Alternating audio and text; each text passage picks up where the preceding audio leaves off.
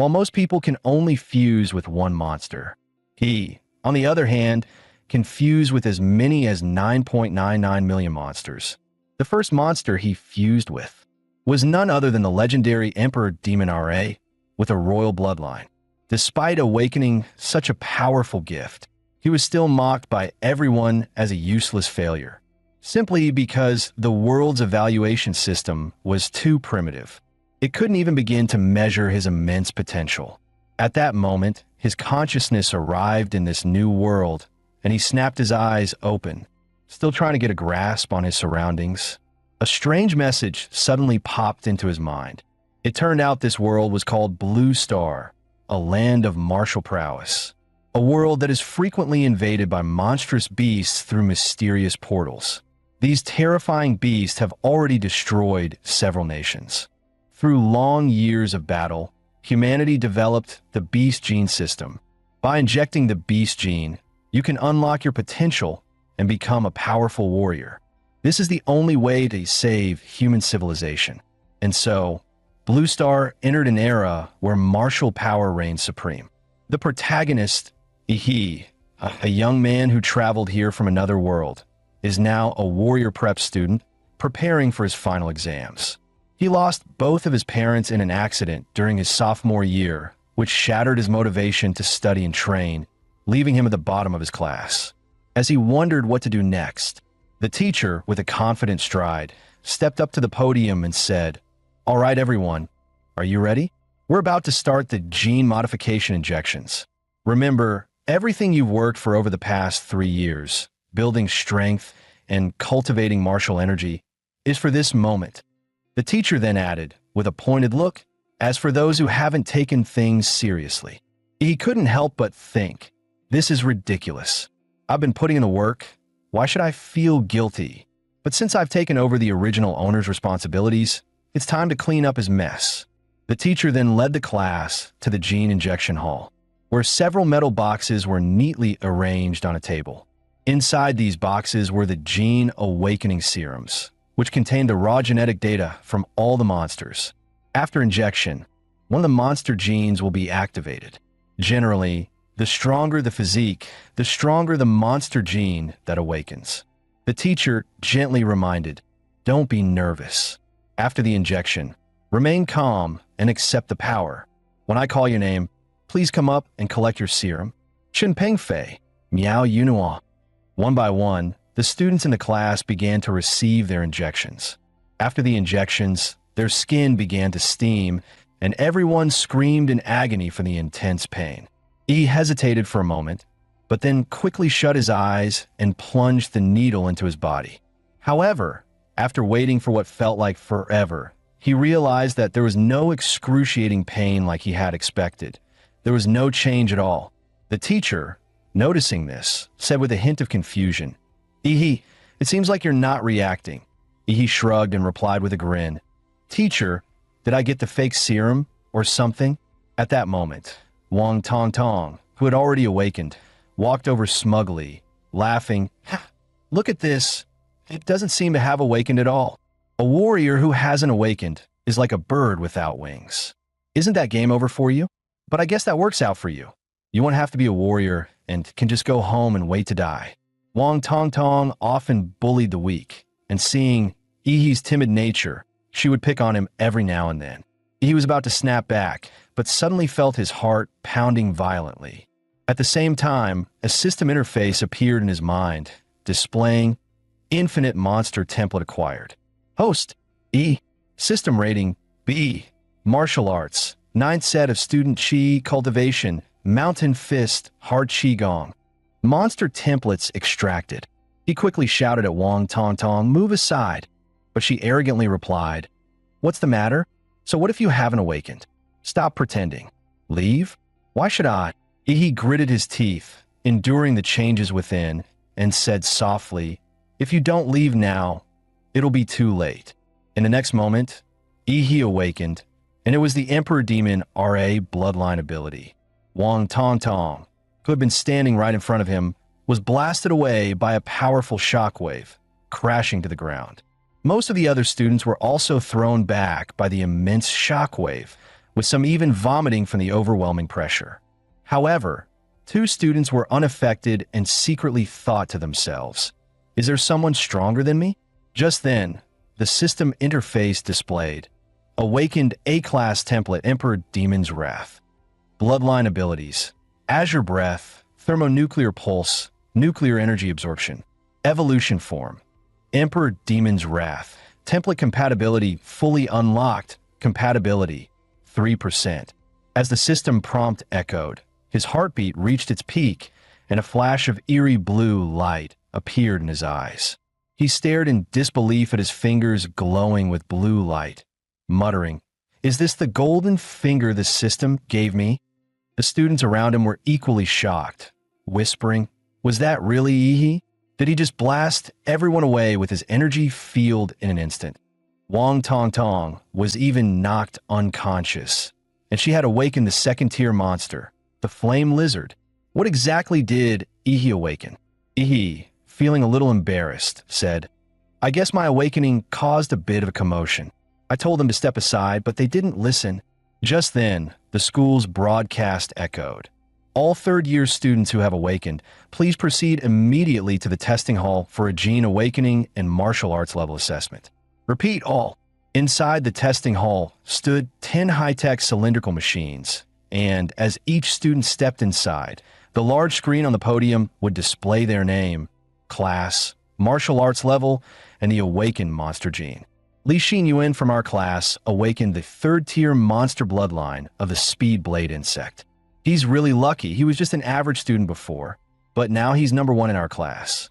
Chu Zhou is definitely the top of the grade. Not only is he a level 9 martial disciple, but he also awakened the Ice Dragon, one of the top bloodlines in the 3rd tier.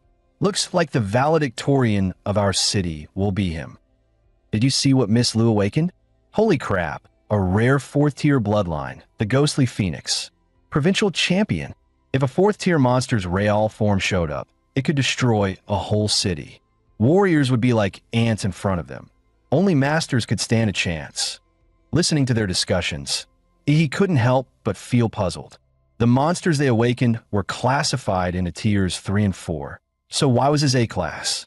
Soon, it was his turn for the bloodline assessment, and the noise in the room grew even louder. With that shockwave he just released, he might be destined to become a big shot. If he plays his cards right, he'll definitely latch onto someone powerful. The crowd watched him approach the testing machine like he was a celebrity. The crowd automatically parted, for in this world, strength was everything. His overwhelming potential had naturally earned everyone's respect. The students murmured excitedly, "It's Ihi's turn. With the energy field he just showed, his level has to be high. What kind of bloodline can release such a powerful pressure after awakening? This guy's definitely something." Soon, his information appeared on the screen, but to everyone's surprise, only the basic details were listed. Everything else was a question mark. Class 7, Ihi, Martial Disciple Level 3, Beast Bloodline Unknown. Laughter erupted among his classmates. Martial Disciple Level 3? My little brother in middle school could beat him. Unknown bloodline? He probably doesn't even have one. Ihi, however, paid no attention to their mockery, because everything was going just as he expected. Emperor Demon Ra's bloodline wasn't detected, but what did show up was the prompt for the infinite monster template. While his template level was different from his classmates, it meant that as long as he met certain conditions, he could draw from an unlimited number of monster templates. Doesn't that mean he could become the king of monsters? He then went to ask the teacher for a leave of absence. The teacher frowned and asked, "What? You want to take leave to study at home and return after the exams? Do you really think I'll believe you'll go home and actually study?" He responded earnestly, "Teacher, I really want to improve. I know I've fallen behind, and I need special training. If I don't keep up with everyone, I won't make it." The teacher said seriously, "Ihi, you know the only way to become a warrior is to go to university. I understand you've awakened your bloodline, but your foundation is too weak. You won't be able to pass the entrance exams. So, get ready to repeat the year and come back next year. Don't rush." Ihi, excited, replied, "Teacher, only by rushing can I improve. Maybe you don't understand, but now that I've awakened a powerful bloodline with hard training, I'm sure I can succeed. You see the sincerity in my eyes. I would never lie to you." The teacher was momentarily taken aback, then nodded, saying, "Your eyes do seem sincere. All right, but next year you'll still have to come back and repeat the year under my supervision." After sincerely thanking the teacher, he left the school and headed for the Warrior Center in the city. On the way, he thought to himself, he had used his parents' house as collateral for $600,000, plus the compensation from their accident of over $1 million. Now he had a solid starting fund. There were two options to increase his strength. One was to improve his warrior rank. The other was to enhance the compatibility of the Emperor Demon RA template. In the information of the Infinite Monster template, it showed that each template starts with a compatibility of only 1 point, but the Emperor Demon RA has 3 points. Where did the other 2 points come from? The only answer is that the Emperor Demon RA template absorbed the power of the Gene Awakening Serum, providing an additional 2 points of compatibility. This means that in this world, Gene scientific serums can enhance template abilities, and compared to the long and grueling training of warriors, spending money to increase template compatibility is clearly more suited for him. So, he needs to hurry and buy a serum to boost his genetic power. After swiping his student ID, he walked into the Warrior Center. Since loading the Emperor Demon RA template, he had gained a unique perception ability, life magnetism. He could clearly sense the burning vital energy and the beast roars in the bloodlines of the warriors around him, like a furnace inside them. This intense life signal made his heart pound, but it wasn't fear, it was the urge to conquer. After all, the legendary Emperor Demon RA was the king of monsters in their world. Unfortunately, he was still a rookie and could only hold back the combat bloodline of Emperor Demon RA, forcing himself to endure. Once he had accumulated enough power, he would show this world what it truly means to be the king of monsters. Just then, a hand landed on his shoulder. "Little one, don't peek into others' business. You must have just awakened your beast gene, right? It's normal not to be able to control your power. What brings you to the Warrior Center?" A gentle older sister smiled and asked, "Beautiful sister, sorry, I didn't mean to. I came to buy gene serums, but this place is so big. I can't find where to go. Could you help me with directions?" The woman smiled and said, "Gene serums? You want to use them at this stage." He thought there might be some taboo about it. The woman explained, "It's not a big deal, but gene serums are expensive and they can easily lead to drug resistance, meaning their effectiveness will decrease over time.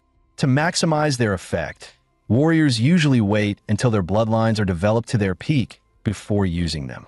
He asked, "How much does one gene serum cost?" The woman replied, "At your stage, you'll only be able to use the basic consolidation type serum, which costs about 400,000. He was shocked, thinking to himself, "That's so expensive, my savings would only buy me 5 at most."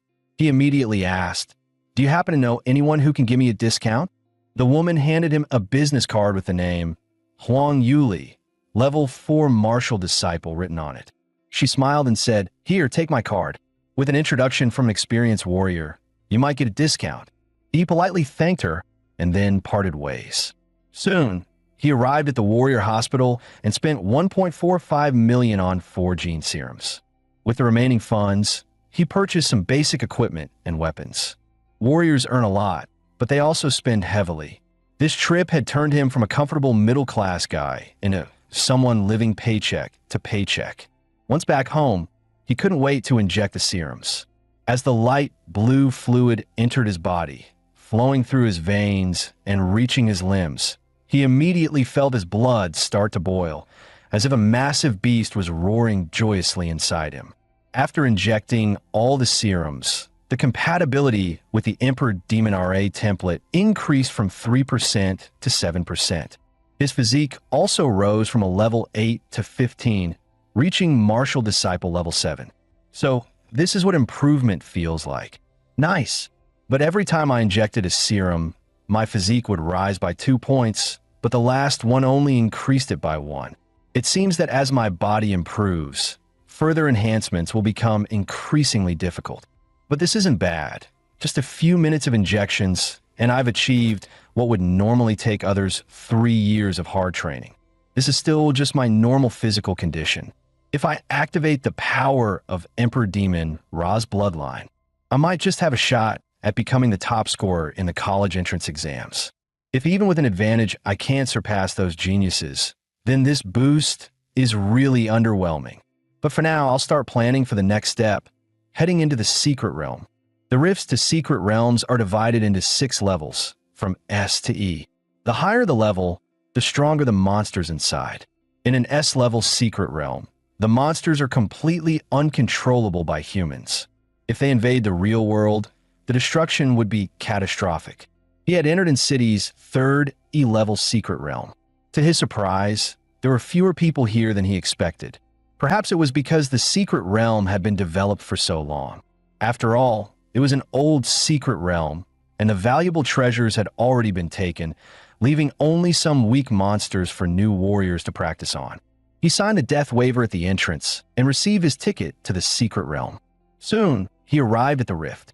The rift was 10 meters tall and 5 meters wide, and it appeared to be a blue-gray, fluid-like substance, with sparkling white particles flashing within it.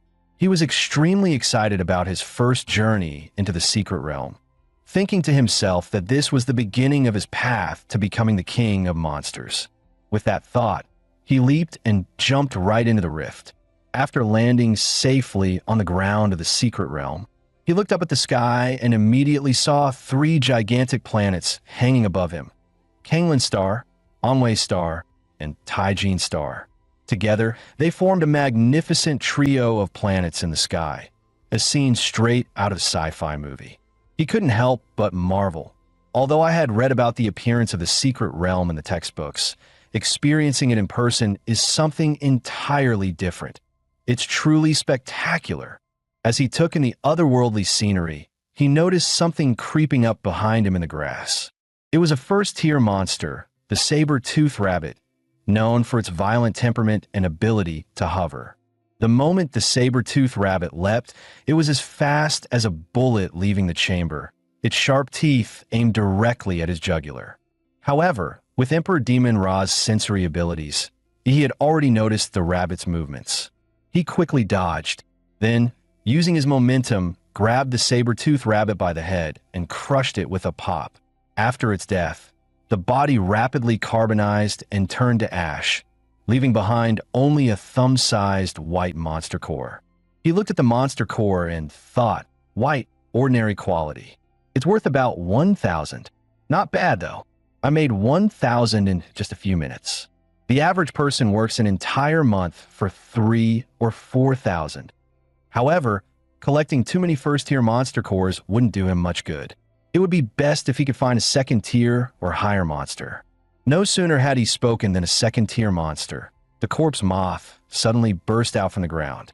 He chuckled softly, thinking to himself, well, that was quick. He drew his weapon and prepared to take the initiative. With a single sword strike, he hit the corpse moth.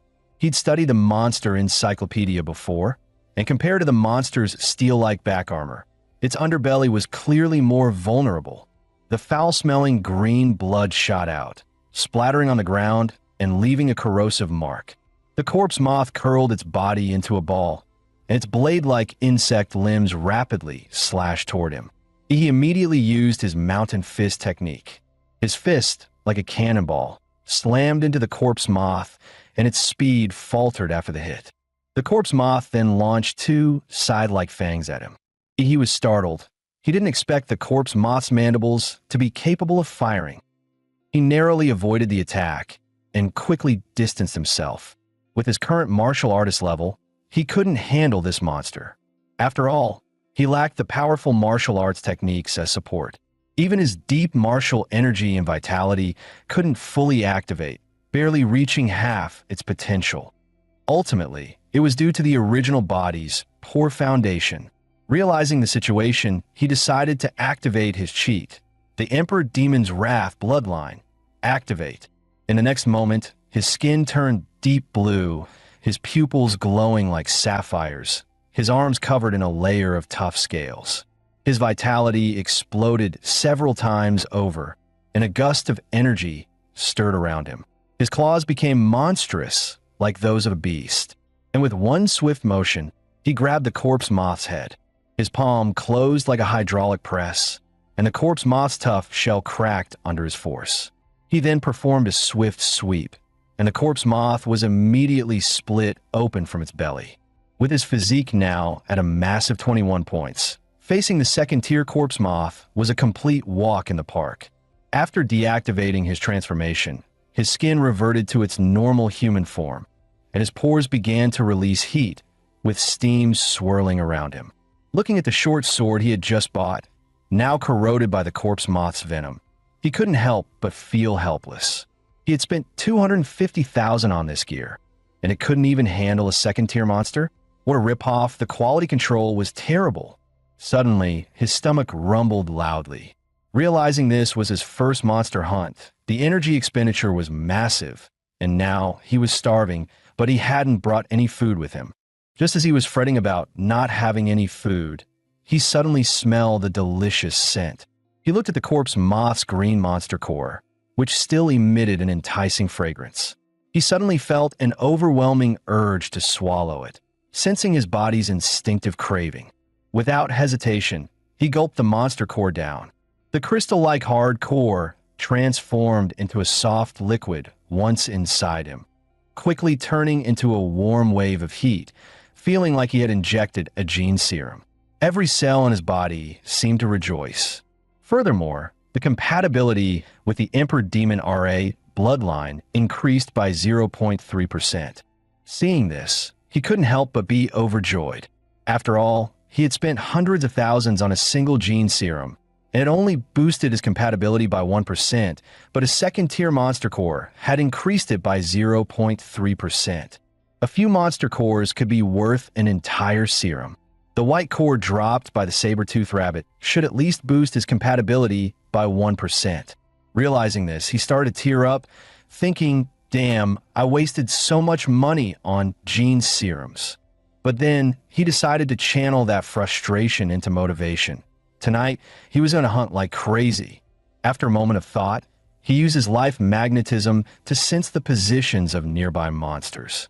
The next day at noon, he walked out of the third secret realm, carrying a sack full of monster cores.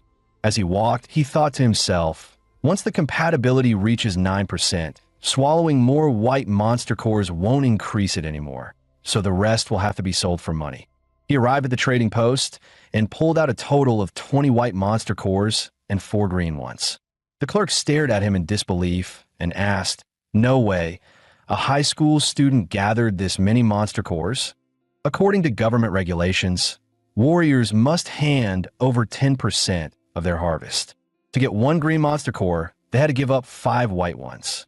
After selling everything, he exchanged them for nearly 200,000 Summer Kingdom coins.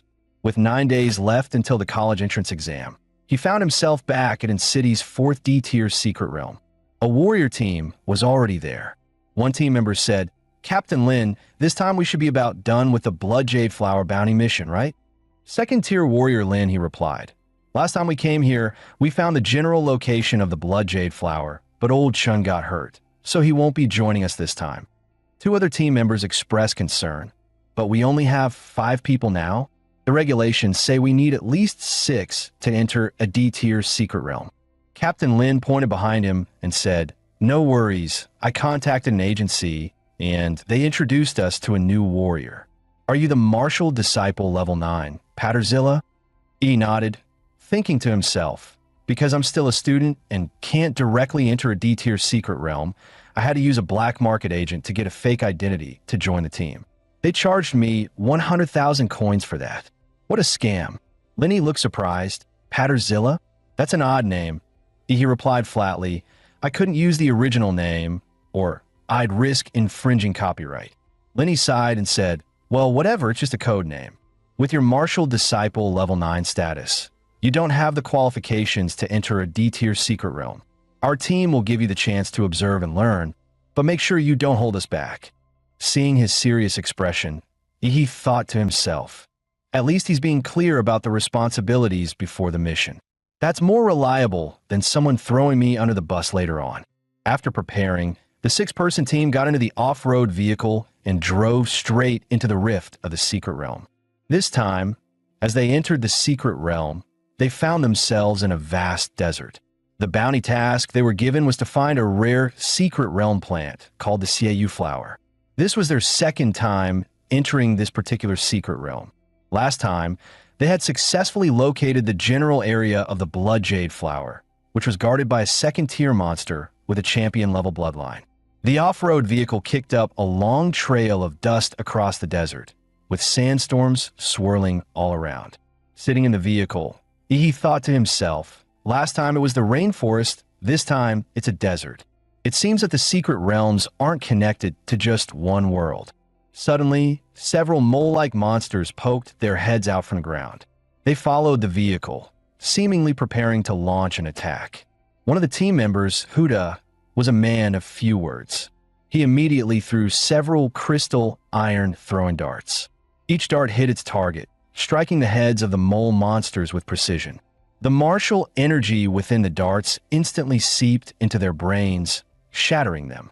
After a short while, the vehicle came to a stop near a small oasis in the desert. The blood jade flower Lin he was looking for was located in this oasis.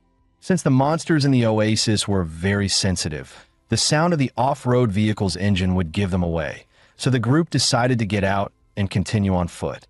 As the team leader, Lin he began assigning tasks. Xiao Xia, you'll release the shockwave grenade to draw the monster out. Xiao Wu and Huda, you two will set up the traps. Old Lu, you'll provide suppression fire. I'll handle the front lines. Patterzilla, you stay back and observe. He nodded, saying no problem. After the tasks were assigned, the team got to work. The shockwave grenade soared into the air, releasing a thunderous sound. At the same time, a wave of higher-tier monster energy was rapidly released, causing some of the nearby monsters to think their territory was being invaded, drawing them toward the group. Soon, a massive rumble echoed from the oasis, as if thousands of wild bulls were charging. A 10-meter-long second-tier monster, the Earth Dragon, roared as it smashed through trees and charged toward them. At this moment, Huda shouted, "New guy, watch out! The monster's coming!" The nearby team members immediately activated the traps, and a large cloud of tranquilizing gas engulfed the Earth Dragon. This special gas, made specifically for monsters, was potent enough to sedate a whale with just a small vial. Lin He, who had been waiting, leaped high, wielding his ton-heavy alloy sword. The blade cut through the air with a sharp whistle, and with a single strike, he decapitated the Earth Dragon, sending blood gushing out like a fountain. The team assumed the Earth Dragon had been dealt with. Lin He sheathed his weapon and prepared to continue the search for the blood jade fruit. However, just then, the Earth Dragon suddenly raised its massive paw and slammed it toward Lin He. Fortunately, he had been on guard, instantly reacting. He launched his full-power mountain fist technique, finishing the Earth Dragon off and saving Lin He's life. The team was shocked. They hadn't expected that He, a first-tier martial artist, could possess the strength to shake a second-tier monster. Such power earned their respect, and they no longer saw him as a liability, but as a valuable teammate. After defeating the Earth Dragon, the team found the oasis completely clear. Soon, they arrived at the center of the oasis lake, where the blood jade fruit awaited. The blood jade fruit was a rare item that only appeared under very low chances. It was said to cleanse a warrior's body and enhance their physical potential, making it highly sought after, though it rarely appeared in the market. Just as Lin he was about to celebrate, Huda from the team unexpectedly attacked with a poison dagger, stabbing it into Lin He's abdomen. The other team members exclaimed, "What's going on here?" Lin He swung his arm in a desperate move, shouting, "Huda, what the hell are you doing?" Huda quickly retreated, dodging the blow. At that moment, a bald man who looked tough as nails stepped forward, sneering, "What's going on? Can't you see? He's obviously up to something that could make him rich." He was surprised that they all knew this man, Ho Peng. Xiao Wu angrily explained, "Ho Peng, he specializes in robbing warriors of their loot from the secret realms. And now he set his sights on us. What a bastard." Lin He, clutching his bleeding abdomen, looked at Huda, and Hope hung in pain and anger, growling, "The blade's poisoned. Huda, you traitor. How did you know about this?" Even my teammates only learned the blood jade flower's location after entering the secret realm. At this moment, Ihi calmly said, "It was the throwing darts. You left the information on the darts." Huda sneered, "You're clever, Patterzilla, but you're still just a student, right? With the exams coming up, why aren't you studying and instead choosing to follow these scumbags on this trip?" He cracked his neck and replied coldly, "Yeah, the exams are coming up, and I've got a top spot waiting for me." Ho Peng, furious at Ihi's arrogance, shot a dart straight at him. He easily caught the dart, smirking, "You're barking so loudly like a disgusting fence-sitter. Now that's arrogance, so loud, I think it's time to clean up the trash." He then crushed Huda's dart with one hand. Ho Peng, watching this, turned to Huda and said, "This kid's got some guts. Huda, I'll be taking his head." Without hesitation, Huda launched a barrage of darts at Ihi. Ihi grinned coldly, the battle intent in his eyes flaring like a wildfire. After several secret realm fights, he had long grown accustomed to the bloody struggles between warriors. Ihi quickly retreated, narrowly dodging the incoming darts. Huda seized the opportunity to get closer, spinning in the air. A sharp blade extended from his boots, and his long legs swung down like a giant axe, aiming to slice Ihi in half. He didn't dodge. He pressed his finger to his forehead, and blue energy immediately gathered at his fingertip, releasing an atomic breath.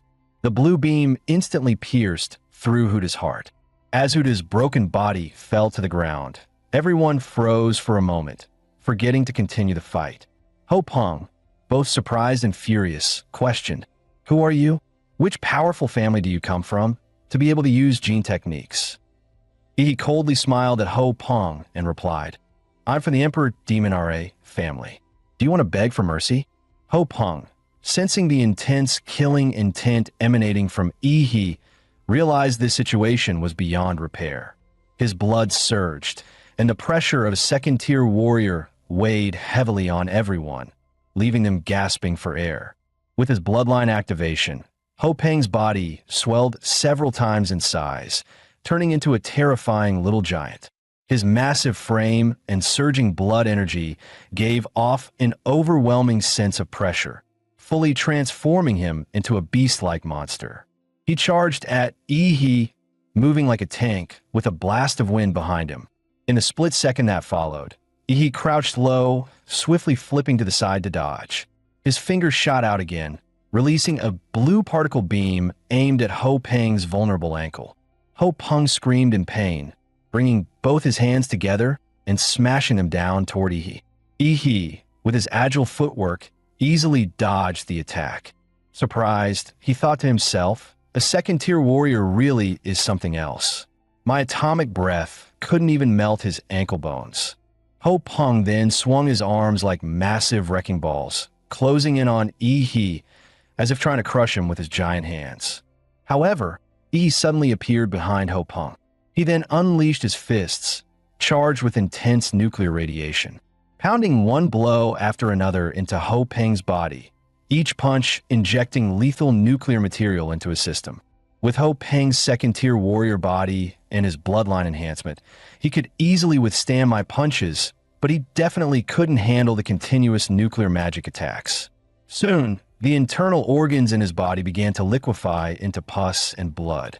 Ho Peng, writhing in agony, glared at Ihi with hatred, accusing him of using poisonous gene techniques, cursing that such evil warriors would eventually be punished. He scoffed at him and raised his fist to end his life, thinking to himself, "The number of people cursing me will only grow, but what's he really worth?" 9 days flew by in the blink of an eye, and today was one of the grandest days in the Summer Kingdom. The National College entrance exams were finally here. In front of a nationwide live broadcast, the host began speaking to the candidates, first wishing them success and then explaining the exam rules. The exam was held in a tournament-style format, taking place in the Central City Sports Arena. Students would compete in pairs, and the winners would advance to the next round, with the whole event lasting 3 days. The first 2 days were for the preliminary rounds, and only the students who advanced could participate in the third day's exam. Each student had to compete in 3 matches during the prelims, and those who made it to the finals would continue to fight until the top scorer was chosen. The host emphasized that the candidates carried the future of humanity on their shoulders, urging them to showcase their strength for themselves and for the future of mankind before officially announcing the start of City's college entrance exams. As the host's voice faded, the candidates began to step onto the arena. On Arena 6, the match was between Ecchi and Wang Tong Tong. But at that moment, Ecchi had still not arrived. The host announced that, according to the rules, if Ecchi was not present after the match began, he would be disqualified. Wang Tong Tong stood on the arena, smug and satisfied, thinking to herself, "The Gene Conference made me lose face, a shame I'll carry for life. I was planning to humiliate Ecchi with my flame lizard, but that pathetic fool is hiding and won't show up. How disappointing." The audience murmured, "How pathetic. He's too scared to even show up for the exams. He's probably hiding at home, trembling. Someone like him shouldn't even be in high school. He should just go sweep the streets." At that moment, the referee blew his whistle and said, "Time's up in City First High School, Ecchi." Before the referee could finish speaking, the crowd suddenly felt a powerful presence approaching. They all looked up and were shocked to see a person in the air. What kind of immense power could allow someone to fly like that? Just as the audience below was debating, the person suddenly landed on the arena, and the immense force caused the entire platform to shake. When the dust cleared, Wang Tong Tong was still confused, and the next moment, a foot was about to slam into her face. With that, Wang Tong Tong was kicked off the stage. He watched Wang Tong Tong fly off and muttered, "That was close. Almost had to come back next year." As Wang Tong Tong was knocked out of the arena, unconscious, the host loudly announced, "Ecchi wins." Ecchi scoffed, saying, "That's it? This was too easy." The audience couldn't believe it, shouting, "Ecchi is seriously strong." One kick and his opponent was done. The way he entered was so cool. Is this what they call a kick from the heavens? At that moment, the system displayed. Ecchi's total physique is 226, and his compatibility is 20%. He proudly said, "As a thank you, Captain Lin gave me the blood jade fruit. It took some time to improve my physique, but now you're about to see some real action." After defeating Wang Tong Tong, he continued to battle the others. 3 matches, 3 wins. Each one ended with a single kick, no hesitation. The audience went wild, shouting, "Ecchi is like one kick man." As expected, the host announced, Ecchi from City First High School, 3 wins in a row, advancing to the 3rd round. Down in the stands, a crowd gathered around Ecchi, asking for his contact information. Some are recommending their own schools, and a reporter asked, "Ecchi, do you have a dream university in mind?" Upon hearing the question, Ecchi's eyes flashed, and he confidently replied, "Sorry, I'm aiming for Huadu University." Hearing this, the crowd around Ecchi suddenly scattered. Ecchi sighed, saying, "What? You don't believe me? But I can't blame them. Huadu University is the best martial arts college in the Summer Kingdom, one of the top 5 in the world, a holy land for all warriors. Cities like in City only allow the top students to enter that sacred place. But it's fine. Martial artists are judged by their strength.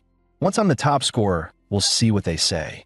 At that moment, the examiner noticed Ecchi's performance and approached him, asking for a retest of his martial artist level.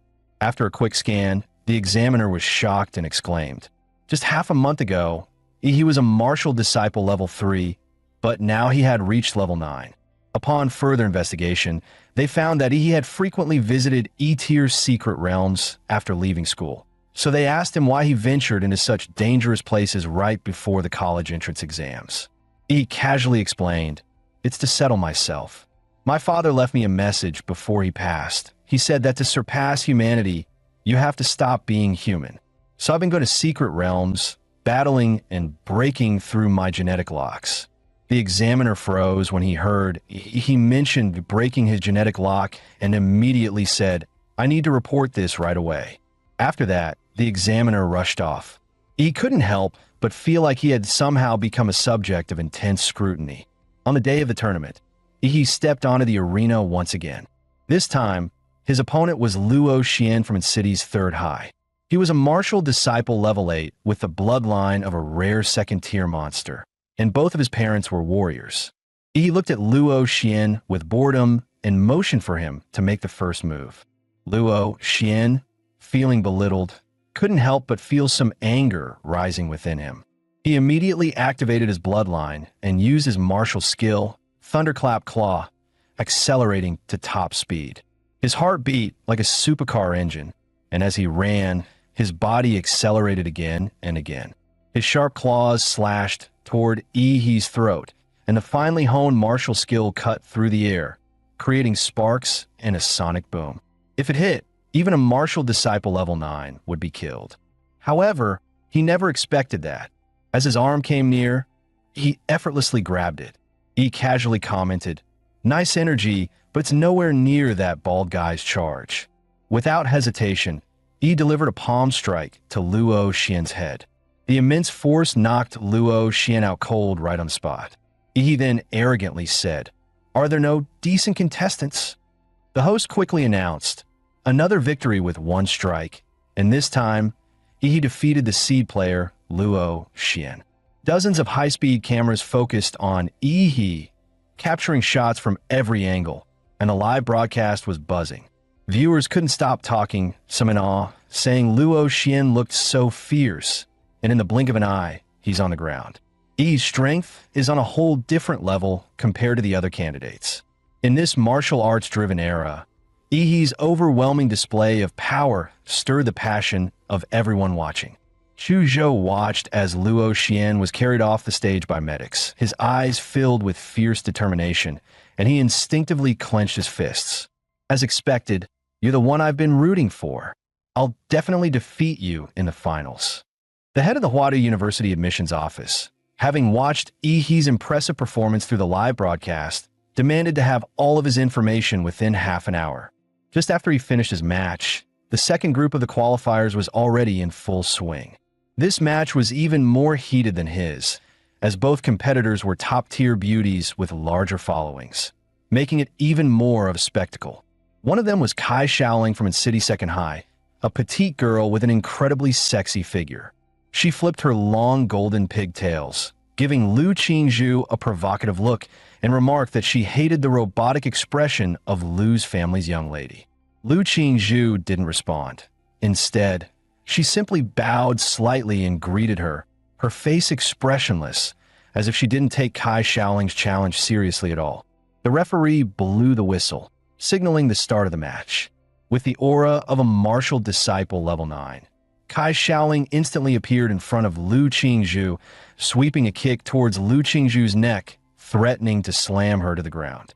Lu Qingzhu still made no move, lightly waving her palms, causing the air around her to thicken, becoming as viscous as a swamp under the influence of her martial technique.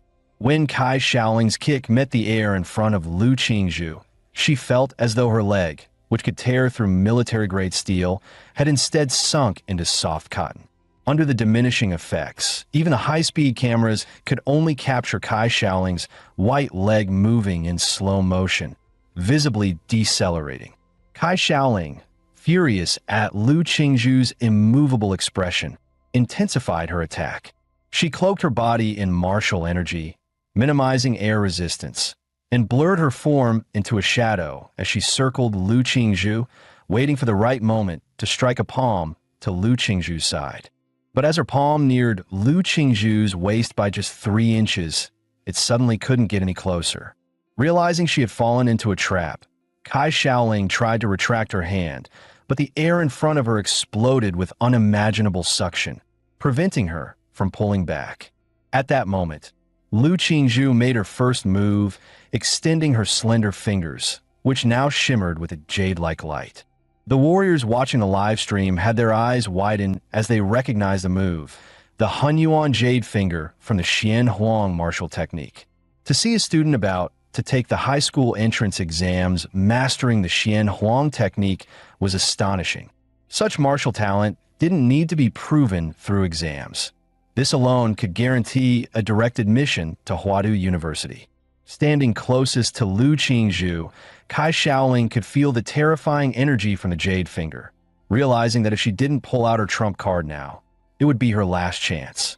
Without hesitation, she activated her bloodline, Shadow, Tiger King.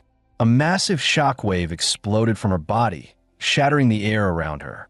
Lu Qingzhu, however, didn't choose to withstand the blow.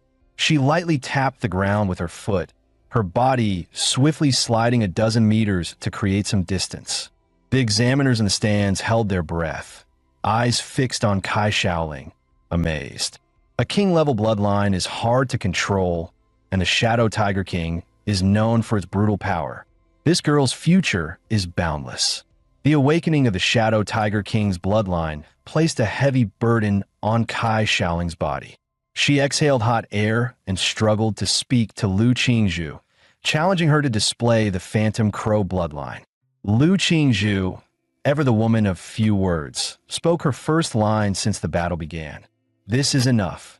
Kai Shaoling, completely enraged, shouted, "Do you think anyone below a warrior can challenge me?" Her body moved like a vicious tiger, her fierce blood energy coiling into a torrent behind her, her palms slashing through the air toward Lu Qingzhu. Facing the brutal strike, Lu Qingzhu softened the blow with grace, her hands moving like she was playing a piano, the invisible threads of her technique gradually reducing Kai Shaoling's force until it disappeared entirely. Kai Shaoling's attack failed, and she immediately drew on her immense blood energy, dispelling the invisible threads around Lu Qingzhu. With her small body in midair, she kicked again. Seeing this, Lu Qingzhu activated the Xian Huang technique once more, Hun Yuan Jade Finger. The jade-colored tip of her finger collided with Kai Shaoling's fierce kick, and the two powerful techniques clashed, shattering the specially made arena beneath their feet. The arena erupted in a cloud of dust. Tens of thousands of spectators watched with bated breath, waiting for the final victor. As the dust cleared, Kai Shaoling was the first to appear. She was covered in blood, stumbling a few steps before collapsing to the ground from exhaustion. Lu Qingzhu, however, stood like an ethereal fairy, her hair slightly disheveled but otherwise pristine and composed. With just his martial skills, he completely dominated Kai Shaoling, who also had a martial disciple level 9 and a king level bloodline. Lu Qingzhu's powerful display instantly exploded the live broadcast room. Viewers were amazed by Lu Qingzhu's strength. Some even claimed she was the top scorer from its city, while others leaked that Lu Qingzhu had awakened the fourth-tier bloodline of the Phantom Crow, a talent so rare that most warriors would be unable to defeat her. After Lu Qingzhu's battle, the rest of the matches, though still exciting, seemed dull in comparison. After several rounds of elimination, the final 8 were decided. From in City First High, there were me and Lu Qingzhu, 3 from Chuzhou, 2 from in City Second High, and 3 from in City Qingfeng Private High. The finals of the top 8 were about to begin, and Yi stepped up first to draw lots. He drew in A. A 2-meter-tall, muscular giant glanced at him and revealed his own draw, which was also A. "Looks like we're set to face off." His name was Shun Guan from Qingfeng Private High. He nodded and introduced himself. Shin Guan said we were the second match, so let's watch the first match first.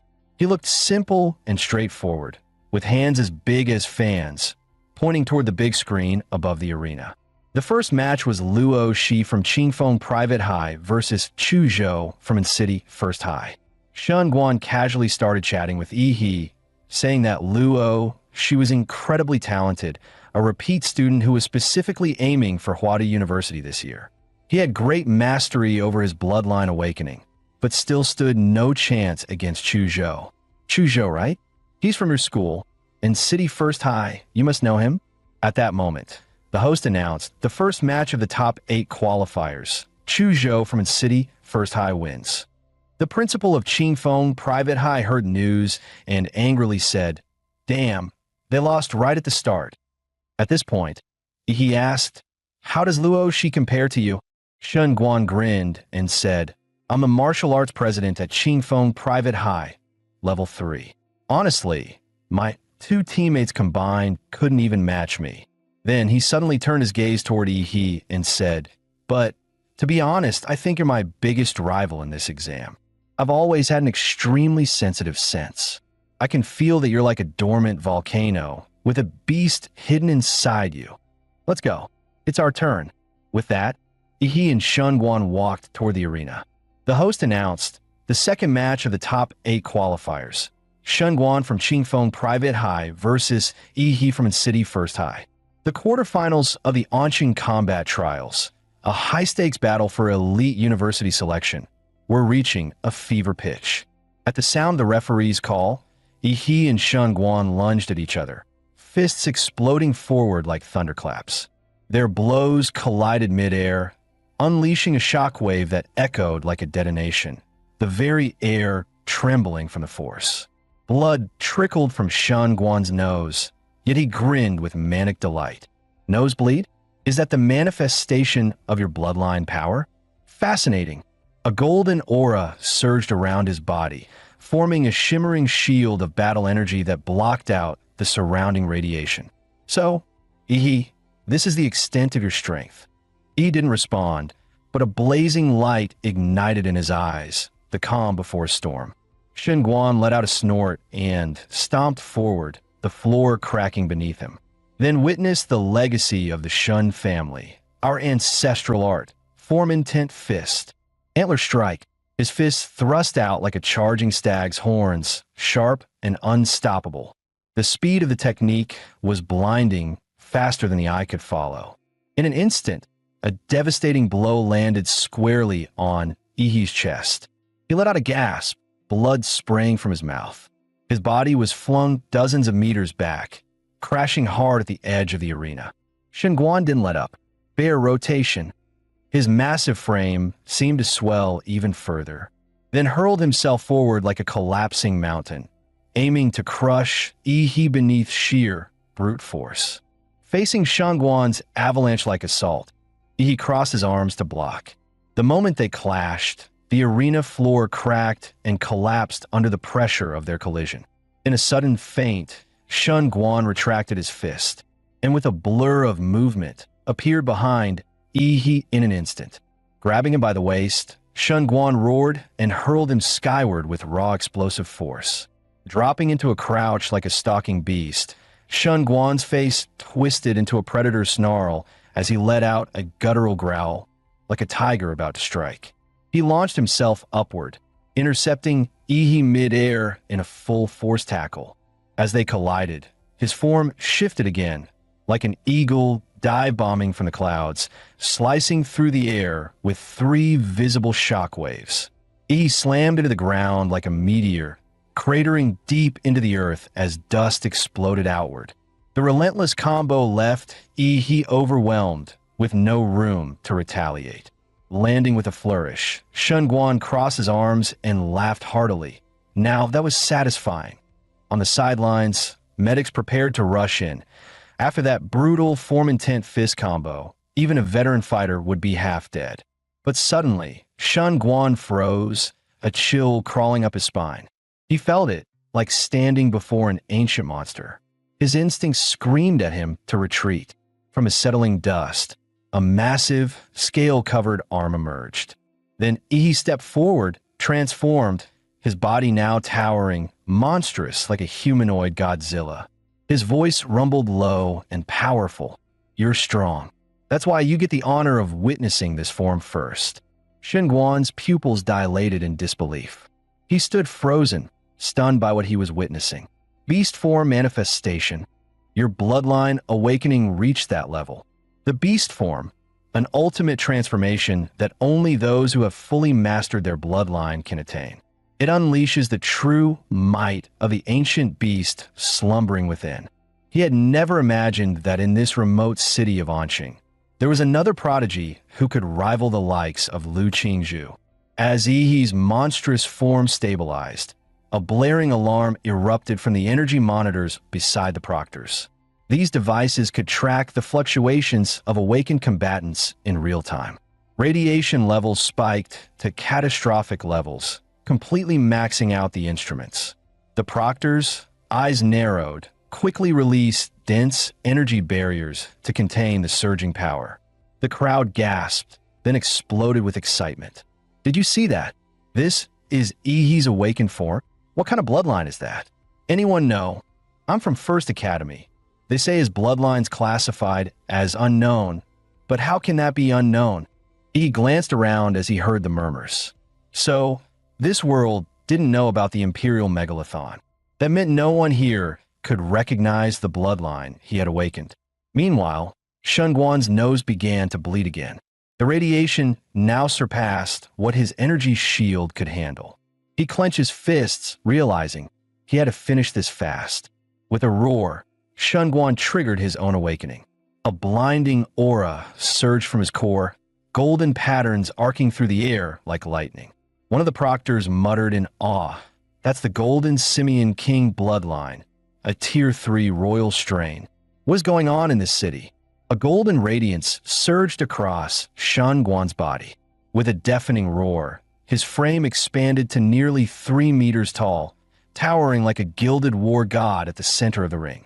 He launched a devastating punch, the motion fluid and serpentine. This was Serpent Strike, a deadly move from his inherited martial art, Form Intent Fist. He responded instantly, stepping forward with mountain-breaking fist. The technique appeared simple, but the sheer force behind it was terrifying, like a landslide hurtling toward its target. Their fists collided with a thunderous impact, the air exploding between them in a violent shockwave that pushed spectators back. Power-wise, I's awakened form had completely surpassed Shunguan. Shunguan was blasted backward, and even his golden hide, said to deflect bullets, cracked under the pressure, blood seeping through. Were it not for his last-second energy redirection, his entire arm would have shattered on the spot. It was the first time Shunguan found himself overpowered in a direct clash. But rather than back off, he charged in again. His arms twisted like twin serpents, coiling around Ihi in an attempt to hurl him through the air. But he might as well have tried to lift a mountain. Ihi remained immovable. Changing tactics, Shunguan crouched low, muscles coiling tight like a loaded spring. With explosive force, he launched upward, legs tearing into the ground. Then came Elephant Stomp, another Form Intent technique. Boom! The impact rocked the entire arena. Shockwaves shattered the stage's surface as if an earthquake had hit dead center.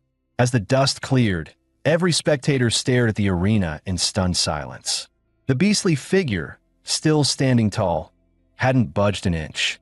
"Now it's my turn." I's voice was low and steady as he pulled his embedded leg from the cracked floor. Blue energy rippled around his fist, distorting the air with intense heat, as if the very atmosphere was ready to combust. But just as he was about to strike, Shunguan suddenly dropped to his knees with a loud thud. "Ihi, I surrender." He froze mid-step, visibly confused. Wait, what? The surging energy he'd been building had to be pulled back. According to the rules, he couldn't attack once his opponent officially conceded. The dark blue scales faded away as Ihi returned to his normal form, the transformation fully undone. "Victory goes to Ihi," the referee announced. Meanwhile, the live stream chat exploded. In a world where strength was everything, a climactic battle had just ended. With a surrender, Ihi became an overnight sensation. His follower count skyrocketed in real time. Highlight clips like the monster who made his rival kneel and one punch to godhood spread like wildfire across social media. Comments poured in. "Ihi is this year's #1. No contest. Forget Lu Qingzhu. Ihi's on another level." Back at Qingfeng Private Academy, the principal's face darkened as he clenched his fists. "Luo, she failed, and I invested everything in Shunguan." He glared at Shunguan as he walked off the stage, shouting, "You surrendered? Do you know how much money we pumped into you? Ungrateful brat. You're not stepping into any university until you pay us back." The principal barely finished his sentence when Shunguan calmly placed a hand on his shoulder. Though the gesture was light, Principal Qingfeng suddenly felt a cold chill run through his entire body. Shunguan's gaze was steady, his voice sharp as steel.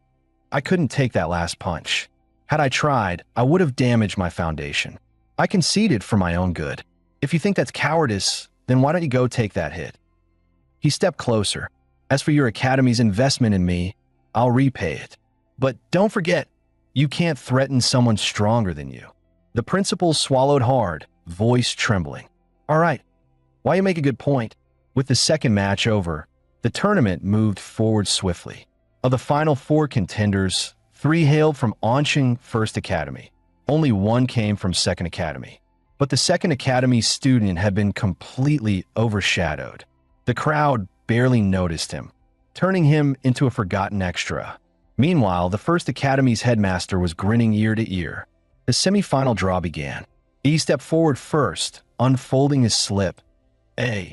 Just as he turned to leave, he felt a gaze pierce through the crowd. Looking up, he locked eyes with a girl whose pupils gleamed like obsidian, Lu Qingzhu. In her hand was an A as well. Semifinals match 1. E versus Lu Qingzhu, Onshing First Academy's ultimate showdown. The stadium erupted, and the live stream went nuclear. Holy crap, we finally get to see it. Onshing's most anticipated clash in entrance exam history. Smash her, bro. No way. Lu Qingzhu's the real deal. She's mastered 2 Xianhuang tier techniques and demolished a tier 3 royal bloodline candidate. And she hasn't even revealed her full bloodline potential yet.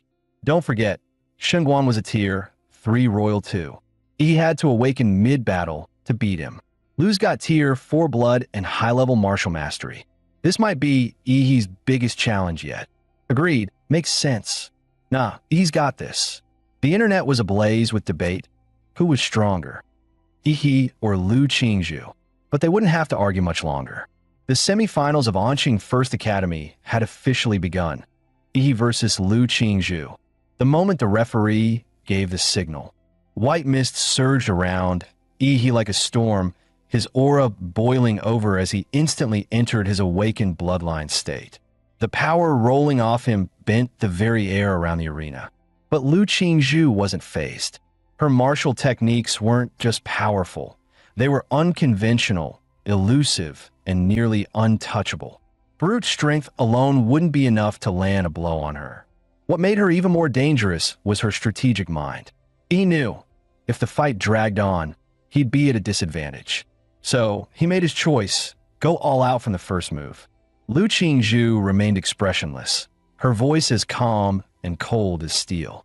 She met Yi's blazing gaze and said, I hope you're strong enough to make me take this seriously. Suddenly, Yi released a large amount of steam, enveloping the entire arena. The audience below was instantly confused, with a mist clouding everything. They couldn't see what was happening. The host immediately added fuel to the fire. The genius of the Lu family, Lu Qingzhu, faces the dark horse of this year's competition, Yi. How will she respond? Let's wait and see. Could this be Yi's bloodline awakening? Yi kept his eyes locked on the silhouette of Lu Qingzhu through the smoke, knowing that he couldn't afford to be careless. Lu Qingzhu's martial skills far surpassed his own, and with her mysterious techniques, no matter how powerful his strength, it would be difficult to harm her. This martial genius also had an exceptionally high battle IQ. The longer the battle went on, the more disadvantageous it would be for him, so he had to go all out from the start. One blow to end the fight, no second chances. A tremendous amount of energy gathered in Yi's right fist as he launched his mountain-blocking fist. Lu Qingzhu didn't expect Yi to come at her so aggressively. She quickly crossed her arms, channeling her martial energy for defense. But Yi's speed was so fast that he left a series of afterimages in front of her. Then, Yi suddenly swept a powerful kick toward her. The audience was discussing it. Did he just use a deceptive trick? Lu Qingzhu was speechless. This guy really said he was using his fists, but in reality, he was using his steel whip. At that moment, Yi shouted, swinging his fist and appearing directly above Lu Qingzhu, his eyes glowing with intense energy. The audience was no longer calm, and they murmured, "Poor Lu Qingzhu, despicable Yi, using such tricks, showing no martial virtue." In martial combat, one must never hesitate to use tactics. Lu Qingzhu could only once again cross her arms to defend herself. The audience couldn't help but hold their breath for her. Oh no, Lu Qingzhu's rhythm was completely disrupted by that move. Now wasn't the time to show mercy. He kept attacking with one strike after another, not giving her a chance to retaliate, hitting her like a punching bag. The audience saw clearly that Yi's pursuit was too fierce. Lu Qingzhu had no chance to escape. But what happened next left them even more confused. He actually used his martial energy to push Lu Qingzhu back. Didn't that give her a chance to counterattack? But the next second, what awaited her was the claw of the Imperial Magic Beast. He wasn't foolish.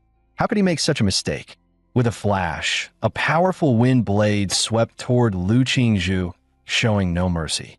Lu Qingzhu widened her eyes. This move was a palm strike embedded with martial energy. She quickly leapt into the air, elegantly dodging, moving like an angel. Then came a loud crash as the claws collided with her defensive barrier. He appeared once more above her, flashing an evil grin, his hands swirling with immense power. Lu, don't run away. Then came a storm of ferocious attacks, like a torrential rain. Lu Qingzhu was starting to question her own life.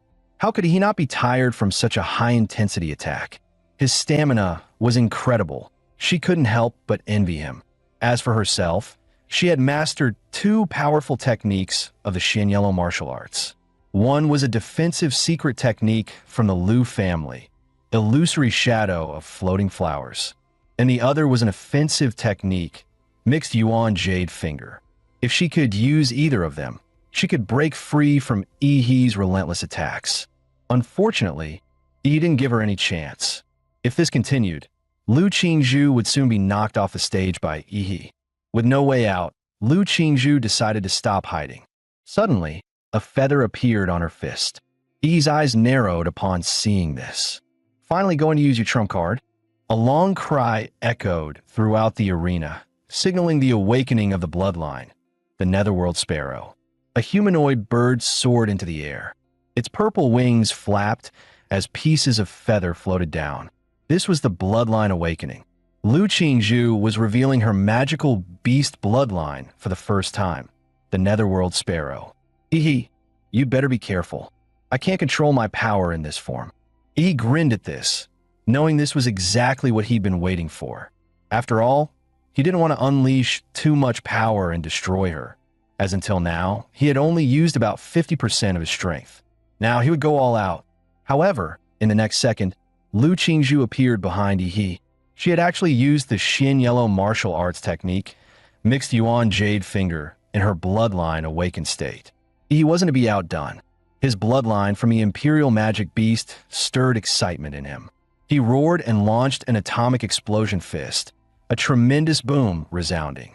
A massive shockwave exploded behind them, shaking the entire arena. The audience gasped, so strong, so intense. I can't open my eyes. Lu Qingzhu also let out a gasp. Her eyes widened, and a bead of cold sweat appeared on her forehead. Both of them seemed unharmed, but behind Yi, strong currents of electricity were still flickering, and the ground cracked like a spider's web. Yi's body began to change, with pieces of dark blue scales gradually covering his face, his mouth now brimming with destructive energy. Lu Qingzhu felt an overwhelming sense of danger and thought to herself, "What's happening?" Yi's beast form seemed to be gathering power, the spine on his back raised, seemingly accumulating immense energy.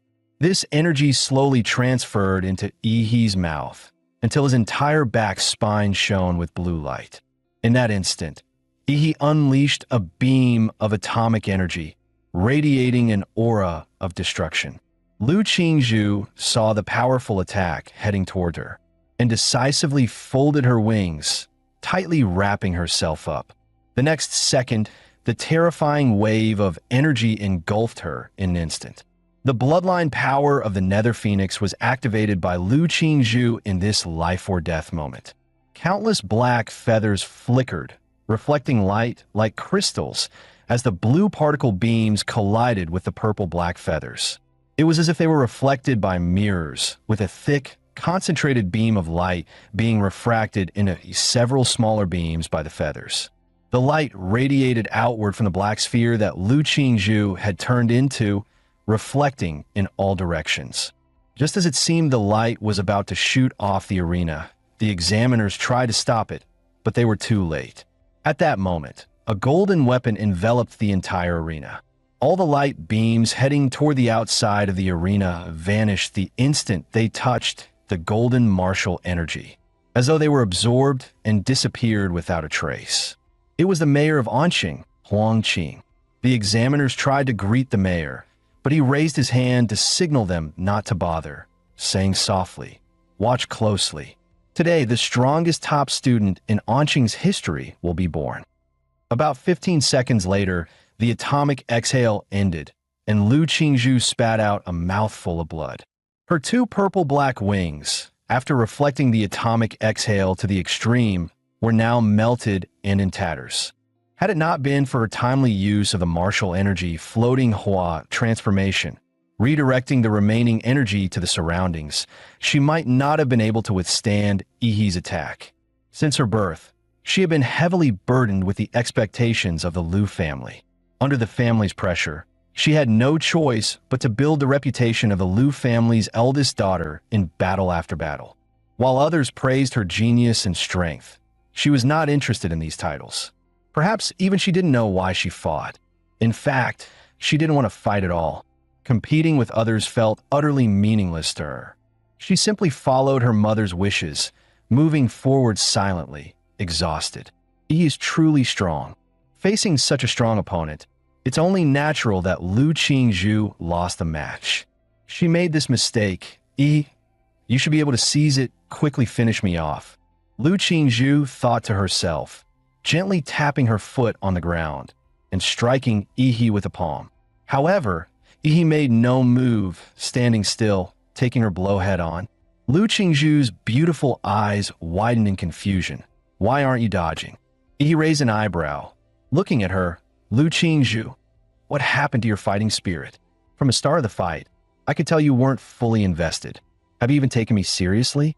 I intend to win this fairly, so give me your full attention. With that, Yi swung his arm, sending a gust of wind towards Lu Qingzhu's face. Lu Qingzhu was hit by the punch and flew backward. Yi quickly closed in, landing on her, his fists swinging wildly, continuing to hammer her face with powerful blows. Lu Qingzhu raised her arms to protect her head, looking utterly disheveled. She thought to herself that she had never been treated like this before.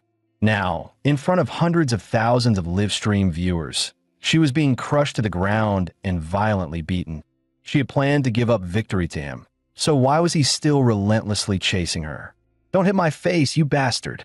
Lu Qingzhu's eyes turned red with fury, and she shouted, unleashing her full power to send Yi flying. Yi's eyes gleamed with fiery battle intent, expecting just this. If you don't want to get hit in the face, then fight seriously. Ashes swirled in the air as a pair of giant purple-black wings spread out, stirring up a storm.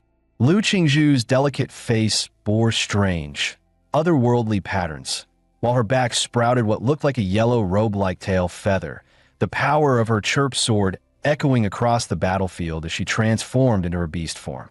After entering her beast form, Lu Qingzhu appeared cold and confident. Yi, as you wished, I will defeat you with my strongest form.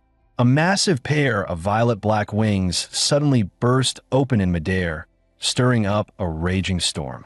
Mysterious markings spread across Lu Qingzhu's flawless face, while her regal tail feathers fluttered behind her like a royal cloak. From deep within her, a piercing avian cry echoed in all directions. Yi grinned, finally showing your beast form? Now, this is getting fun. Not to be outdone, he unleashed his full power, his body wrapped in glowing blue energy, each weapon radiating atomic force, turning him into a walking reactor of destruction. This was his fusion of the Godzilla battle template with hardened martial arts, a technique known as nuclear radiance mode. With a deafening blast, the ground beneath him exploded, launching Yi like a missile straight toward Lu Qingzhu. Let's make this a real fight. Lu Qingzhu didn't flinch. Her wings snapped wide, drawing in the surrounding air currents. She summoned a funnel-shaped storm laced with ghostly energy that could devour all it touched. The entire arena was swallowed in a spiraling hurricane as it roared toward Yi. He didn't flinch for a second. He launched himself like a torpedo straight into the ghostly hurricane. The instant he entered, a massive atomic detonation erupted in a burst of blue light, tearing through the storm. He surged forward with unstoppable momentum, heading right for Lu Qingzhu. Her face changed. Those eerie patterns shifted to a deep crimson purple. She let out a piercing cry, unleashing her bloodline ability, Spectral Avian Howl. The sonic wave distorted the air itself, spreading like a shockwave across the entire arena.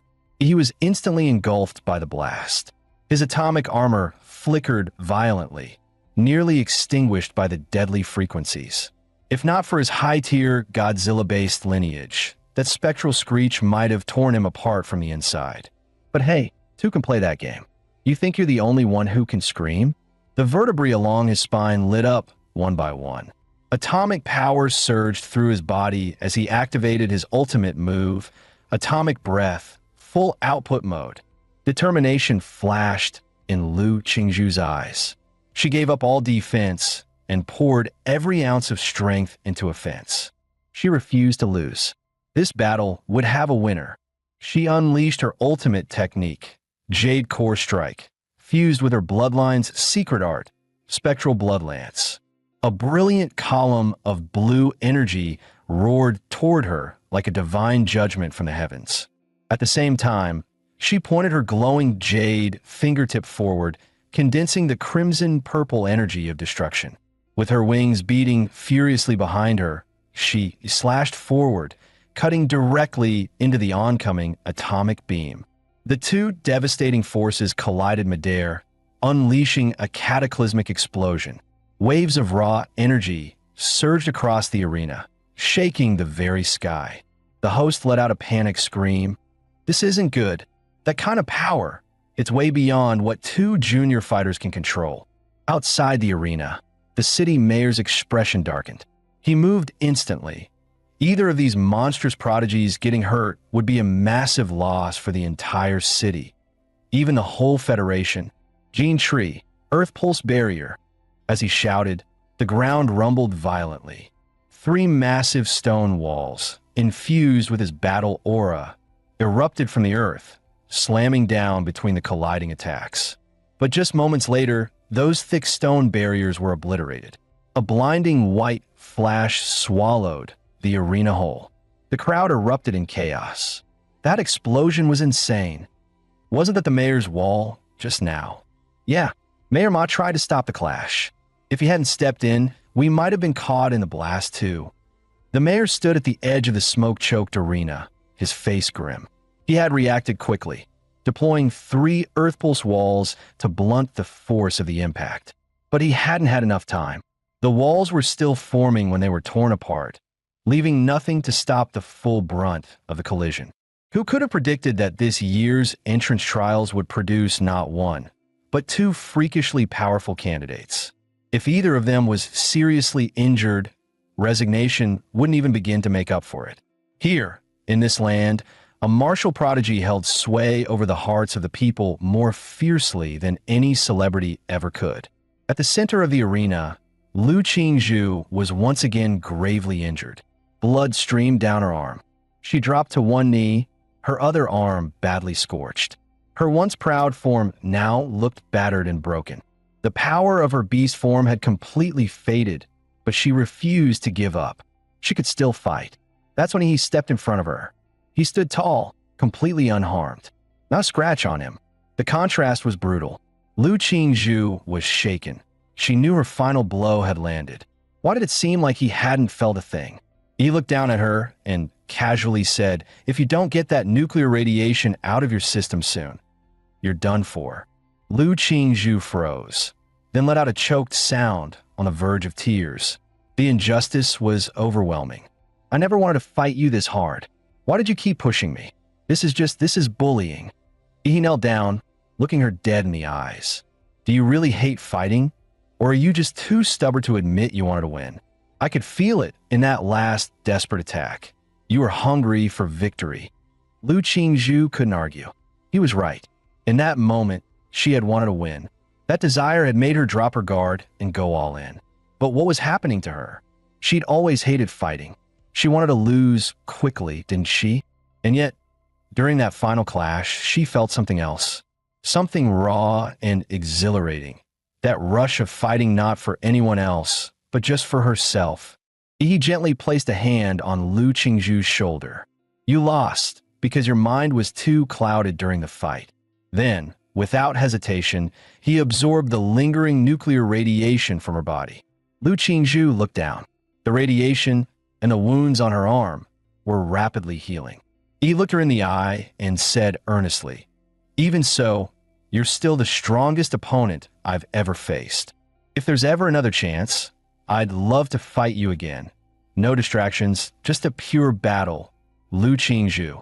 Her cheeks flushed red at his words. Just then, the smoke over the arena finally cleared. Every camera zoomed in on the center stage. The host shouted excitedly, He's still standing. The first semifinal match is over. He of Anqing First High takes the win. Shortly after, Chu Zhou claimed victory in his match as well. The final showdown of the Anqing trials, the champions' duel, was about to begin. The host's voice boomed. The final battle is set. He of Anqing First High versus Chu Zhou, also of Anqing First High.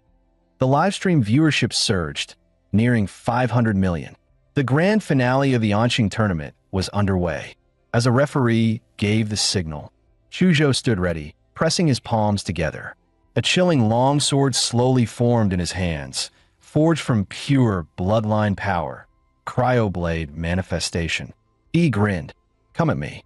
He may have just defeated the mighty Lu Qingzhu, but he wasn't about to let his guard down now. After all, Chu Zhou's battle intellect might just be the highest among all candidates this year. Chu Zhou's eyes sharpened. He stepped forward, activating the 7-star movement. His body blurred into a series of afterimages, and in the blink of an eye, he closed the distance between them. Whoosh, whoosh, whoosh. Hundreds of icy blades flew at He from every direction, cutting off all escape. But he was unfazed, tracking the real Chu Zhou. Nah, smashing everything in sight sounded way more satisfying. He clenched his fist, muscles flexing like coiled steel, and eerie blue energy danced along his arm. Atomic detonation fist, fully charged. With a single punch, the ground trembled. A shockwave of pure atomic force erupted outward, engulfing a 10-meter radius in searing nuclear energy. Chu Zhou was forced to retreat, his mind reeling. This guy didn't even try to find a real body. He just blasted everything with overwhelming power. With Chu Zhou's level of defense, there was no way he could take that hit head-on. Honestly, was there anyone their age who could trade punches with He and walk away? Just look at what happened to Shengguan. But Chu Zhou wasn't the type to back down. If close combat wouldn't work, then he'd wear He down from afar. His bloodline surged, frostworm awakening. Crystalline dragon scales bloomed across his body. His pupils turned into golden slits, and twin obsidian horns rose from his head. Behind him, a massive frostworm roared into form, its spectral wings stretching wide. His ice pulse erupted. Frozen winds howled across the arena, forming colossal ice spikes that surged into a towering tidal wave of frost, crashing toward He. That's insane. He just summoned an entire mountain of ice out of nowhere. That frostworm bloodline is god tier. He looks amazing. Take down the evil overlord, He. Go get him, Ice Brother. At that moment, He was completely encased in the heavy ice forged by Chu Zhou's bloodline. But Chu Zhou didn't relax. He wasn't naive enough to believe the fight was over. His breathing grew heavier, unleashing that level of frostworm power had taken its toll. Suddenly, the crowd gasped. Look, the ice mountain, it's melting. In the next instant, a brilliant pillar of blue energy burst forth from deep within the ice, shooting straight toward Chu Zhou. Chuzhou, ever on guard, was still caught off guard by the sudden counterattack. Instinctively, he summoned an ice pillar from the ground to launch himself out of the beam's path. Boom! The atomic beam smashed into the examiner's joint energy shield, sending ripples of force across its surface. The towering ice mountain began to melt rapidly, collapsing in on itself under the searing heat. From within the dissolving glacier, a deep blue figure emerged. Streams of melted ice never even touched his body, evaporated instantly by the blazing heat radiating from him. He had returned, fully awakened in his Godzilla state. Chuzhou exhaled slowly, a bitter edge in his eyes. The gap in their strength was simply overwhelming. He said firmly, "Take this. My final move. This is my absolute limit in martial arts. I was originally saving it for Lu Qingzhu." In the very next moment, a massive great sword of ice materialized in Chuzhou's hands, a sign that his bloodline power had fully awakened. The blade radiated a chilling aura, infused with a will that cut straight to the soul-cleaving sword intent. The first to react was the mayor of Anqing, his expression just as stunned as when Lu Qingzhu had used a Xianwang technique. Sword intent? At his age? That's unreal. Without hesitation, Chuzhou swung the sword with all his strength. Drip, drip, a few drops of hot blood splattered onto the ground. He had raised his arm just in time to block the strike, but a deep gash cleared down to the bone, ran across it. And yet, the wound shimmered with blue light, the flesh already writhing and beginning to regenerate. Maybe if you had a better sword, you'd have stood a chance. Chuzhou opened his eyes wide, stunned. He looked down at his broken sword and knew he had lost. How much of a chance did I really have? He asked, almost to himself. He smirked. A little better than the chances of a simp actually getting the girl. Chuzhou gave a helpless shrug and raised his hand to the referee. I surrender. Victory in the Anqing finals. He stands as the champion. Let's go, brother E. I knew you were built different. Chuzhou was strong, but next to He, no contest. The livestream chat exploded. He went from underdog to legend.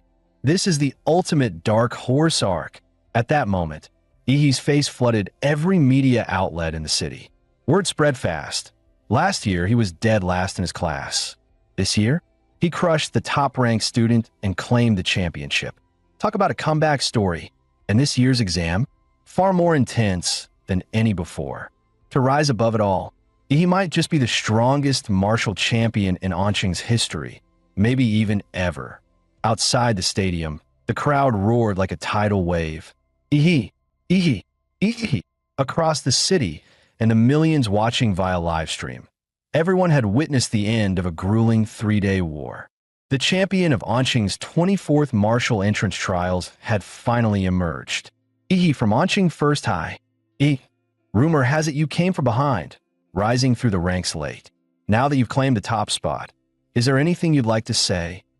He stepped forward, voice steady. First, I want to thank my teacher. When I was at my lowest, he didn't give up on me. His encouragement gave me the will to fight. Back in front of the live stream, Ihi's homeroom teacher wiped away tears. He felt overwhelmed with guilt. How had he overlooked this monstrous talent until just before the exam? He didn't feel worthy of the praise. And next, I'd like to, suddenly, in the front row of the audience, the school principal started waving wildly at Ihi. He held both hands in the air, flashing a big 2-0 gesture. 2 million. Ihi, promote our school a bit, and I'll give you 2 million in scholarship money. Ihi's eyes instantly lit up like dollar signs. I'd also like to thank my alma mater and our brilliant principal.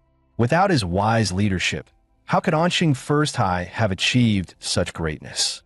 And finally, I want to thank myself, he said with complete sincerity. Without my hard work, relentless dedication, and unmatched intelligence, none of this would have been possible. He said it with a straight face, absolutely no shame. Just then, the familiar system interface popped up, frowny face, congratulations, host. You have earned the title Top Scholar. Reward: 1 random template ability draw unlocked. Wait, Top Scholar is an actual title. He blinked, then grinned. So, the template has an achievement system too? That's a sweet surprise. Meanwhile, in the stadium hallway, a swarm of reporters had already cornered Ecchi, cameras and mics closing in from all sides. Ecchi, was there a lot of pressure winning this year's championship? How did you manage such rapid growth in just 6 months? Will you be applying to Capital Star University? He raised his hands in surrender, exasperated. Please stop chasing me. I really need to pee. But one sleazy-looking guy shoved a phone in his face, smirking. Quick question. Between Lu Qingzhu and Kai Shaoling, who's prettier? Or are you more into Xingguan? Or maybe Chuzhou? Nope, I'm out. He bolted like a rocket. He had no time for weird fan service interviews. After finally shaking off the media mob, he ducked into the empty basketball court, finally catching his breath. His eyes lit up with excitement. So the template isn't a one-and-done deal. I can unlock more through the system. This is insane. I'm loving it. Just then, a calm voice sounded behind him. Congratulations on becoming the top scholar.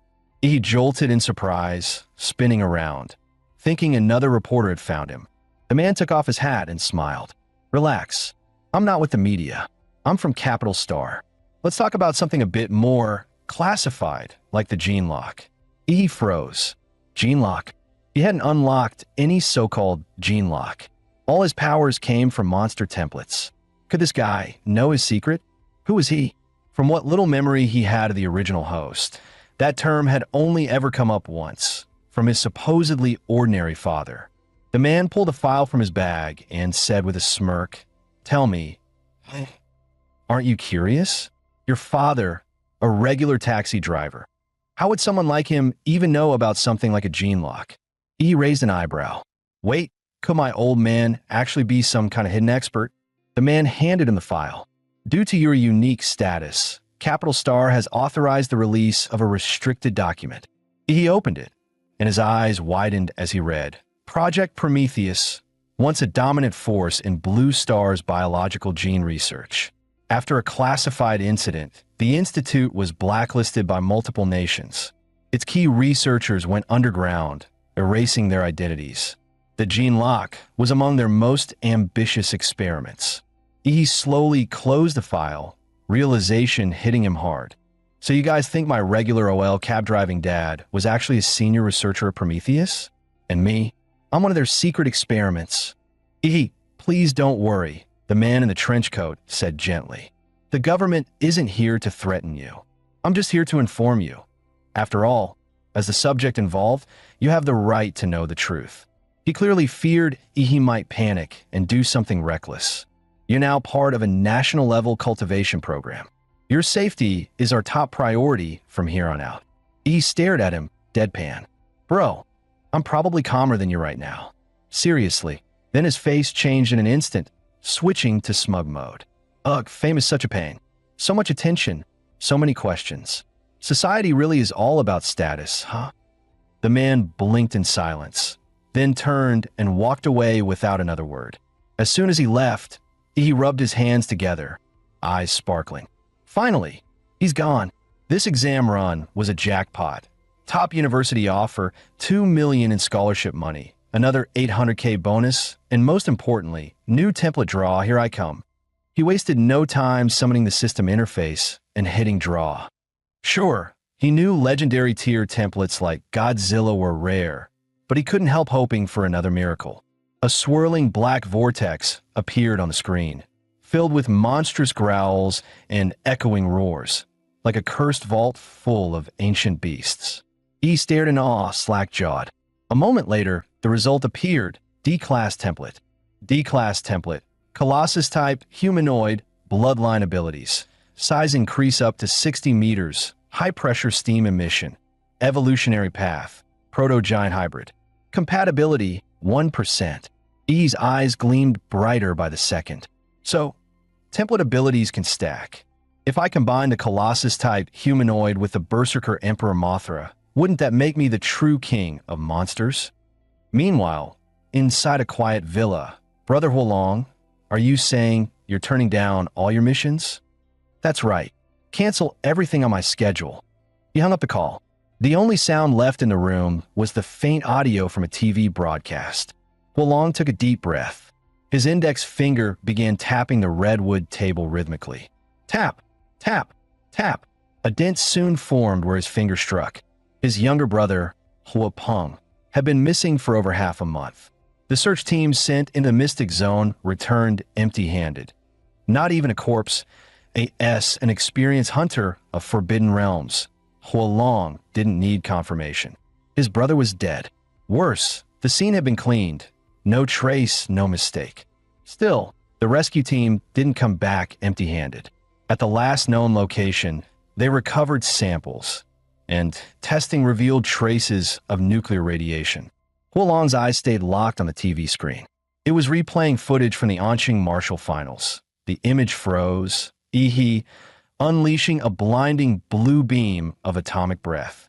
Little brother, he murmured, I told you to stay out of the underground, to quit that life. Why didn't you listen? Before Mom passed, she made me promise I'd look after you. Now I can't even find your body. His eyes closed, weighed down with sorrow and guilt. Then the TV announcer declared, Final winner, Ecchi of Anqing first high.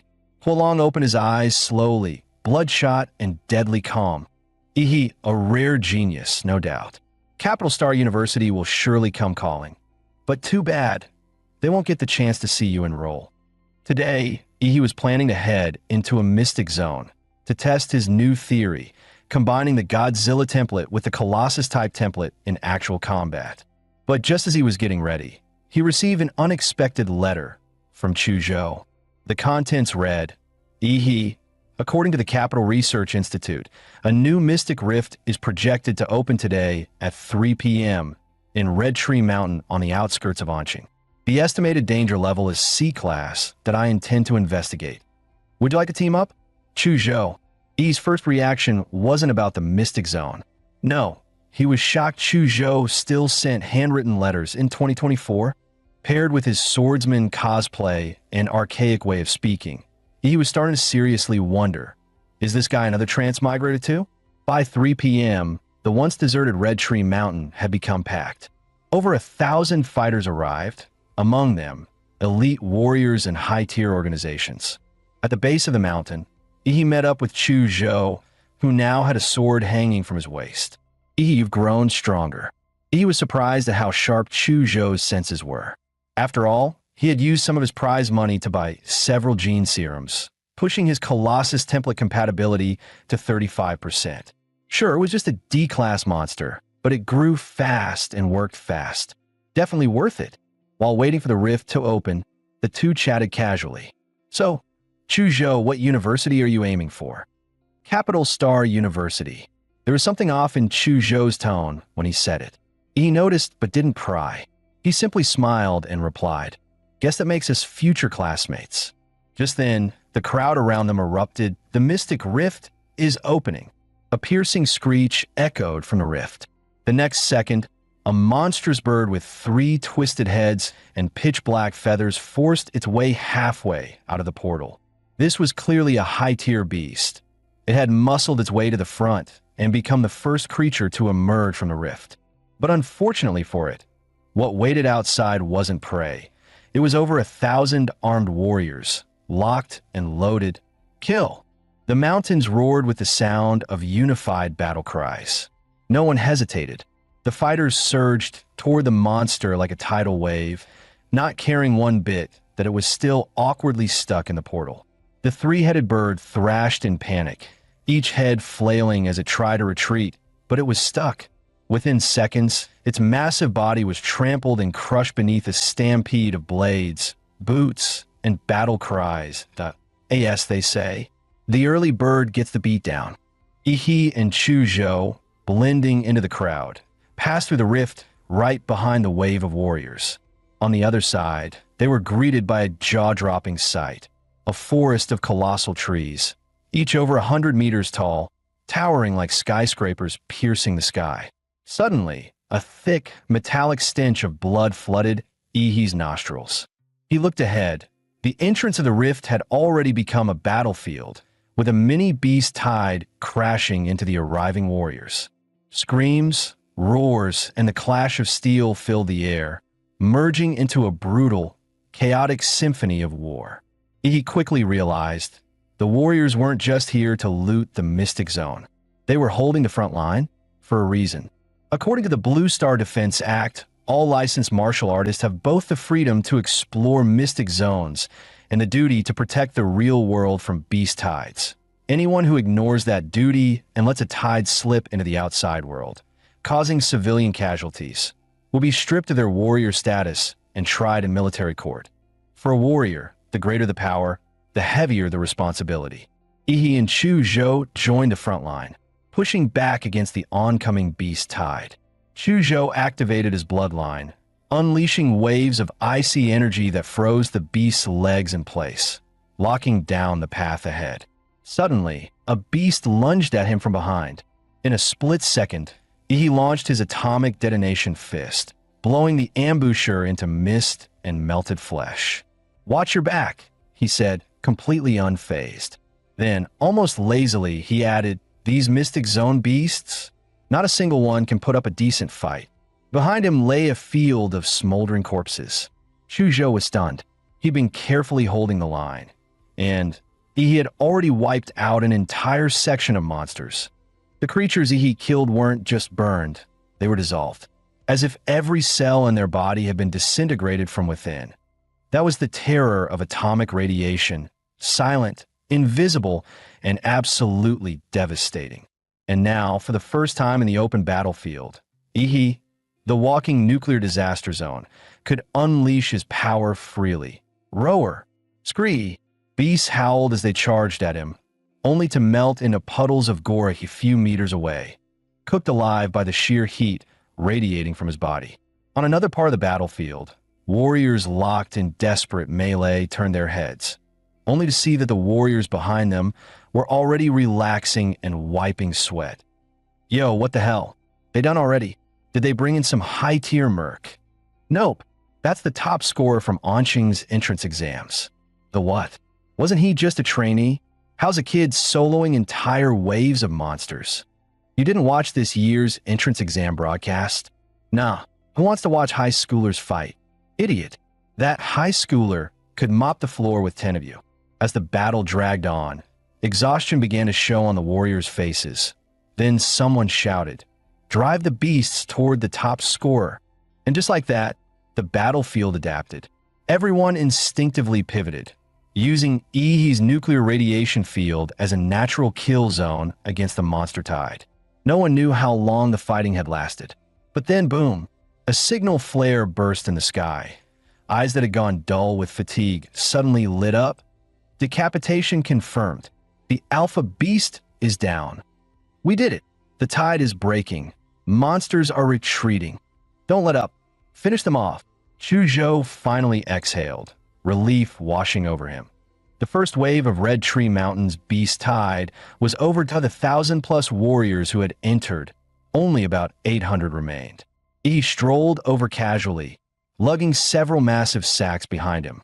His chill attitude stood out like a sore thumb amid the blood-soaked survivors. Phew. Hey, Chu Zhou, real talk. I'm running out of hands here. How am I supposed to carry all this loot? With a thud, he dropped several bulging sacks of monster cores in front of him. Chu Zhou silently handed over a silver black ring. My spatial ring. Use it. Whoa, nice. A space ring? Those go for tens of millions on the market.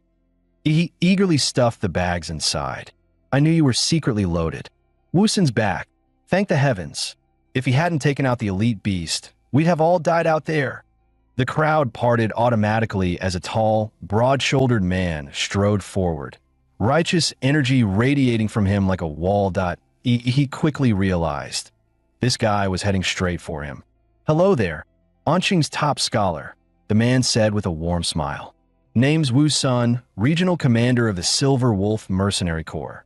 I've heard what you did out there today. Outstanding work.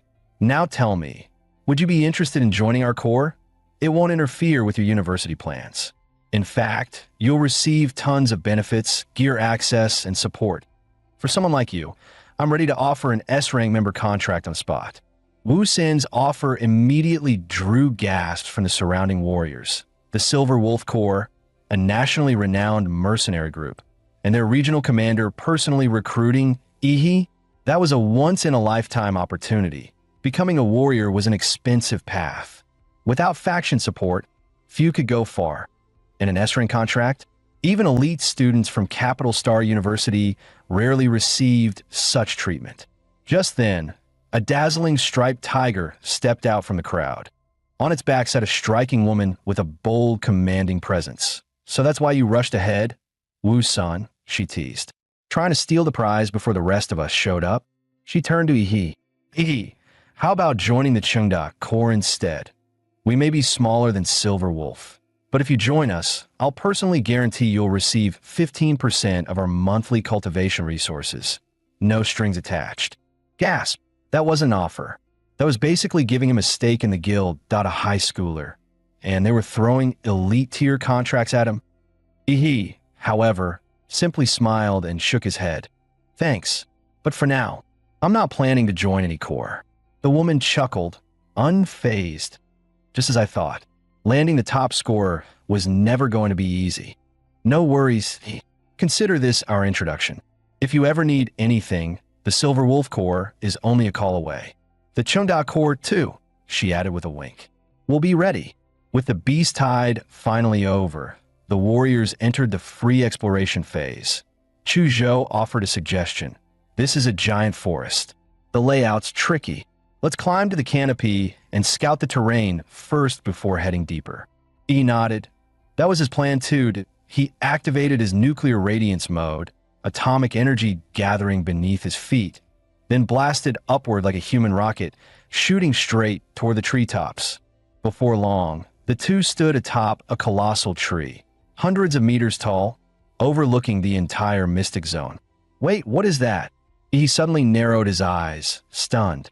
Far off, near the foot of a distant mountain range, a group of gigantic humanoid figures was moving slowly.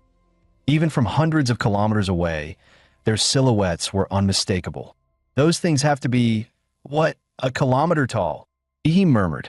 "That's beyond insane." Chu Zhou was about to respond, but he spoke first, voice steady and filled with fire. "Unimaginable? Nah, we're still young. Give it a few more years, and we might be the ones hunting them. Maybe even uncovering the truth behind this whole mystic zone thing." Chu Zhou turned, slightly awestruck. When faced with such overwhelming unknowns, his instinct was fear. But Ihi, his instinct was to conquer. In that moment, Chu Zhou understood. He wasn't just stronger in power. He had the spirit of a true warrior. Meanwhile, Ihi himself was practically buzzing with excitement. "Just you wait, you walking mountains. One day, all your monster cores will be mine." Suddenly, his life field sensor kicked in, giving him a full read of all living entities across the mystic zone. One spot stood out. To the southeast, a massive lake region, a complete blank. No life signs, nothing. It was like a dead zone, a void. "Now that's suspicious," he muttered, his eyes gleaming. "The stranger the waters, the bigger the fish. That's where the real loot is." Without hesitation, he turned to Chu Zhou. "Let's go. Time to gamble big at the lake." Ihi and Chu Zhou quickly made their way through the giant forest and arrived at the edge of the mysterious lake. To their surprise, 3 people were already there, one of whom was someone Ihi recognized, Rainy. He called out, pleasantly surprised. Well, if it isn't Anqing's little champion," Huang Yuli replied with a teasing smile. "Wait, you know our local top scorer?" One of her teammates chimed in, grinning. "Come on, introduce us already. We heard he was tearing through beast tides like a walking warhead." "Rainy, how long have you guys been here?" He asked. "Not long. We just arrived. 2 of our teammates, good swimmers, went underwater to scout things out." Right as she finished speaking, a figure burst from the water surface. It was one of Rainy's teammates. "Jackpot. Guys, we just hit the mother lode." Yang shouted, clearly thrilled. "Whoa, slow down. What kind of jackpot?" "There's a ruin down there. A real one. We're gonna make it big." He nudged Chu Zhou with his elbow. "Why is everyone so hyped over ruins?" Chu Zhou explained, "In mystic zones, there are these ancient structures, believed to be remnants of a lost civilization. People call them ruins, They say modern martial arts theories, and even parts of gene tech, were reverse engineered from discoveries made inside these places. Just then, Yu Yang finally noticed the two newcomers standing nearby. Wait a second. Who are you two? Were you eavesdropping on us? The tension spiked until Huang Yuli stepped in quickly. Yu Yang, calm down. These two are Yi and Chu Zhou, top scorer and runner-up from Anqing's martial entrance exam. Their strength is far above average. We should let them join us. Yi casually clapped a hand on Chu Zhou's shoulder. Relax, man. We're not here to steal your loot. We're here to help you get it. Yu Yang narrowed his eyes. Fine, then how do we split the gains? We're not part of your team, so we'll take a cut based on contribution. We earn it, we keep it. He replied smoothly. Yu Yang was clearly annoyed, but he knew better than to pick a fight with two rising stars. He scoffed. All right, you're in, but don't try anything shady, got it? With that settled, Yu Yang led the way, diving into the lake. The others followed one after another.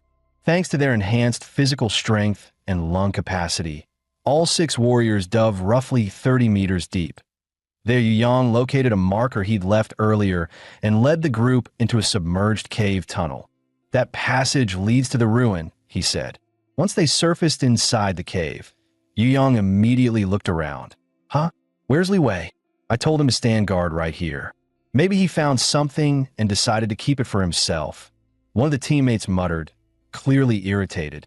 Yu Yang pulled out his radio and tried calling Li Wei multiple times, but got no response. When you first got here, did either of you check for signs of monster activity? Huang Yuli asked calmly. Nope. Li Wei and I even deployed beast lure charges. Nothing showed up. Not even a single strand of fur. Li Wei's missing. Are we really sure we should keep going? One teammate asked hesitantly. After a brief silence, Yu Yang gritted his teeth and barked out. We have to explore it. Riches and glory are right in front of you. If you're too scared to reach for them, you'll be stuck at the bottom forever. Anyone afraid of dying can leave now. But if you want to get rich, follow me. No one moved. Even the teammate who had just expressed doubt stayed silent that Yu Yang was right. If there was really a ruin ahead, no one was willing to watch someone else walk off with the treasure. All right then, he said. Let's move. With a heavy silence hanging in the air, Yu Yang led the way, and the group stayed on high alert. Every step deeper into the unknown. He switched on a UV flashlight, illuminating the path ahead on the ground, glowing faintly, were the symbols he and Li Wei had marked earlier. The team pushed forward, the tunnel narrowed and narrowed, until only one person could pass at a time. He, walking in the cramped space, narrowed his eyes slightly. He glanced back at Chu Zhou. Their eyes met, and they communicated in silent lip sync. Something's off. Chu Zhou, yeah, the timing doesn't add up. Rainey said they got to the lake only 10 minutes ago. Yet these two managed to find this cave, swim through the lake, discover a hidden tunnel, and navigate all the way to a ruined entrance? That's not scouting, that's straight up wall hack.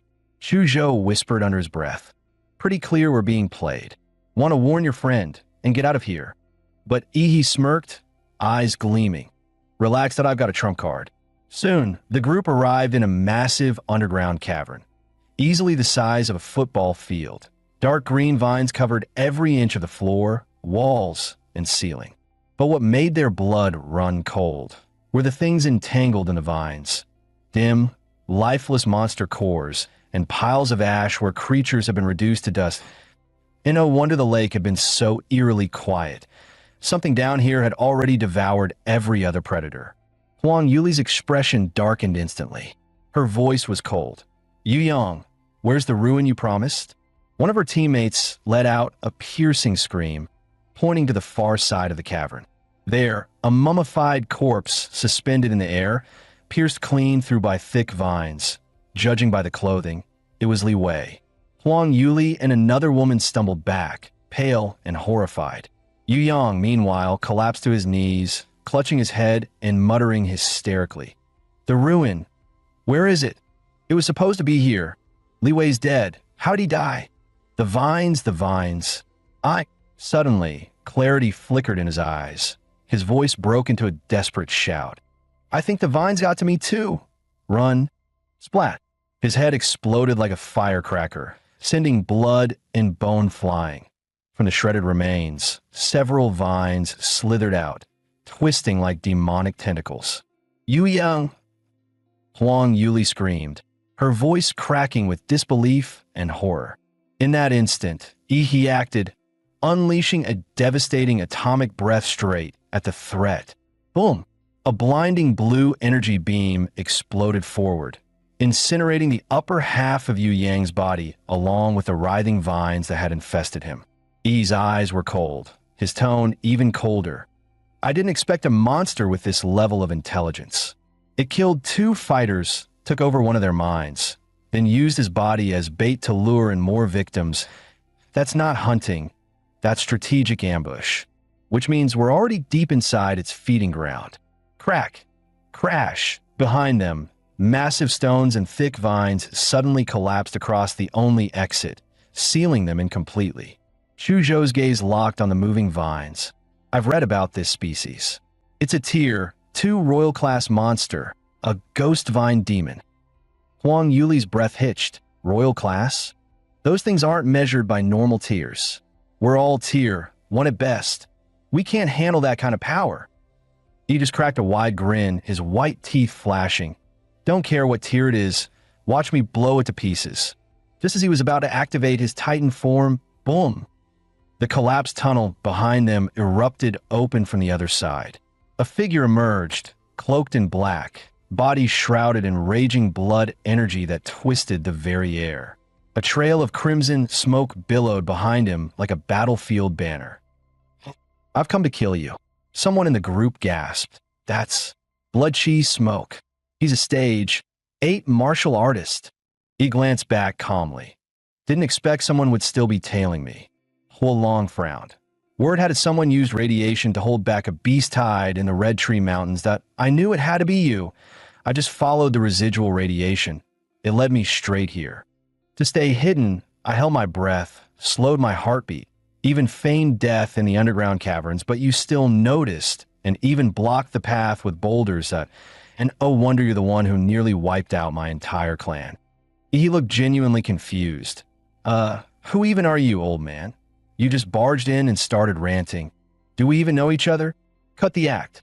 Huolong roared like thunder and launched himself at Yi with explosive force. But his expression changed mid-charge. This wasn't some ancient ruin. It was a monster's den. No, this was the lair of a devil vine. He'd been lured here on purpose. Was this all Yi's trap? Damn it. This was your plan all along. Huolong cursed. That devil vine drains energy and releases neurotoxin. If this drags on, I'm as good as dead. You sneaky bastard. The devil vine unleashed wave after wave of lashing tendrils, trying to tear Huolong apart. But his fists hammered through them like cannonballs, blasting every vine to pieces. Yi, watching from the side, commented, "Man, you sure talk a lot for someone we've just met." "Shut up," Huolong roared. "I came here to kill that bastard, Yi, not get tangled up with a bunch of weeds." Suddenly, Huang Yuli cried out, "This whole cave's gonna collapse from your fighting." "Move aside," Yi shouted. His body was suddenly coated in a rough, deep blue skin, like armor. Glowing cracks spread across his skin, pulsing with radiant blue energy. As he opened his mouth, the vertebrae along his back lit up one by one like a power circuit. Then, he unleashed his full power atomic breath. The blazing blue beam punched through the cavern ceiling, pierced the underground lake above, and shot straight into the sky. Water came flooding through the gaping hole, pouring into the cave. And just like that, an escape path was revealed. "Yuli, you guys go first." Yi shouted, "You're not going anywhere." Huolong bellowed. His energy erupted, vaporizing all the nearby devil vine tendrils. Then he stomped the ground, launching himself like a missile straight at Yi. Chuzhou drew his sword the moment danger struck. His bloodline power surged, and his soul-piercing sword aura froze everything in its path under a thick layer of frost. When his icy slash clashed with the fiery punch, steam exploded everywhere, blanketing the cavern in mist. As long as I'm here, you won't lay a finger on Ihi. TCH, bold words, kid. Hua Long sneered. I'm an 8th level martial breaker. You think a little frost is going to stop me? But before he could finish bragging, he had already closed the distance and fired off an atomic blast fist at point-blank range. A blinding surge of blue light lit up the entire underground cavern. Caught completely off guard, Hua Long was sent flying, crashing into the stone wall with a thunderous boom. Get out of here. That guy's too strong for you right now. Leave him to me. Hearing Ihi's firm voice, Chuzhou realized staying would only be a burden. He turned and retreated without hesitation. Moments after Chuzhou left, the cavern began to collapse. Massive rocks crashed down, revealing thick, writhing devil vine roots. Yet facing both Hua Long and the encroaching monster, he didn't flinch. Instead, he raised his hand and bit down hard on his own flesh. On the surface, Huang Yuli and the others stood by the lakeside, watching as the water roiled violently. The rumble of collapsing rock echoed from deep below. When Chuzhou finally emerged from the lake, Huang Yuli let out a breath of relief, only to realize he hadn't followed him up. Just as Huang Yuli was about to speak, a deafening boom ripped through the lake. A brilliant blue bolt of lightning shot skyward, lighting up the entire lake. When a titan transforms, the process releases an immense burst of energy, often taking the form of thunderous lightning. Especially in the case of a colossal titan, whose transformation produces the most devastating energy output due to its massive size. It's so destructive, it's often compared to a humanoid nuke, capable of leveling an entire military harbor upon transforming. And this time, the one transforming was none other than Ihi, the atomic-powered human Godzilla. What erupted from him wasn't just light. It was a full-blown nuclear event. Hua Long was instantly incinerated by the blast, charred before he even had time to react. Torrents of lake water shot upward, flooding the air. Clouds of steam billowed as if the entire lake had begun to boil. Through the haze, the group vaguely saw a massive shadow flash by, but it vanished just as quickly, leaving them unsure if it was real or just their imagination. As they stood on alert, Ihi crawled out of the water and shouted, "Chuzhou, toss me some clothes." After changing, Chuzhou asked curiously, "What the hell was that explosion?" He casually made something up? That mystery fighter? He blew himself up with a plasma bomb, took the devil vine with him. Chuzhou scratched his head, "But I swear I saw some kind of giant in the fog." "Nope, just the explosion messing with your eyes," he interrupted quickly. After successfully brushing them off, he let out a quiet sigh of relief. If they ever found out he had a monster transformation template, things would get complicated fast. He did go a little overboard. The guy got vaporized, not even a corpse left to loot. At at least he managed to secure the Devil Vine's core. After barely surviving their ordeal, Huang Yuli and the others were utterly drained and ready to leave the secret realm. "Ihi, we'll head out first," Huang Yuli said apologetically. "Sorry for dragging you into this mess. Not only was it a wasted trip for you, but you even had to save us. We'll make it up to you once you're out." He grinned. "Come on, Yuli. Don't be so formal that let's just call it payback for the time you helped me. If you try to repay me again, I'll just end up owing you all over."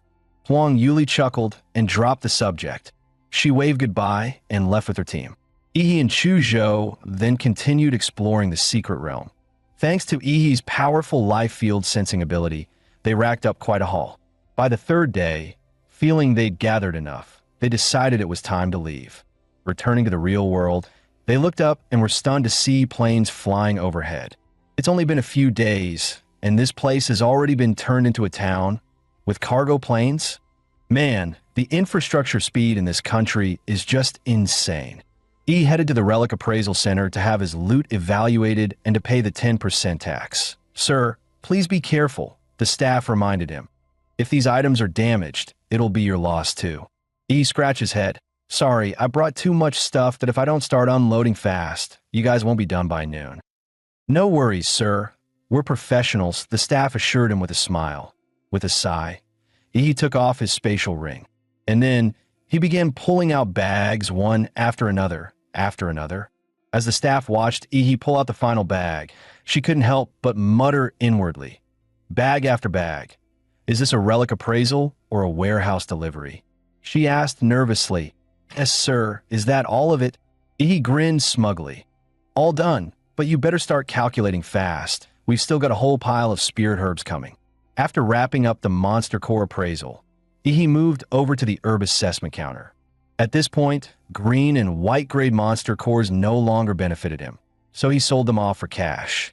The real treasures were the 5 blue tier cores from tier 3 monsters he collected during the beast tide, and the green core laced with golden veins, dropped by the tier 2 royal class devil vine, his most valuable prize. After selling everything, his bank account balance shot past 20 million in Xia currency. Yet even staring at the endless string of zeros, he didn't feel much joy. Honestly, all that money still wasn't as satisfying as boosting his compatibility rate by just 10%. After all, in this world, raw power was the one true truth. Now the question was, how could he spend this money for the biggest upgrade?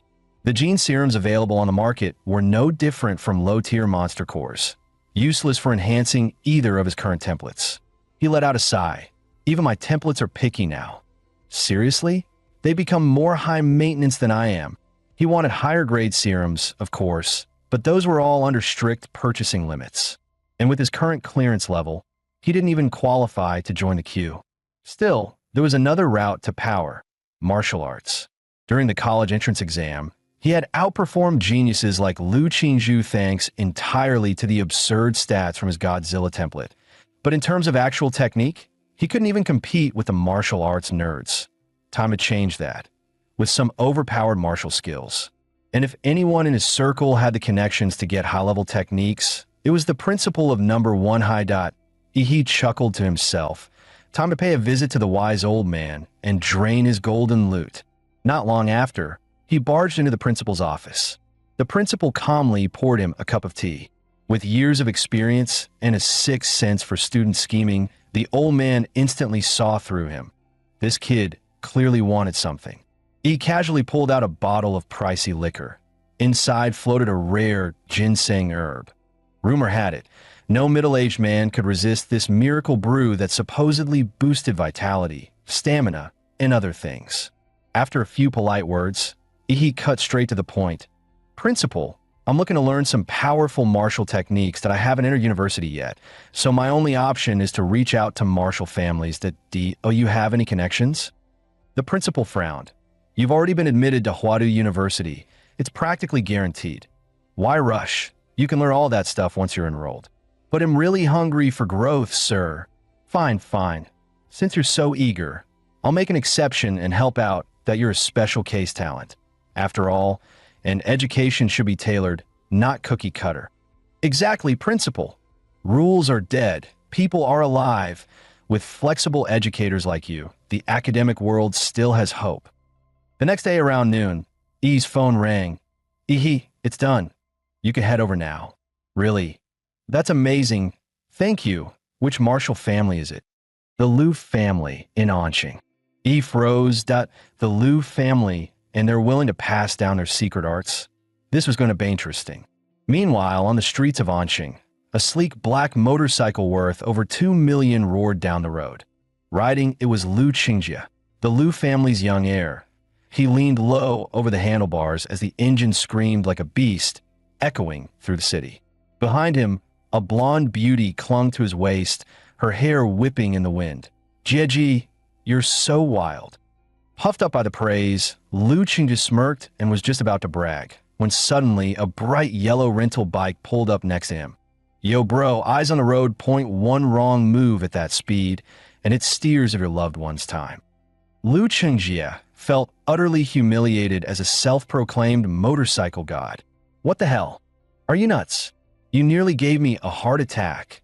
Riding a junky rental bike and trying to race him, he growled, twisted the throttle hard, and his steel beast roared to life, blasting forward and leaving he in the dust. You, keeping up with me? Dream on, pal. Watching that tiny yellow bike shrink in his rearview mirror, Lu Qingjie felt euphoric. Nothing like putting some wannabe in his place. But then a strange, thunderous sound rolled up behind him, louder than his own engine. He glanced back. What the hell? That blue streak was Ihi. The guy had activated his nuclear leg mode, blue rocket flames blasting from his calves like a damn space shuttle. He was flying on a bike. Later, bro, Ihi flashed a smile as he zipped past, and then straight up-launched into the sky, vanishing into the clouds like a human missile. Lu Qingjie and his blonde passenger were left frozen in disbelief. Wait, bikes can fly now. That speed, wasn't that basically a jet? Half an hour later, Ihi arrived at the Lu family estate, calm, composed, and looking like nothing had happened. No doubt about it, this was a proper martial arts family. Even their residence looked like a miniature castle. At the same time, Ihi's life field sensing picked up several powerful presences hidden within the estate. Yep, definitely not a place to mess around. Just then, a figure in a flowing white dress appeared at the gates. It was Lu Qingzhu. She looked slightly nervous as she greeted him. You've arrived? Why mother asked me to escort you. Let's go meet her now. He simply nodded and followed silently behind her into the estate. Their feet stepped onto a plush, high-end carpet as they entered an elegantly decorated and spacious hall. Mother, he is here, Qingzhu called softly. Almost immediately, the sharp click of high heels echoed across the room. A poised, graceful woman with a mature aura descended the stairs slowly. He looked up and was momentarily stunned. Lu Qingzhu's mother was breathtaking. Time had not dulled her beauty. It had refined it. Like vintage wine, her presence only grew more alluring and elegant with age. Watching the scene unfold, he held his breath and screamed internally. Prime Minister, I understand now. A few days earlier, after the college entrance exam, Lu Qingzhu had returned home, fully expecting her strict mother to scold her harshly. She had braced herself for punishment, but to her surprise, her mother simply invited her into the study for tea, a rare and quiet moment. Qingzhu, relax, that I watched the live stream of your battle with that boy, Ihi. You did well. Ihi's strength would be impressive even in Huadu's elite exams. There's no need to beat yourself up. In this generation, you're the only one truly capable of carrying the Lu family's future.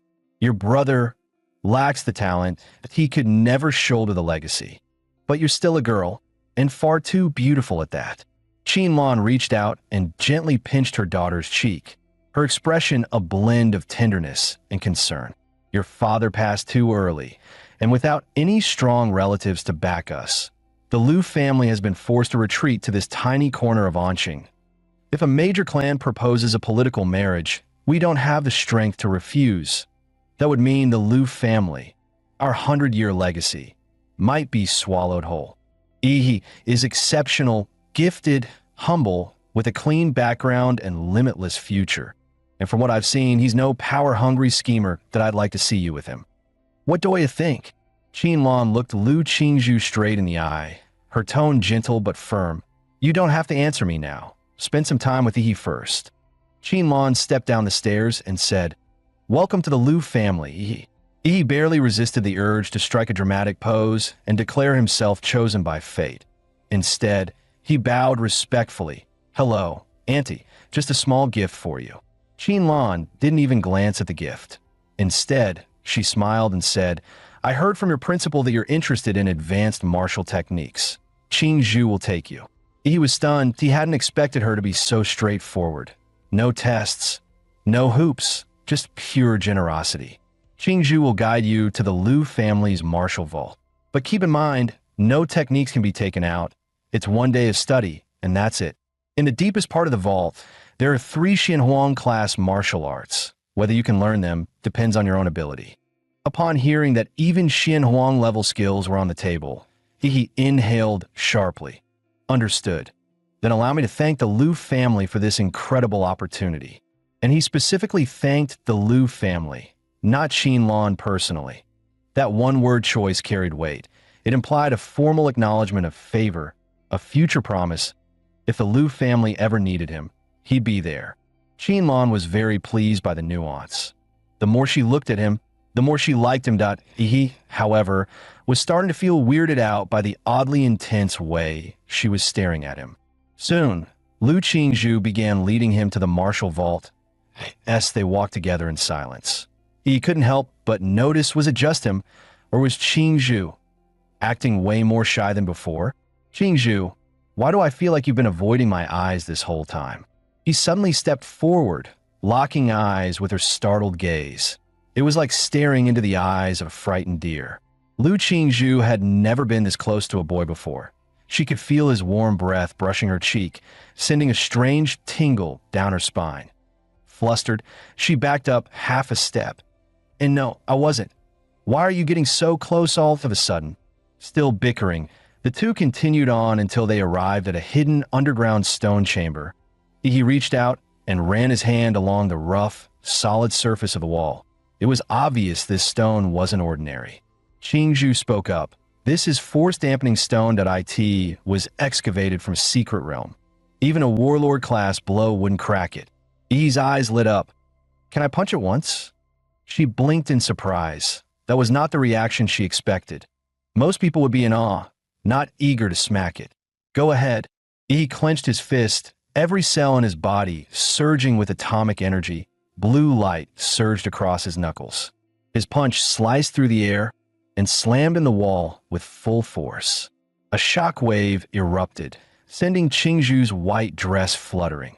But instead of an explosion, the blue energy was absorbed directly into the wall. The IT rippled outward like water on a calm lake, dispersing in waves, not even a scratch left behind. He could feel it clearly. His normally unstoppable, all-out punch had been swallowed like a stone dropped into the sea. Over 90% of its power simply vanished into the wall. Come on, I'll take you to pick a martial art. Lu Qingzhu, seeing him finally take a loss, couldn't help but smirk. She walked ahead, her steps noticeably lighter. The skills here sorted by category, movement techniques, defensive forms, body cultivation, swordsmanship, that sort of thing. As she spoke, she handed Yi a sleek black and gold ID card. Just swipe this to access whatever you want. The Xianhuan class techniques are in a private chamber at the very back, also card protected. But listen, you won't master one in a day. 18 most, you'll scratch the surface. Honestly, she added, I don't know if my mother did you a favor or set you up that I could help you pick a few high-tier skills that aren't Xinhuanga level, but they'd be way easier for you to learn and actually suited to your style. Yi grinned. Look at you, worried about me? Then he turned serious. If I don't even dare to face the strongest option when it's right in front of me, I might as well quit now and go home. Seeing how determined he was, Qingzhu said nothing more. She stepped forward and opened the thick black stone door to the vault. Inside were 3 secure cases, each labeled with a name. 2 of them read ephemeral shadow stepan primordial jade fingers, the very techniques Qingzhu had shown before. The third one, though, was unfamiliar, flesh-bound demon prison. You can't just read Xianhuang techniques like a book, Qingzhu explained. They're encoded with something called martial resonance, a kind of spiritual rhythm left behind by the original creator. If you can't feel it, or if your own nature clashes with it, you won't even be able to start training. Put simply, these techniques are alive. You don't choose them. They choose you. Yi nodded, then confidently pointed at the one with the most brutal-sounding name, Fleshbound Demon Prison. I was born for this technique, he declared, full of swagger. Lu Qingzhu opened the case. Inside wasn't a scroll or a book, but a fearsome bronze statue. The statue was a hulking figure with rippling muscles, and in the grooves of its body, twisted, ghostly faces screamed silently, as if 100 evil spirits had been forcibly sealed within. The aura was downright chilling. As the statue was revealed, he blinked in shock. Wait, Thesis the martial technique? And then he really started hearing ghostly wails echoing in his ears. Xianhuan techniques aren't always written, Qingzhu explained. They can take the form of statues, paintings, relics, anything capable of holding martial resonance. That's what makes grandmasters so mysterious. Only grandmasters can distill that essence, what we call martial resonance, and seal it into an object for future generations to inherit. With her explanation finished, Qingzhu turned to leave. From here on, it's up to you. Wait, hold on. What do you mean up to me? You didn't even tell me how to learn it. Just feel it that if the resonance chooses you, it'll come to you. He stared at her, utterly baffled that is she trolling me right now? Ugh, whatever. Thinking too hard gives me a headache. He yawned, dropped flat onto the floor, and muttered, if it's all about fate, I'll let fate find me in my sleep. And just like that, out cold. Watching from the surveillance room, Lu Qingzhu let out a sigh and facepalmed. Honestly, this is so you. Suddenly, he found himself in a strange new space. An old, decrepit temple covered in dust. The angry-faced deity on the altar had one arm broken clean off. So this is what they meant by entering the resonance realm. This whole place is the martial resonance, the spiritual echo of the technique. He tried channeling his power, but nothing that in ecchi.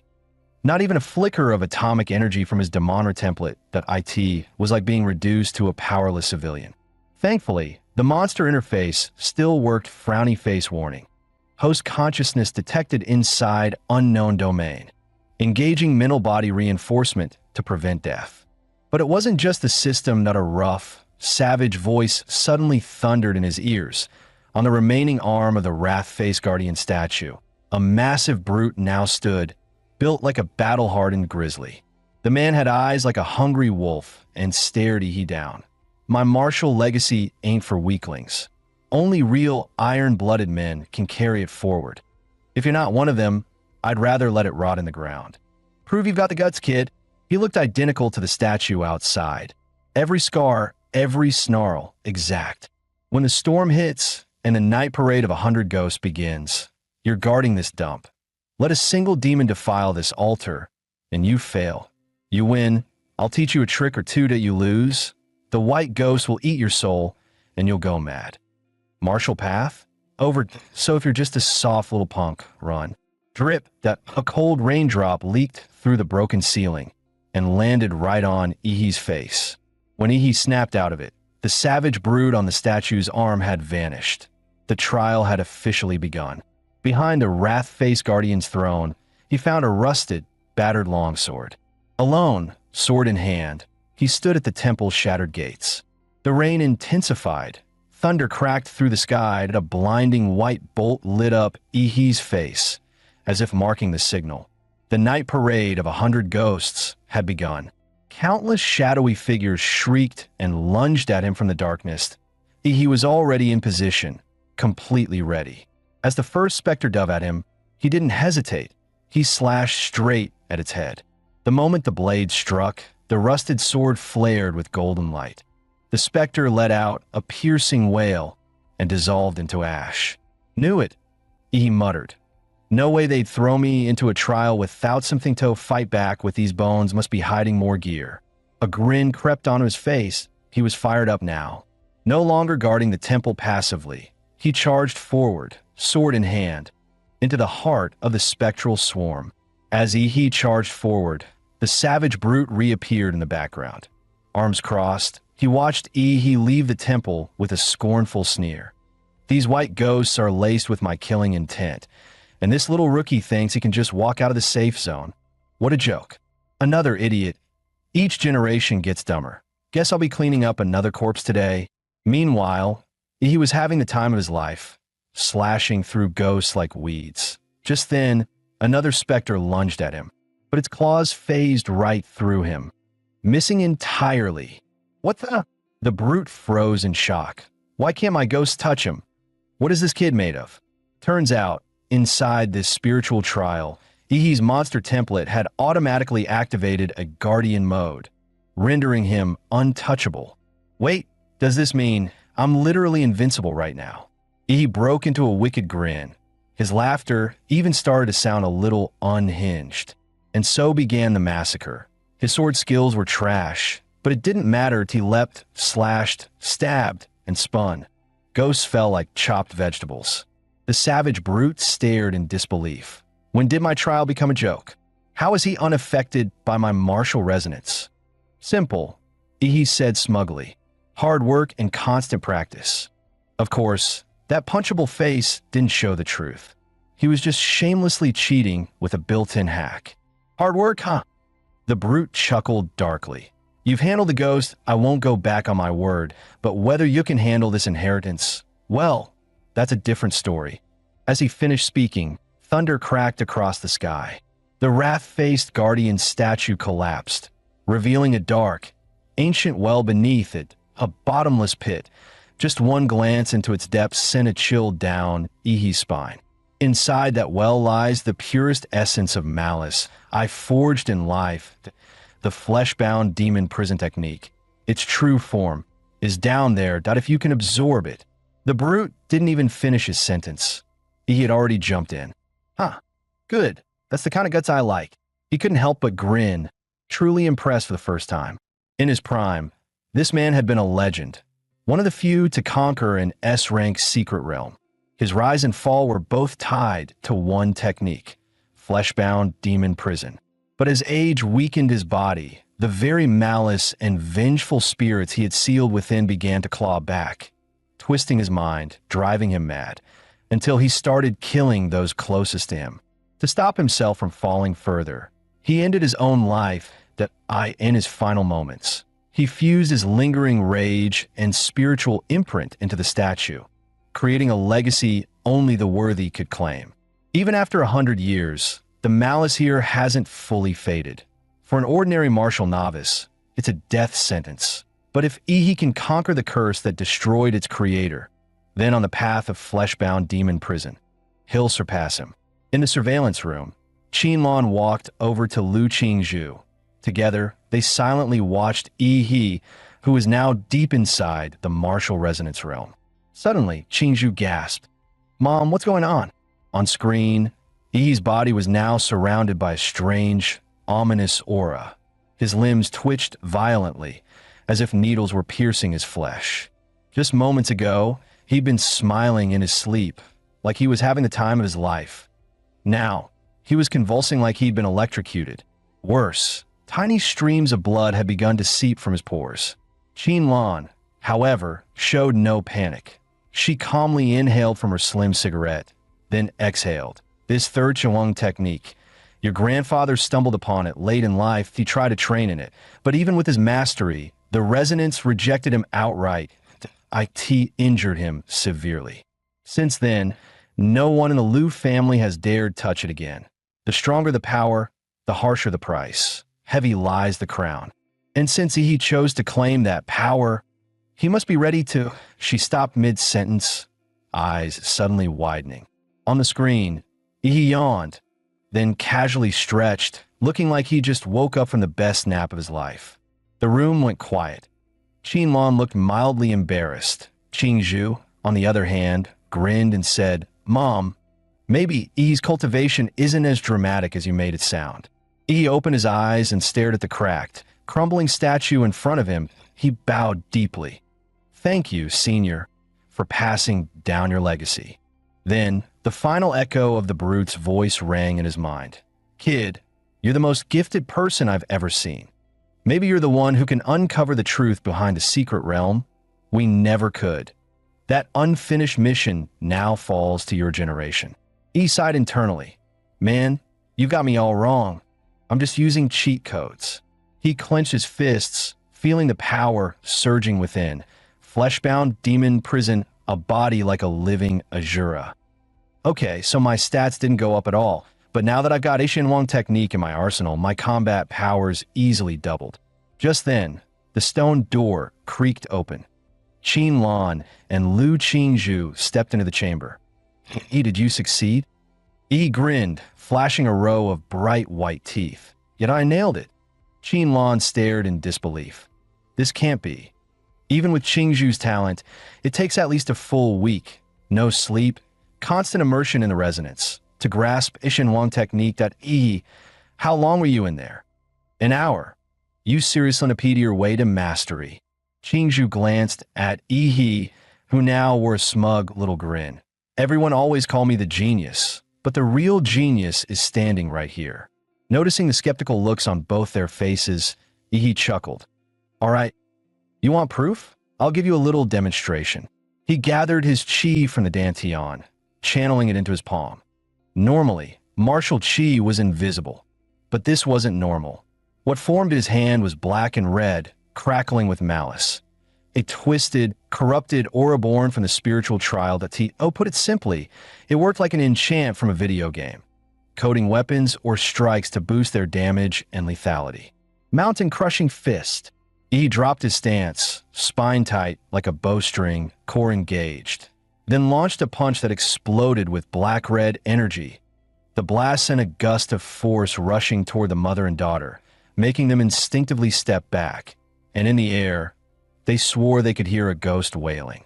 Even Lu Qingzhu, known as a martial arts prodigy, narrowed her eyes in disbelief. That punch just now, the precision, the pressure, it was insane. Was that seriously just a mountain-crushing fist, the most basic, overused technique in town?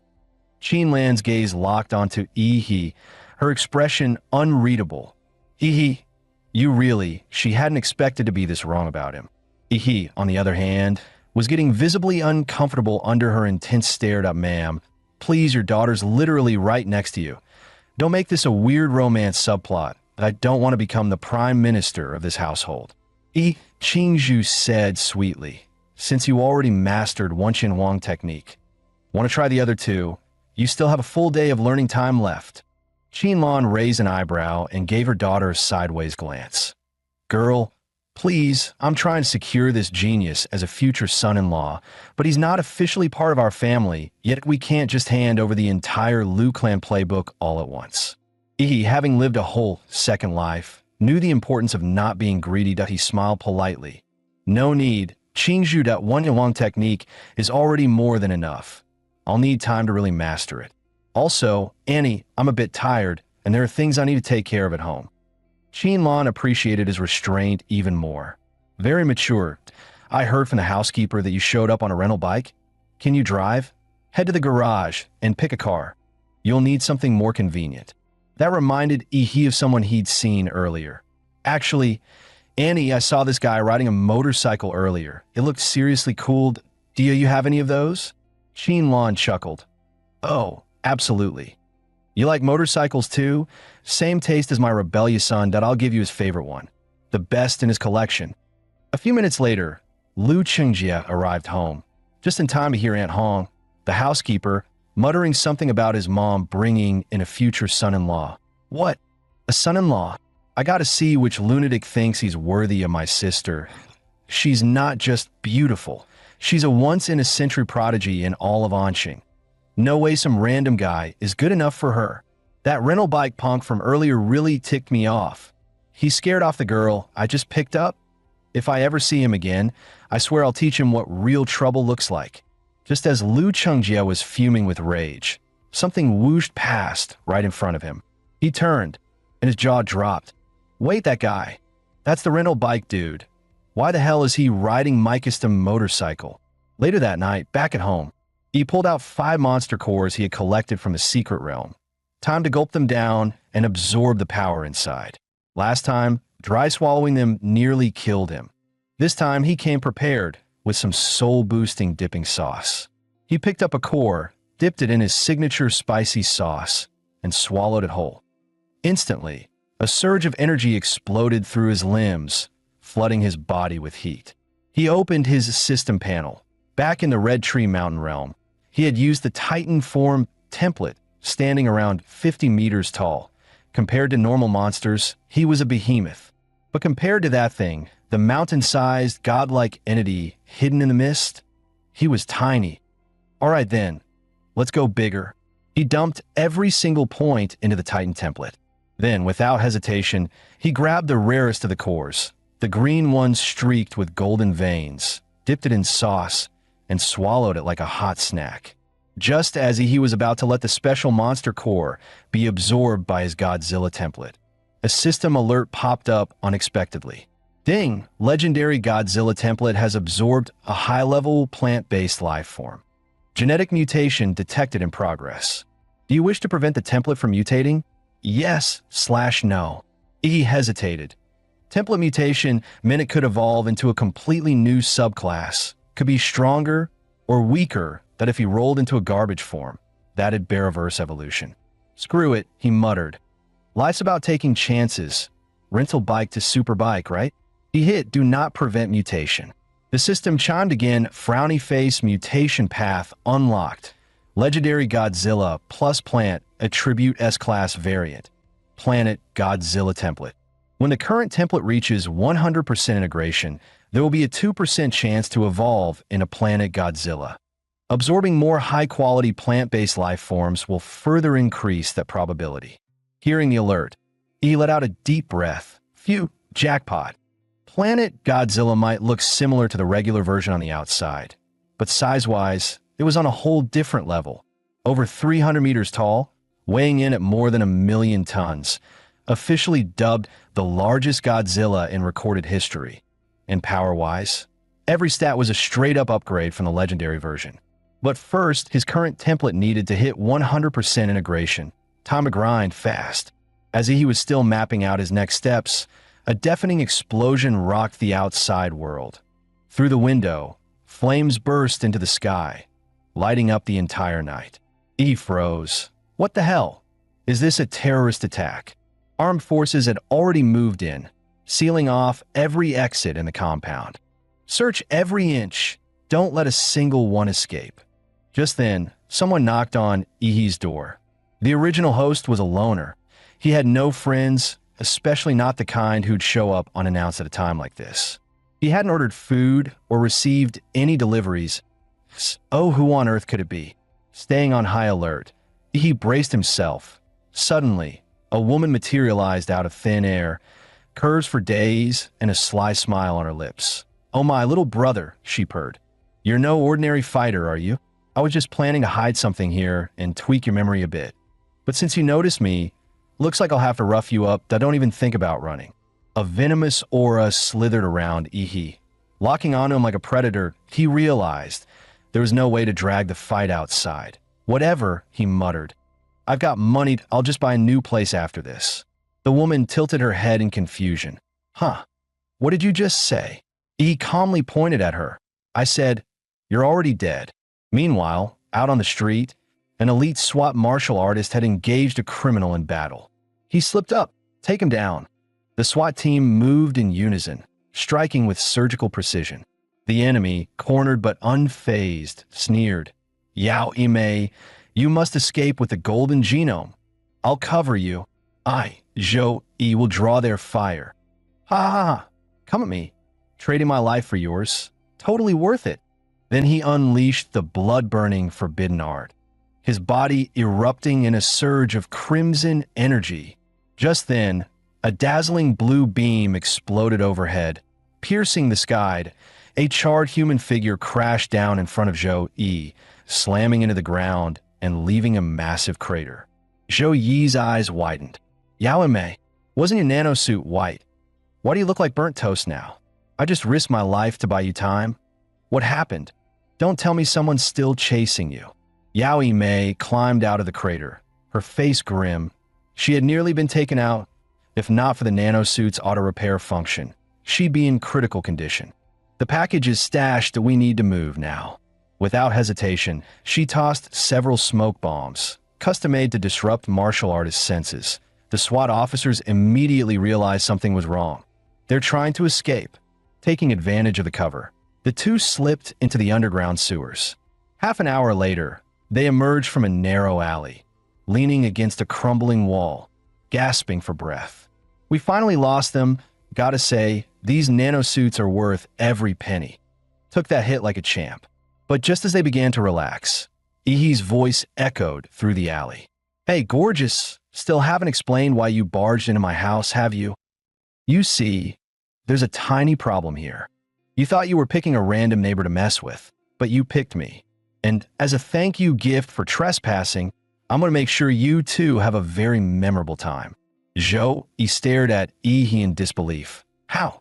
How did you find us? He wasn't about to explain anything. Yao Mei had been contaminated with his nuclear radiation. It was like she was carrying a GPS tracker. And his philosophy, don't talk, just punch. Conveniently, his flesh-bound demon form needed sparring partners. And look who volunteered. Ever since mastering that technique, he had gained total control over his own body. The sheer force of his energy ruptured the air as his fist, heavy as a wrecking ball, rocketed toward Zhou-Yi. Zhou-Yi crossed his arms just in time to block. Mountain-splitting fist. With a deafening boom, a black-red bolt of energy shot through Zhou-Yi's defense like lightning. He felt like he'd just been hit by a freight train, blasted straight off the ground. Coughing up blood midair, he crashed hard, dazed and shaken. And that was just Ihi's right fist. The left fist came right after, smashing down from above. Watching Zhou-Yi get launched like a rag doll, Yao Ime gasped. What kind of insane martial art was that? A 6-tier warrior just got demolished by a kid whose aura screams beginner level. Mister, who trained you? Ihi beamed brightly, all sunshine and menace. Me. I was trained by the legendary Emperor Mola. Emperor Mola? Yao Ime had never heard of the name, but she now realized this town hid monsters. Just then, Zhou-Yi's voice rang out from behind. Don't get cocky, kid. Zhou-Yi was furious. He'd just survived a brutal fight, burned up his blood energy, and was running on fumes. Still, even at 70% power, he wasn't about to be humiliated by some punk trainee. Activate. Beast form. Iron Horn Rhino Beast. Instantly, his skin took on a metallic sheen, glimmering silver like forged steel, and from his forehead, a thick silver horn burst forth, glowing with power. Zhou-Yi stepped forward. The ground beneath his feet cracked with a thunderous boom. He watched him prepare for an all-out brawl that he casually rolled his wrists, his cells surging with nuclear fusion. Now that's more like it. But the next second, a figure silently emerged behind him. It was Yao Ime. Didn't expect my nanosuit could turn invisible, did you? I'm the real assassin here. He spun around instantly. Boom! A punch straight to her gut. Her nano armor seared with scorched marks as she was blasted into the air, unsure if she was even alive. I don't care who you are, stay out of my way. I don't do mercy, not even for pretty faces. He turned someone like Lu Qingzhu into a swollen mess. What chance did she have? Zhou-Yi saw his partner fail miserably. That useless woman, she couldn't even land a sneak attack. With a furious roar, he charged like a runaway trained straight at Ihi. But he had been waiting for that moment. Their fists collided. Waves of force rippled through the air, visible to the naked eye. Ihi's punch, charged with killing intent and atomic lightning, slammed into Zhou-Yi's silver armor. But all it left were charred streaks. He raised an eyebrow, mildly impressed. Oh, didn't expect your defense to be this tough. Zhou-Yi grinned, full of smug confidence. Kid, this iron horn rhino beast form of mine, not even a tank shell can scratch me. What have you got that can break through? And it wasn't just defense. His offensive power had skyrocketed too, that he could hold his own against high-level fighters for a while, maybe even land a surprise critical hit. But in a drawn-out slugfest, he was finally starting to fall behind. Zhou-Yi's eyes gleamed with bloodlust. Die brat. There was a twisted thrill in crushing a rising genius with his own hands. He sneered, triumphant. Doesn't matter how cocky you are. Against me, you're nothing but a joke. But suddenly, he froze. Ihi had vanished. Wait, where the hell did he go? He turned around and nearly wet himself. One of the giant's toes was bigger than his entire head. Standing before him was a towering monster, over 30 meters tall. Through the mist, two ghostly blue eyes burned like spectral flames, unleashing a pressure so overwhelming it made the air feel heavy. What is that thing? Zhou-Yi's mind went blank. When faced with something that massive, human instinct triggers only one reaction. Fear. Was this some new beast? Or could it really be that brat's transformation? He didn't waste a single word. He simply raised a hand and brought it down like a falling mountain. Zhou-Yi felt a hurricane-level windstorm slam into him. The ground exploded beneath him like it was hit by a missile. By sheer reflex, he leapt out of the way. A second later, he realized if he'd been even a split second slower, he'd have been obliterated. But he didn't just have one hand. Just as Zhou-Yi thought he'd narrowly escaped. Wham! The other hand came crashing down. This time there was no lucky dodge. He took the full hit, flattened into the ground like a rag doll. E's right arm rose again, glowing, humming with energy. In a flash, thunder roared down with his punch. Blow after blow rained down like a violent storm. He felt his bones shatter, his organs rupture, and his very soul nearly pounded out of his body. System notice. Host He Titan form activated. Comprehensive physical index 23.8 to 294. Nearby, Yaoi forced herself to stand, only to freeze in horror, a 6-tier martial artist being used as a punching bag. Her heart sank with regret. I was such an idiot. Why did I mess with this monster? If this keeps going, Zhouyi's gonna die, for real. She couldn't let him die here. There was no running now. Only one option left, a desperate counterattack. Perched atop a nearby building, she stared at the towering giant whose body eclipsed the structure itself. She leapt down in a swift, calculated arc, her form twisting midair. In a flash, she reached the giant's throat. Around his neck, tight yellow threads glinting faintly, molecular wires from her nanosuit, sharp enough to slice through reinforced alloy. She figured this transformation came from some kind of genetic ability. Big as he was, the human body still had its weak spots, and the throat was one of them.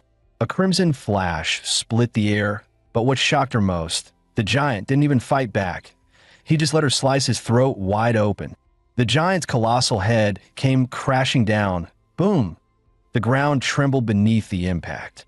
Yaoi exhaled sharply, her voice trembling. Did I do it? But then, her eyes widened in terror. The giant's mouth slowly opened. Deep in his throat, a glowing blue light pulsed to life. A rising hum of destruction rang in her ears, building, swelling, deafening. A monster, she whispered in despair.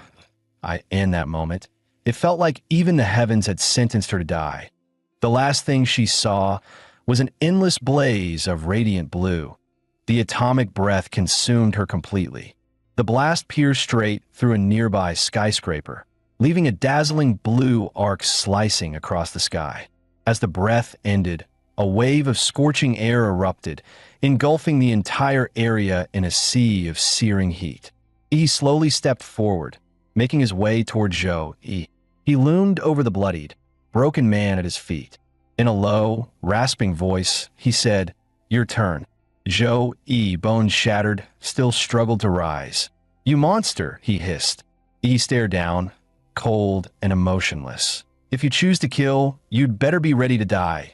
That's the fairest rule there is." Just then, sirens blared in the distance, growing louder by the second. The battle had drawn too much attention. Security forces were closing in fast. And just as he prepared to finish Zhou off, he suddenly laughed, eyes filled with venom. "If I'm going down, I'm dragging you with me."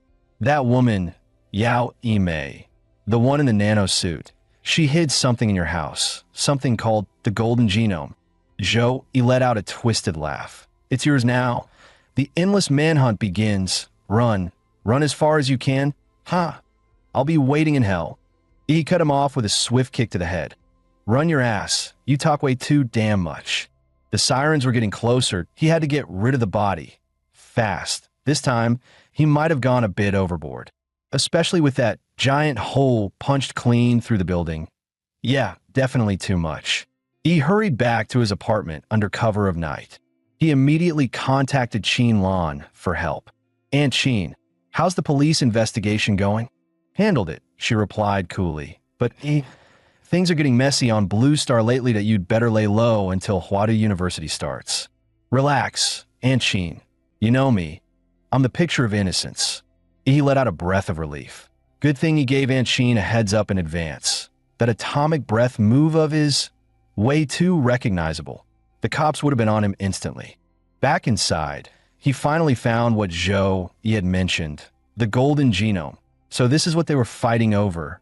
It was a sealed, silver-colored cylindrical container on it, an eerie company logo, a black eagle with outstretched wings. But the wings were just skeletal bones, no flesh. I've seen this before. That's the symbol of Laserbird, One of the biggest biotech conglomerates that I spotted it in the Prometheus dossier that guy from Huadu handed me. So those two must have stolen this thing from Laserbird and got hunted down while trying to escape. Judging from Zhou Yi's dying words, he clearly wanted to dump this nuclear-grade mess right into my lap. I glanced at what used to be my living room. Now just a disaster zone. Great, guess it's hotel life for now that I'll find a new place tomorrow. Meanwhile, deep within the Swan Lake Rift, classified as a B-rank anomaly near Anqing, a squad of hunters had just taken down a Tier 3 elite bloodline wolf beast. How'd your side go? Not bad. Made a small profit. Suddenly, one of the female squad mates froze and pointed toward the horizon, her voice trembling. See, Captain? Look over there. Trees were crashing down like dominoes, and the thunder of countless footsteps shook the earth. An endless tide of magical beasts surged into view, stretching across the horizon. Atop the head of a crocodilian monster larger than a mountain sat a massive throne of bones, forged from countless white skulls.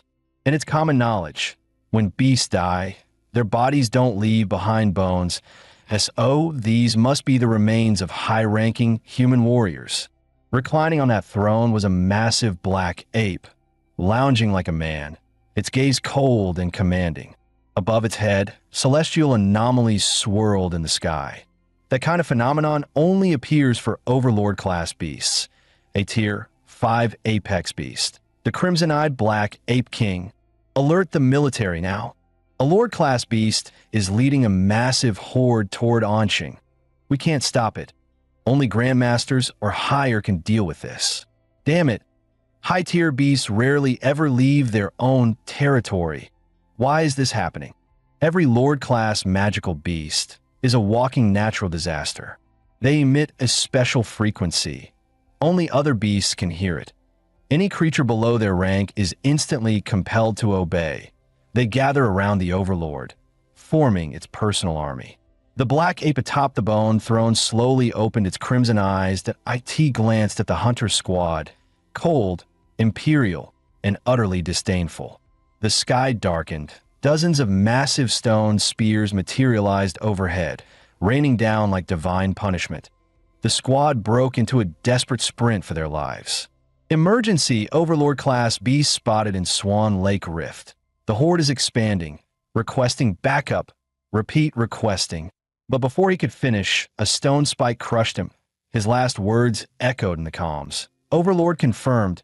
Please respond. Hello? Hello? Meanwhile, the crimson-eyed black ape slowly rose from its throne. Then, chillingly, it spoke. Advance at full speed. The words echoed like thunder through the forest. And the beast tide roared back in response. Ferocious, bloodthirsty cries shaking the sky as the army surged forward behind their king. In Anqing, the piercing wail of a beast-tide alarm tore through the silence. The entire city froze. Citizens stood in stunned silence, as if the world had glitched that IT felt unreal, like a nightmare they hadn't yet woken from. Then, the mayor's voice came over the citywide broadcast system. Attention all residents, a massive beast tide has emerged from the Swan Lake B-rank rift. Estimated time of impact, 20 minutes. Our military has already been dispatched to the front lines. I now call upon all martial artists in Anqing. Report for duty immediately. That message snapped everyone back to reality. Panic erupted. Countless people rushed to escape by car, train, even plane. Please remain calm. Citizens, do not panic. Only children and students may board evacuation trains at this time. They are our future. If Anqing falls, they must be the ones to carry on. Inside the mayor's office, I told you to request reinforcements. Which cities responded? The secretary's face was pale. Mr. Mayor, it's not just us. Beast tide alerts are going off across the entire country, and O1's in a position to help. And the cities that haven't been attacked yet, they're busy fortifying their defenses, preparing for the worst. Then what about Huadu? What did they say? Did any grandmasters or above agree to come? Even just one? Huangqing's voice trembled. Huadu's neighboring city, Guanshan, an S-rank rift just opened there. All high-level martial artists from the capital have already been deployed to contain it. Huang Qing slumped into his chair, face pale. His sharp political instinct screamed a truth he didn't want to admit. The entire nation of Xia had fallen into a trap. This beast tide wasn't a freak occurrence, it was a coordinated, premeditated assault. But he quickly pulled himself together, taking a deep breath. The resolve of his younger years returned to his eyes. There's no time to waste. The Battle of Anqing starts now. From this point on, we're on our own. Meanwhile, in the Chu estate, in the estate's training grounds, two figures were sparring fiercely. It was none other than Yi and Chu Zhou. With a single punch, Chu Zhou was sent skidding backward across the arena floor. Yi smirked. Not bad, Chu Zhou. You actually took that punch. Since when did you learn Xian Huang combat techniques? Chu Zhou gritted out. Picked it up about a month ago, still rough around the edges. He stretched lazily, stifling a yawn. But you, buddy, only been a month, and you're already slacking off? Chu Zhou nearly exploded on the spot. Slacking off your ass, you didn't improve. You freaking evolved. Just then, a sharp alarm echoed across the estate. Both men froze mid-banter, their eyes locking onto the emergency broadcast speaker in the distance. Anqing is under attack. Chu Zhou's expression darkened. That was a beast tide alert. Anqing's university prep students have priority evacuation access. The message says, head to Anqing Airport to board flight B521 or B753, or to the high-speed rail station for train 423. He smirked. What? Don't tell me you're planning to leave. Chu Zhou closed his eyes. You're staying too? With your talent, you'd be better off getting out of here. You talk too much. Since when were you such a drama queen? If you don't get it, here's my answer, fight. Inside, the blood of Emperor Mola was already surging wildly. Meanwhile, in the Lu family estate, Lu Qingzhu stared firmly into Qin Lan's eyes. Mother, I want to go, I want to help defend Anqing. Qin Lan's voice turned uncharacteristically stern. Do you even have a real chance of surviving? Anqing has maybe 30,000 fighters. Add and retire veterans and volunteering trainees, maybe 50,000 tops. In the face of a beast tide that size, we're just paper boats in a tsunami. And that overlord-class beast? That's not something Anqing can deal with. It takes a grandmaster, at minimum, to stand a chance. Qingzhu, your life doesn't just belong to you. You carry the weight of our entire family. Lu Qingzhu was silent for a moment, then coldly said, if a martial family can't even stand against beasts, maybe it doesn't deserve to exist at all. With that, she turned and slammed the door behind her. Qin Lan lit a cigarette, her eyes heavy with thought. An Hong, we're leaving Anqing. What about that boy Yi? Send him a message. Let him decide for himself. Meanwhile, at the edge of the Swan Lake Rift, tens of thousands of martial artists had already gathered. Old Chun, you're pushing 60. What the hell are you doing here? Shouldn't you be getting your granddaughter out of here? Shove it, old Zhang. If you a limping cripple can show up, why can't I with all 4 limbs intact? Ha ha. Who would have thought? 30 years later, and we're fighting another beast tide together. Old Zhang chuckled, leaning on his cane. And that leg of yours, you lost it in that very battle. Hey, old Zhang, once this tide's over, you gonna move in with your son in the capital? He lives in that flashy uptown district. Won't they laugh at a country bumpkin like you? Old Zhang smiled. Forget it, I'll stay here. Play chess with you, you stubborn old mule. I was born in this city, and when it's time, I want to be buried in it too. Around the city, Anqing's final military defense line was now fully deployed. Tanks that anti-aircraft turrets, Gatlings that heavy caliber cannons. All of it formed a steel wall. No beast was allowed to set foot inside the city. 60% of Anqing's armed forces and over half its high-ranking martial artists had already entered the rift as part of the Vanguard Division. Their mission? One thing only, scout the beast tide. Identify any lord or overlord-class beasts. And above all, bring that intel back alive. Suddenly, Huang Qing's eyes narrowed, danger sensed. A bloodied warrior stumbled out of the rift, one arm missing, body drenched in crimson. Medics rushed forward, trying desperately to stabilize him. Emir, This flash drive, it holds all the Vanguard team's combat data. Huang Qing leaned in, voice tight. And the others, where are the rest? The warrior's dirt-smeared face twisted in pain. Dead, they're all dead. The beast tide crushed everything. Not even the bodies were left intact. His eyes suddenly flew wide open, pupils trembling with terror and hatred. Be careful of that crimson-eyed black ape. It trapped us. If not for that thing, thousands of us could have made it out alive. Before he could say more, a thunderous roar erupted from the rift. A massive stone spear shot out, spinning violently.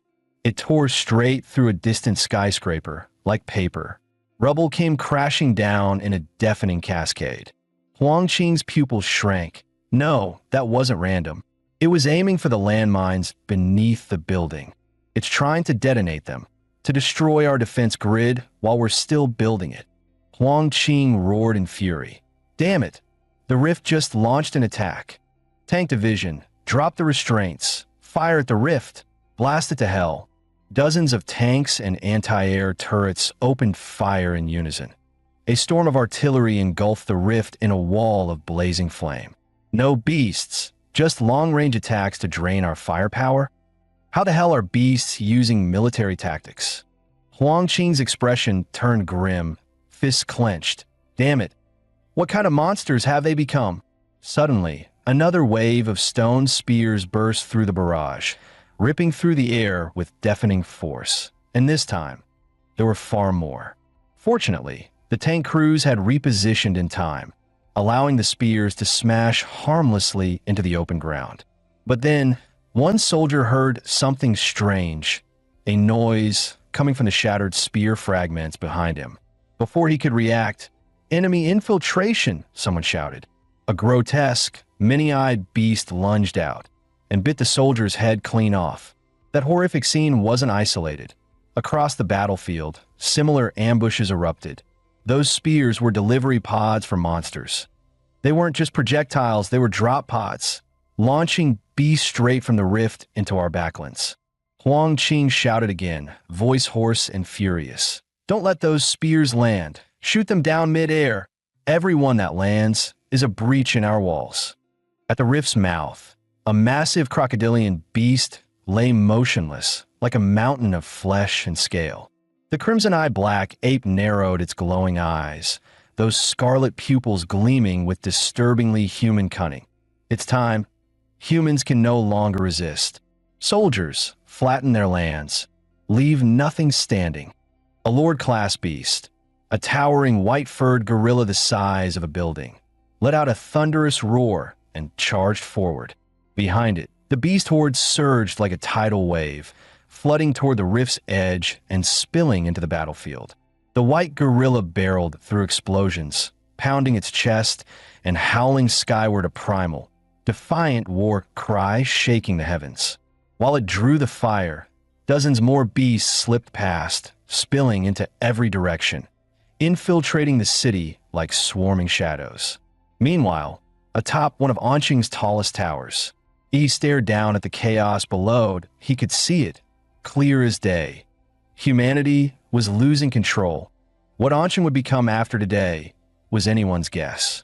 He hadn't been here long, only a few months since he'd crossed over. But this city, it already felt like home, and there was no way he'd let these monsters ruin it. With zero hesitation, he leapt from the rooftop, activating his Emperor Mola form Mandarin dove straight into the heart of the battlefield. "Yo, Brother Luo, you've already taken down 5 beasts. And not bad, right?" Kai Shaoling watched the two with a deadpan look. "Seriously? You kill a few low-tier monsters and suddenly think you're war heroes?" She scoffed. "Luo Xian, you were supposed to be Anqing number 3 high's top dog." What a joke. Luo Xian wanted to snap back, but looking at Kai Shaoling's cold, no-nonsense stare. Yet he kept his mouth shut, for now. Suddenly, the air temperature plummeted. Everyone tensed. "Chu Zhou, that blue magic core in your hand, did you just solo a tier 3 beast?" Chu Zhou gave a calm nod. "Didn't expect to run into you guys here. You didn't evacuate? Our parents are fighters. They're all on the front lines. As their kids, how could we just run away?" Then someone shouted, panicked, "Chuzhou, look out!" They pointed right behind him. Chuzhou turned around, only to see a tank falling from the sky. The battlefield was pure chaos. Flying beasts swarmed the skies like a dark storm cloud. Suddenly, a whole damn tank flew past, nearly crushing the squad. One soldier cursed out loud, "What the hell? Who just threw a tank?" Clang! With a sharp sound, Chuzhou drew his sword in one fluid motion. The blade sliced through the air like a crescent moon, unleashing a wave of sword light. The tank was cleaved clean in half, crashing to the ground with a deafening boom and leaving twin craters. Kai Shaoling's eyes snapped toward the source of the thrown tank and instantly widened in shock. Wasn't it the Lord-tier beast that first charged out of the rift? How did it end up behind enemy lines? Chuzhou kept his cool. "No, that's not the same one. The size and pressure, it doesn't match." But before he could finish, the creature raised its massive fist. Like a mountain crashing down, it hurled a punch straight at Chuzhou, and if it landed, none of them would survive. Chuzhou felt cursed. He didn't even have time to react. Was this really how it all ended? But lying down to die? That was never his style. Just as he braced for a desperate fight, a black and blue meteor came crashing down, slamming into the white ape's skull. The beast's head twisted sideways, and its massive frame collapsed with a thunderous boom. Roaring in fury, the white ape swung its giant hand to swat the attacker like a fly. But its enormous palm was stopped midair by a single finger. He didn't even flinch. "Open wide. Time for your dental cleaning." He stepped on the ape's jaw, forced it open with sheer strength. Sheesh, the stench. "How many people have you eaten, huh? This'll take some serious scrubbing." A dazzling stream of blue energy gathered in his mouth, buzzing with power. Then it blasted out like a cannon, straight down the ape's gullet. Black smoke and the smell of roasted meat filled the air. One shot, instant kill. Kai Shaoling and Luo Xian stood frozen, staring at that familiar blue glow. They turned to Chuzhou, eyes wide in disbelief, silently asking, "Is that really Ihi?" Luo Xian stammered, "Ihi, that little freak who spits mouthwash, that's him." Watching Ihi standing atop the white ape's corpse, Chuzhou felt something stirring inside. Maybe, just maybe, Anqing could still be saved. Ihi turned to them and said calmly, "This zone's yours. I'm heading out to back up the others." With a burst of atomic energy beneath his feet, he crouched and launched himself into the sky, soaring dozens of meters high. From above, he saw the city ablaze, fire and smoke rising from every street. But people were still fighting, refusing to give in. He shut his eyes, activating his life field scanner. He searched for the highest concentration of monsters, found it in seconds. One of the closest defense lines to the rift was under siege. A beast the size of a mammoth was charging straight through focused artillery fire, completely unfazed. One soldier shouted, "Guns are useless. Bayonets now," then tossed his rifle aside and ran straight at the monster. The others followed without hesitation. They dropped their weapons, drew their blades, and rushed in for close combat, willing to die if it meant buying even a second for the warriors. Against the indestructible mammoth-like beast, they chose the most brutal tactic: swarm it with bodies. They climbed all over it like ants, getting crushed one after another, just to leave a wound. Corpses piled high in minutes, yet not a single fighter took a step back. Sure, the battle's outcome always came down to the clash between elite warriors and high-tier monsters. But even ordinary fighters and ordinary people had made up their minds to fight to the bitter end in this cruel world.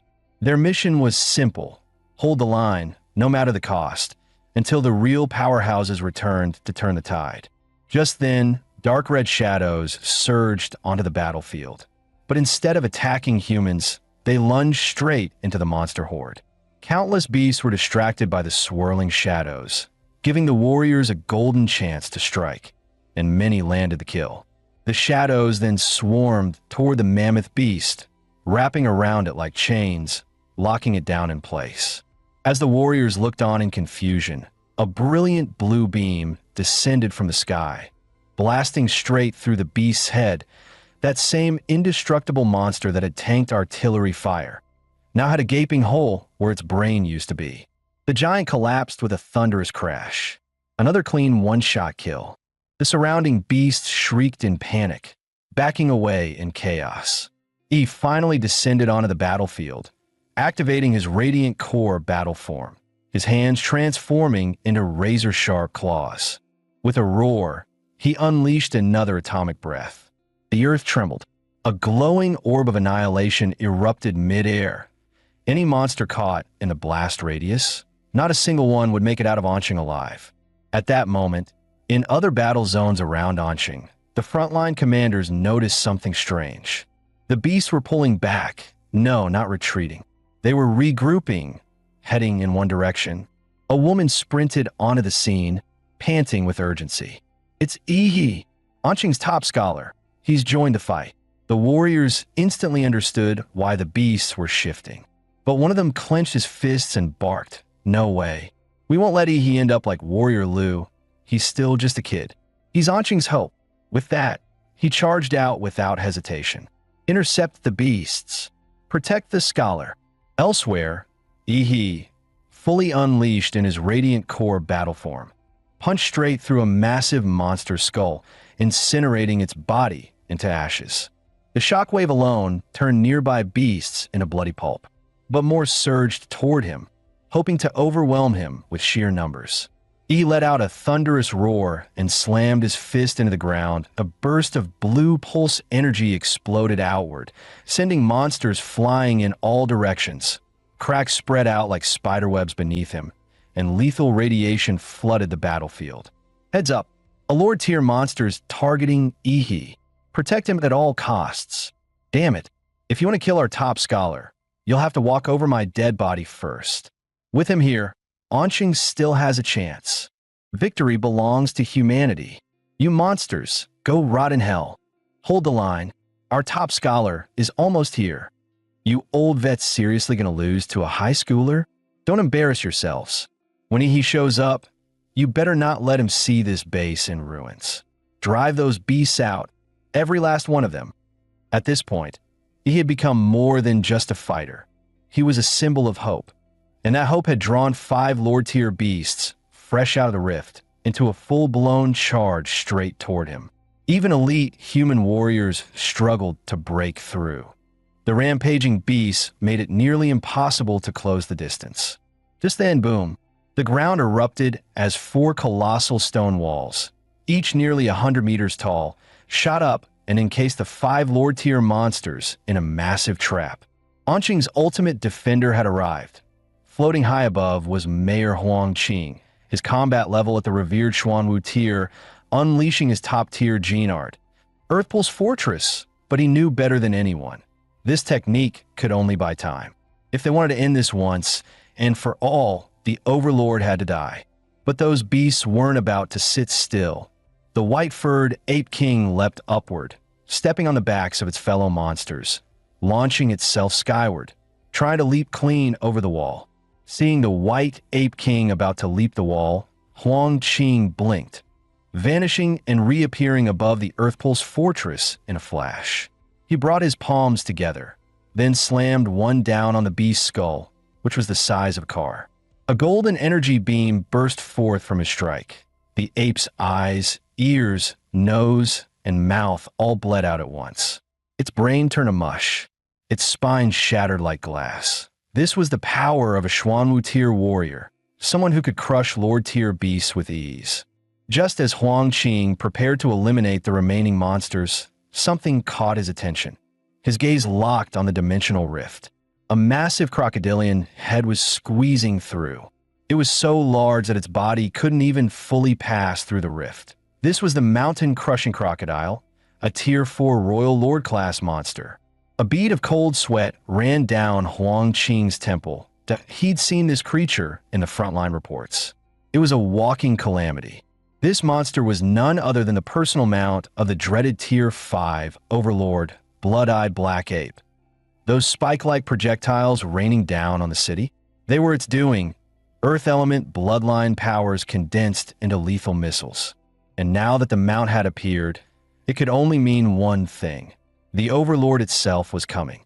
Huang Qing didn't hesitate. He slammed his palms to the ground and roared. Gene art, tsunami of stone. Waves of unstoppable energy surged outward like a mountain turning into a tidal wave, ripping across the battlefield. Huang Qing slammed his palms down again. The once solid earth began to ripple like water, rising into a massive swell. Over 100 meters tall, then it crashed down like a tsunami, aimed straight at the exposed head of the mountain-crushing crocodile. The beast's vertical pupils glinted with disdain. The undisputed king of earth-type monsters. It had never seen a human dare to challenge it using its own element. Under its will, the wave of collapsing rock began to condense, shrinking, coiling, and compressing into a massive stone sphere. It pulled in all the falling debris, shrinking the tsunami's impact and absorbing its force. But what the crocodile hadn't noticed, Huang Qing had already vanished into the sands, and he was now right in front of the beast. "You think I used earth powers to challenge you?" he whispered. "No, I used them to get close." By the time the beast realized the danger, it was far too late. Xianwang martial art. Earth-piercing spiral fist. Huang Qing's punch exploded forward, twisting with overwhelming force like a spiral drill. It smashed straight through the monster's eyelid, harder than diamond, and still no match for that punch. The crocodile's eye burst in a spray of blood and shattered mineral, and it let out a howl of pain and fury so deafening it shook the skies above Anqing. Windows across the city shattered. The ground trembled beneath their feet. The king had been wounded, and it screamed like a god in agony. The earth answered the mountain-crushing crocodile's fury. Within hundreds of meters, razor-sharp spikes erupted from the ground like teeth. In mere seconds, the battlefield had transformed into a deadly forest of stone. Luckily, Huang Qing had studied the beast's combat profile ahead of time. He'd ordered all warriors to stay at least a kilometer away, avoiding a potential bloodbath. "If your full body made it into Anqing, maybe I'd hold back," he growled. "But you've only brought your head through? That makes you pray." Huang Qing charged again, unleashing a flurry of high-tier martial skills in rapid succession. His fists and kicks tore through the air so fast they sparked flames, his form flickering like a lesser version of a thousand-armed war god. Every strike targeted weak spots. Scales flew, blood sprayed. The crocodile's armored flesh was torn open in every direction. If not for its powerful core's regeneration, the beast would have already fallen under that relentless assault. But the monster wasn't done. Enraged, it counterattacked. Spires of stone launched skyward again. Huang Qing was forced to halt his offense and defend. The mountain-crushing crocodile now resembled a living mace, covered in jagged spikes. Every move capable of flattening anything in its path. No wonder it was the king of earth-type beasts. It could literally grow weapons out of its own body. Just then, behind Huang Qing, a stone pillar cracked open. From the darkness within, a single crimson eye stared at him, cold and unblinking. A chill ran down Huang Qing's spine. In ambush. In an instant, a thick arm covered in black fur lunged from a stone and seized his skull in a crushing grip. "Little human, what did you do to my mount?" Huang Qing's pupils constricted. That it was him, blood-eyed black ape, the Tier 5 overlord. It had been hiding inside the stone spire this whole time. "Now, let me crush your head, so you can understand just how insignificant humans truly are." With that, it slammed Huang Qing into the ground with brutal force, aiming to kill in a single blow. Huang Qing's instinct screamed. This strike would kill him. He made a split-second decision. Sacrificing one of his arms, he barely escaped the fatal blow. But instead of rage, the blood-eyed black ape grinned viciously. "Perfect. Now I know for sure. There's no one stronger than you in this city. Which means I can kill freely." It had seen through humanity's last card, and now nothing stood in the way of its massacre. Huang Qing's face remained emotionless, as if none of this surprised him. With a wave of his only remaining arm, countless massive stone blades erupted from the earth, shaped by the Crocodile King's stone forest, and spun into a deadly storm aimed straight at the blood-eyed black ape. But the ape simply stood there, arms crossed, completely unfazed. Your resistance is meaningless, human, it said calmly. All you're doing is delaying your death. To the blood-eyed black ape, this wasn't a battle anymore. It was a game of fear and despair. It wanted to see this city's strongest warrior break. That moment of fear would be its greatest prize. The stone blades, strong enough to shred tanks, slammed into its body like a pack of raging beasts. But it didn't block, didn't dodge, just let the blades carve its flesh. Black blood flew, yet it didn't even flinch. Like a twisted instructor grading an exam, it mocked, decent speed, but far too weak. Without a word, Huang Qing summoned another tidal wave of stone, launching a massive second assault. But the blood-eyed black ape leapt effortlessly, soaring over 100 meters in a single bound, and escaped the stone tide with ease. Boom! The tidal wave of stone crashed through the forest of spikes, pulverizing everything in its path. But when the dust settled, the blood-eyed black ape stood untouched. Not bad, it muttered, but still too slow. Huang Qing heard its mocking voice echo around him. Kneel. I don't allow lower life forms to look me in the eye. For a moment, he blinked. Caught off guard, he hadn't expected the beast to be this deranged. Then came the strike. The ape's palm descended like a collapsing mountain. Another thunderous impact.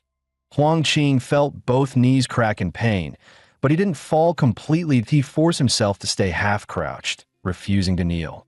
The ground beneath him shattered into spiderweb fractures, yet his eyes remained calm, unshaken. The ape tilted its head in confusion.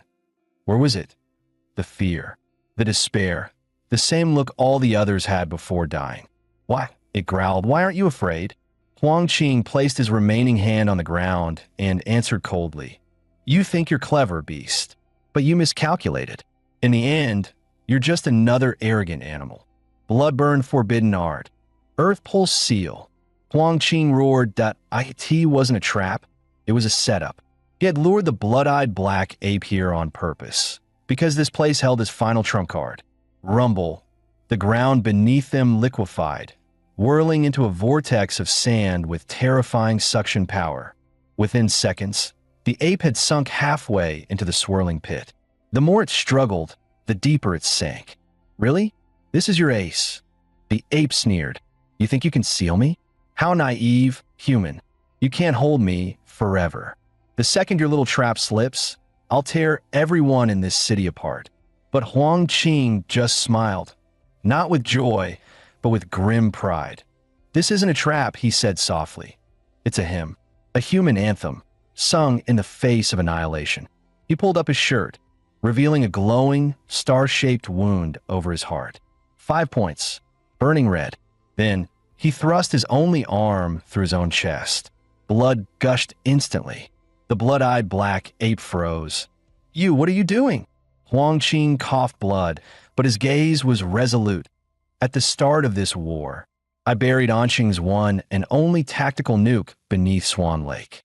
The trigger is embedded in my heart, and once that heart stops beating, the bomb goes off. The blood-eyed black ape snarled. You expect me to believe that? You're insane. No one would gamble their life like this. You think I'm scared? You're bluffing. But Huang Qing just smiled. From the moment this war began, I never planned on making it out alive. Because I'm the mayor of Anqing. My name is Huang Qing, and I once swore, on the day I took office, to give everything for this city. For its people, even my life. And now, I guess I've kept that promise. He closed his eyes. Then came the light and the heat, annihilating both him and the beast in a single, blinding instant. Boom! The sky erupted. A mushroom cloud rose like a monument. Massive, solemn, eternal. The warriors who had been warned and evacuated the blast zone stood in silence. They looked toward Ground Zero, eyes filled with tears, tears that flowed like rivers, but their gazes burned with pride. As one, they raised their hands and saluted the explosion. Chuzhou and the others bowed their heads, paying silent tribute. This wasn't an END, that IT was a funeral. A grand, unforgettable funeral. After the nuclear blast, everything within a 10-kilometer radius was vaporized in an instant, leaving behind a single, massive crater of molten rock.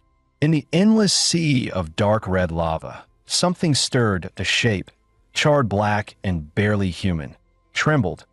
Chunks of carbonized flesh crumbled away, revealing scorched bone beneath. Embedded in the center of the ribcage was a dull, orange-hued crystal. Then, without warning, the crystal flared, like a dying flame reigniting one last time. Thin, pink threads of blood began to unravel from the magic core. They spread across the broken skeleton, weaving muscle, sinew, and nerves anew. Seconds later, the blood-eyed black ape's eyes snapped open. Its body, now a grotesque, blood-soaked figure, began to rebuild. Skin spread. Black fur returned. Its blood-red eyes blinked open again, cold, merciless, and burning with vengeance. Struggling to rise, it felt the emptiness inside its core. So damn close to being killed by that lowly human. Its gaze darkened. The bloodlust in its eyes was almost tangible. Kill. Kill. Kill them all. I'll slaughter every last soul in this city. I'll make every human beg for death before I tear them apart. The blood-eyed black ape roared in rage. Tob pushed to the brink of death, by someone it could have crushed like an insect, was the ultimate humiliation. The blood-eyed black ape snarled. I'll retreat to Sin Domain, recover my strength, and then return to wipe this place off the map. But just as it turned, a sudden wave of killing intent slammed into it. Razor sharp and impossible to ignore. It spun around, only to see a young warrior streaking toward it, cloaked in blazing blue light. You going somewhere? The ape's pupils narrowed. It recognized that glow. The human brat who, alongside the mayor, had become one of its greatest obstacles. There you are, he growled. Shame I'm a little late. He roared, pushing his body past its limits. Cells in his arm ignited into full atomic reaction mode. Blue lightning tore through his muscles, peeling flesh away in sparks. Atomic strike fist. His punch landed square on the ape, but shockingly, it didn't dodge it. It took the hit head-on. Boom. The sky exploded in a blast of blinding blue light. The blood-eyed black ape roared, marching forward through the torrent of energy, defying the blast with sheer brute strength. E's eyes widened. It's pushing through. The ape sneered, "Foolish little genius. You should have stayed in the backlands." But no, here you are, gift wrapped for me. This is my chance to rip you apart. But he smiled coldly. If you had run, my mini tactical nuke might have missed you. But since you stayed, why not enjoy a second helping? Deep within Ihi's body, the atomic reactor roared to life. Nuclear fission ignited at full force. Blazing arcs of blue lightning exploded from his flesh, dancing across the battlefield like a storm of electric foxes. The blood-eyed black ape's expression shifted. That energy signature, it was unmistakable. Another nuke? Its voice cracked. You damned human. What the hell? But before it could finish, it was swallowed whole by a flash of pure light and searing heat. Several kilometers away, human warriors were still holding off the remaining beasts when someone shouted, "Look, over there." Was that another nuke? Though the second explosion was far smaller than the tactical nuke triggered by Mayor Huang Qing, that mushroom cloud that pulsed through the earth, it was unmistakable. Could this be another trick left behind by the mayor? Only Huang Qing would think this far ahead. As the dust settled, the blood-eyed black ape stumbled from the crater, half dead, scorched, and gasping. Its eyes widened in horror. "You monster!" From the smoke, a colossal figure emerged, over 40 meters tall. Its skin was as rugged as volcanic rock, streaked with glowing blue veins. Spinal spikes jutted out like swords, and a thick, armored tail swayed lazily behind it. One flick could crush a cliff, the titan in imperial magra armor. The ape's face twisted. "Why the hell do you look more like a monster than me?" Even most lord-tier beasts don't have this kind of aura. E's glowing blue eyes narrowed as he looked down at the blood-eyed black ape, now a pitiful speck beneath his towering feet. "I'm not like you, you balding monkey. Without warning, he raised a massive claw and brought it crashing down. Boom!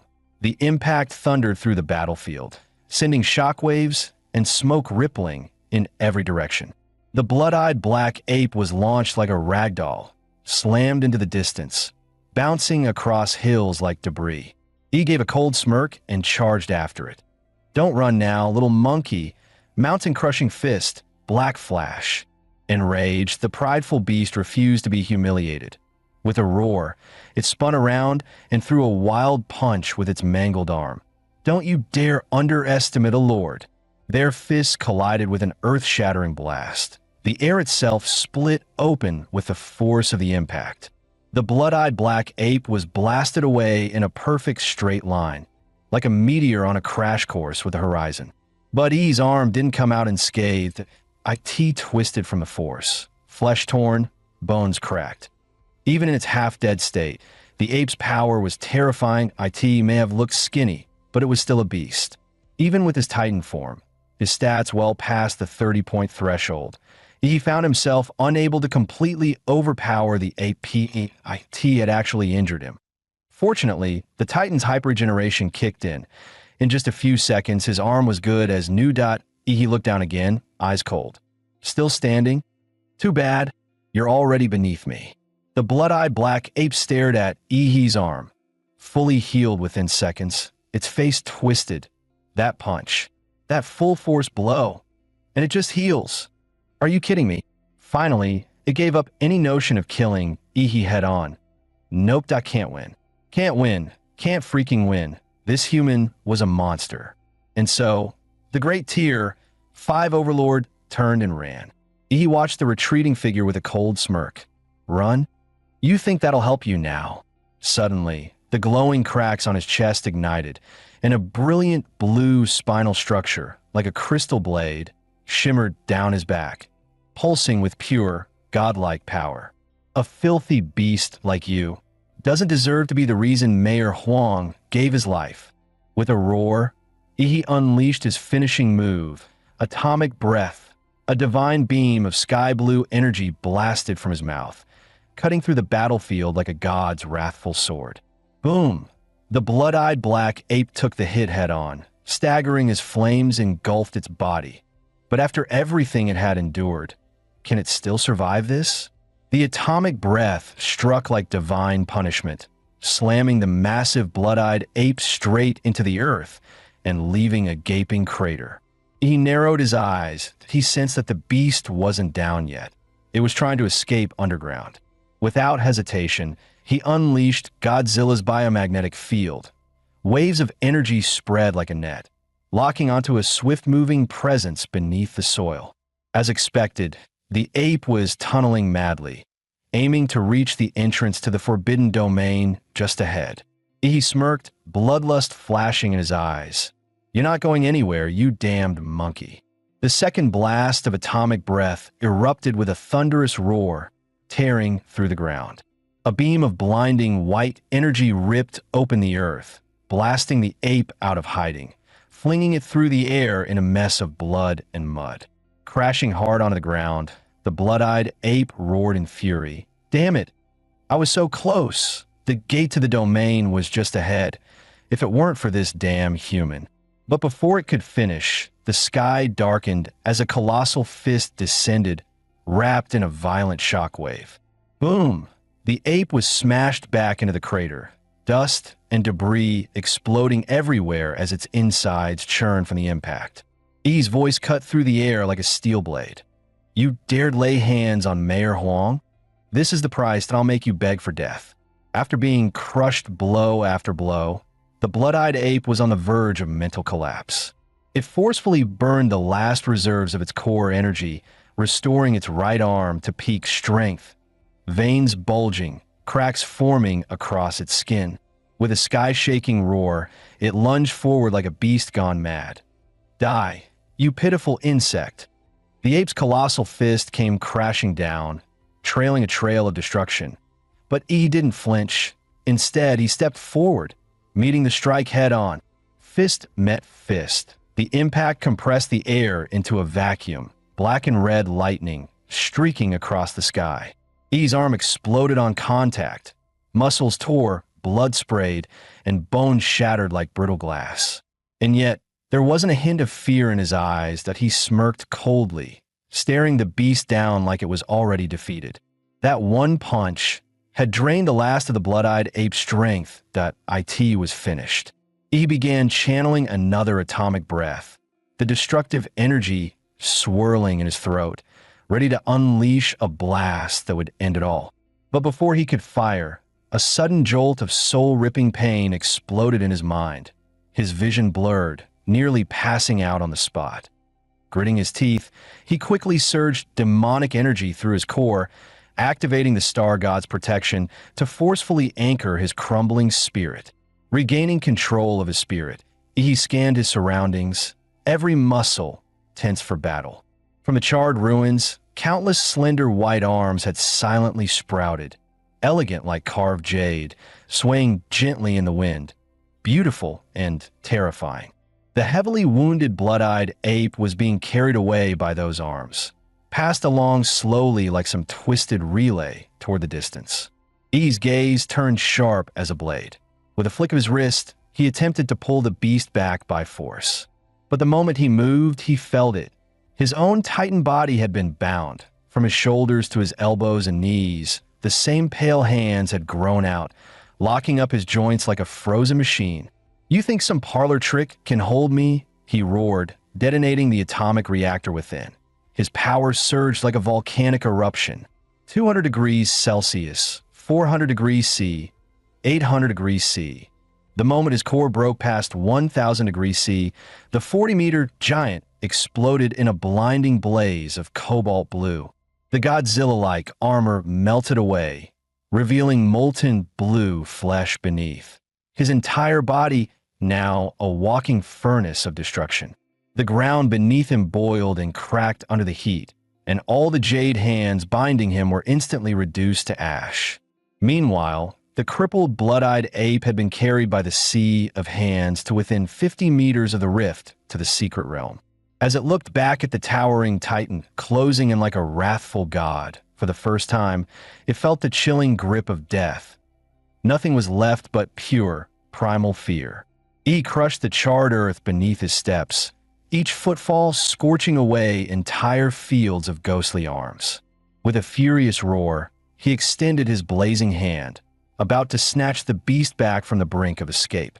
But at that very instant, an eerie woman's laughter echoed from within the towering rift. It was sharp, chilling like nails clawing at the soul. Then, pale arms surged out like a tidal wave, pouring from the crack in endless waves.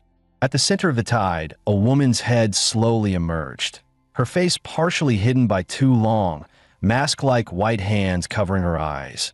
Only her lips were visible, curled into a disturbingly elegant smile. Seeing that grotesque figure emerge, Ihi's heart sank. What the hell was that, another beast? No, this wasn't just a beast. That overwhelming pressure. It had to be beyond apex class. If her true form descended, he'd be vaporized before he could even kneel. As if sensing his presence, the woman's head twitched. Her mouth suddenly opened wide, emitting a screech so piercing it felt like the wail of a banshee ripping through the world. The sound wasn't just noise, it penetrated the giant's defenses and slammed straight into Ihi's consciousness. He howled in agony as the psychic shock tore at his soul like burning razors. Then, crack, the back of the titan's neck split open in a gory explosion. Bursting out through the torn flesh, Ihi emerged, soaked in blood, eyes glowing red with unhinged fury. He roared with madness. "You think you can massacre all those people and walk away untouched? Dream on." He poured every last drop of atomic energy into the Titan's core, detonating it from within. The Godzilla-fused Titan entered a full meltdown. Its blue plasma veins surged wildly, burning away flesh until only a blazing skeleton of bone and blue fire remained. E controlled the flaming husk like a chariot of wrath, charging straight toward the rift. Every reaching hand along the path was incinerated, the earth torn asunder like hell's gates opening. He bellowed with teeth clenched. "Here's a little gift from back home. It's called a nuke." Hope you like it, witch." The giant's burning skeleton stomped into the rift, and in the very next instant, a blinding surge of blue and white light exploded outward, consuming everything in its path. The woman's head locked eyes with he until the last moment, her gaze brimming with unyielding fury and hatred. The searing light burst through the rift, sweeping across the battlefield like a newborn sun, burning away all the smoke and darkness that once shrouded the ruins. Several kilometers away, stunned warriors looked up in shock. "Look, the rift, it just blew up. Wait, is that Mayor Huang? Did he actually take down that apex beast? Stay sharp. Now's our chance. Don't let his sacrifice go to waste." Anqing still has hope.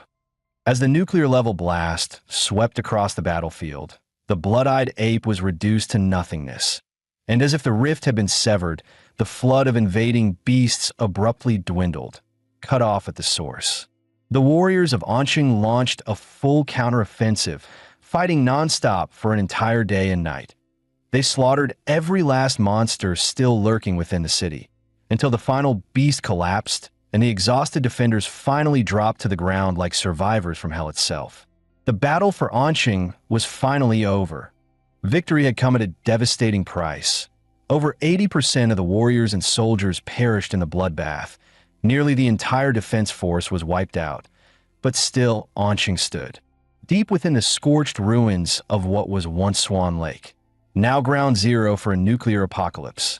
On the charred Earth, where radiation still hung thick in the air, he slowly opened his eyes. After lying unconscious for days, he had finally awakened. Though he had poured every ounce of atomic energy into detonating the Titan form, this land, bathed in fresh radiation and nuclear residue, had ironically become the perfect battery, keeping him alive and slowly recharging his body. Glancing down at his hands, he let out a dry chuckle. That fight had pushed him to the brink. If Mayor Huang hadn't risked everything to drag the blood-eyed ape into the blast zone, if the fallout field hadn't become his advantage, and if he hadn't used the infinite monster template to keep detonating himself again and again, then that monster might have slipped away with that cursed head intact. It was only through a perfect storm of timing, terrain, and sheer luck that he managed to kill a beast of that caliber. And even now, with all the power of the monster template, he knew one thing for certain. He was still far from the top. Beasts at the BG level were beyond terrifying. One misstep could mean total annihilation, that a victory like this might never come again. He lifted his gaze to the ashen sky, a sharp sense of urgency rising within him. I need more time, but I need to grow faster, stronger. The fastest path to the top was fusing with the planetary Godzilla template. But to do that, he had to gather the remaining plant-type monster cores, and time was quickly running out. In the blink of an eye, an entire month had passed. Through news reports, he gradually learned the true scale of devastation across the country. The nationwide rift outbreak had turned out far worse than anyone expected. 18 cities were attacked. 12 of them had completely fallen, reduced to bloody hunting grounds for monsters. The worst case was Guanshan City. After an unexpected S-class rift erupted, the entire city was swallowed by a mysterious gray fog, and all contact with the outside world was lost. In response, the National Martial Authority dispatched an elite strike team, 30 Schwammer-ranked warriors and 5 grandmasters, led by the great master Du Jingming himself. But even they vanished. When all rescue efforts failed, the nation's strongest shield, Patriot-class warrior Fu Hongsheng, entered the rift personally. 8 hours later, Fu Hongsheng staggered out, drenched in blood, carrying only 2 surviving grandmasters. From that day on, Guanshan was declared the 11th life-forbidden zone in the planet. The city's 1.8 million residents, every last one, were gone. He clenched his fists in silence. Even a Patriot-class warrior barely made it out alive. An entire city turned into a dead zone that humanity's survival was now hanging by a thread.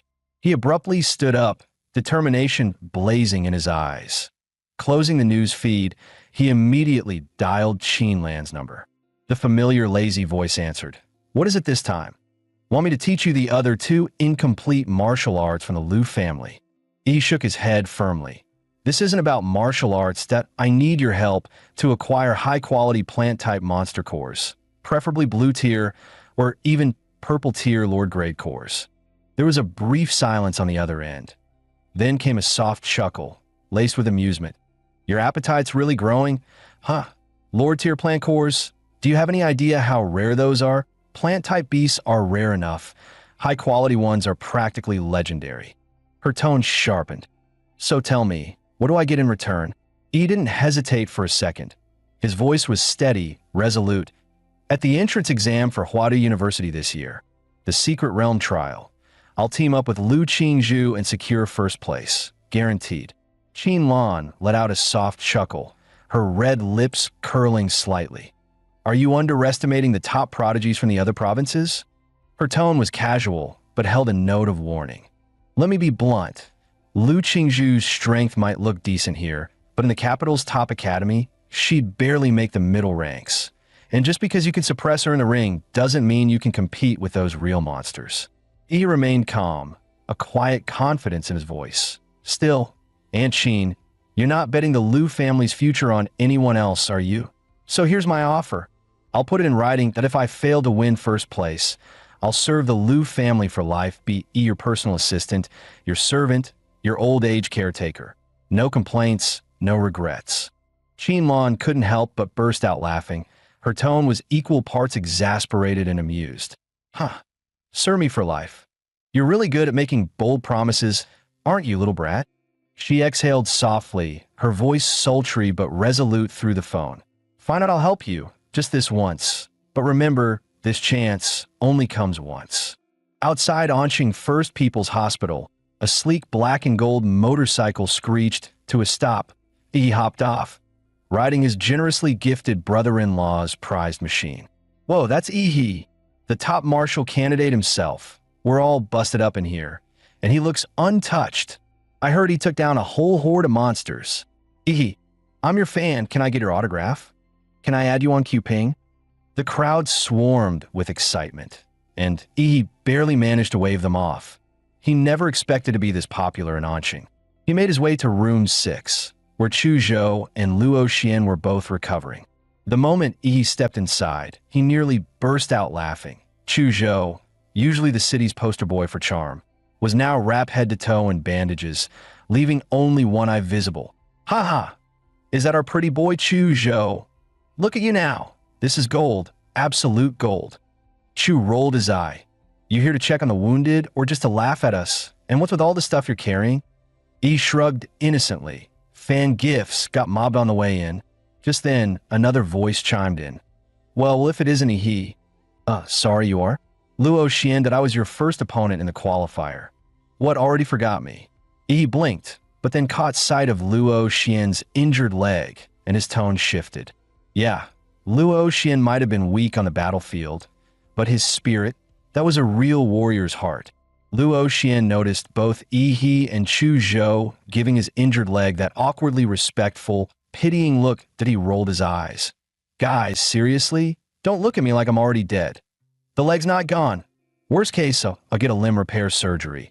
And if that doesn't cut it, I'll slap on one of those new laser bird combat prosthetics. They come with built-in cannons now, you know.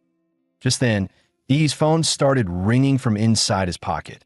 He glanced at the screen, unknown number. Without a second thought, he hit decline, flagged it as spam, and blocked it. Smooth, efficient, brutal. But 10 seconds later, BZZ, the phone buzzed again. Same desperate tone, different number. Someone really wasn't taking the hint. This time, the call was from his high school principal. E, did you seriously block that bigwig from the Capitol? Unblock him now. E froze that, oh no, he just pulled the ultimate career suicide move.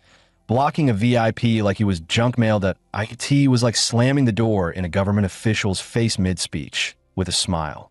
E silently pulled the block number out of phone jail, removed the spam label, and answered, hoping this social damage could still be salvaged. Hello, E. This is Wang Tao, head of admissions from Huadu University. We're calling to inform you that the Capital University will begin the semester 1 month early. A private train will pick you up in 3 days. Oh, you have any questions?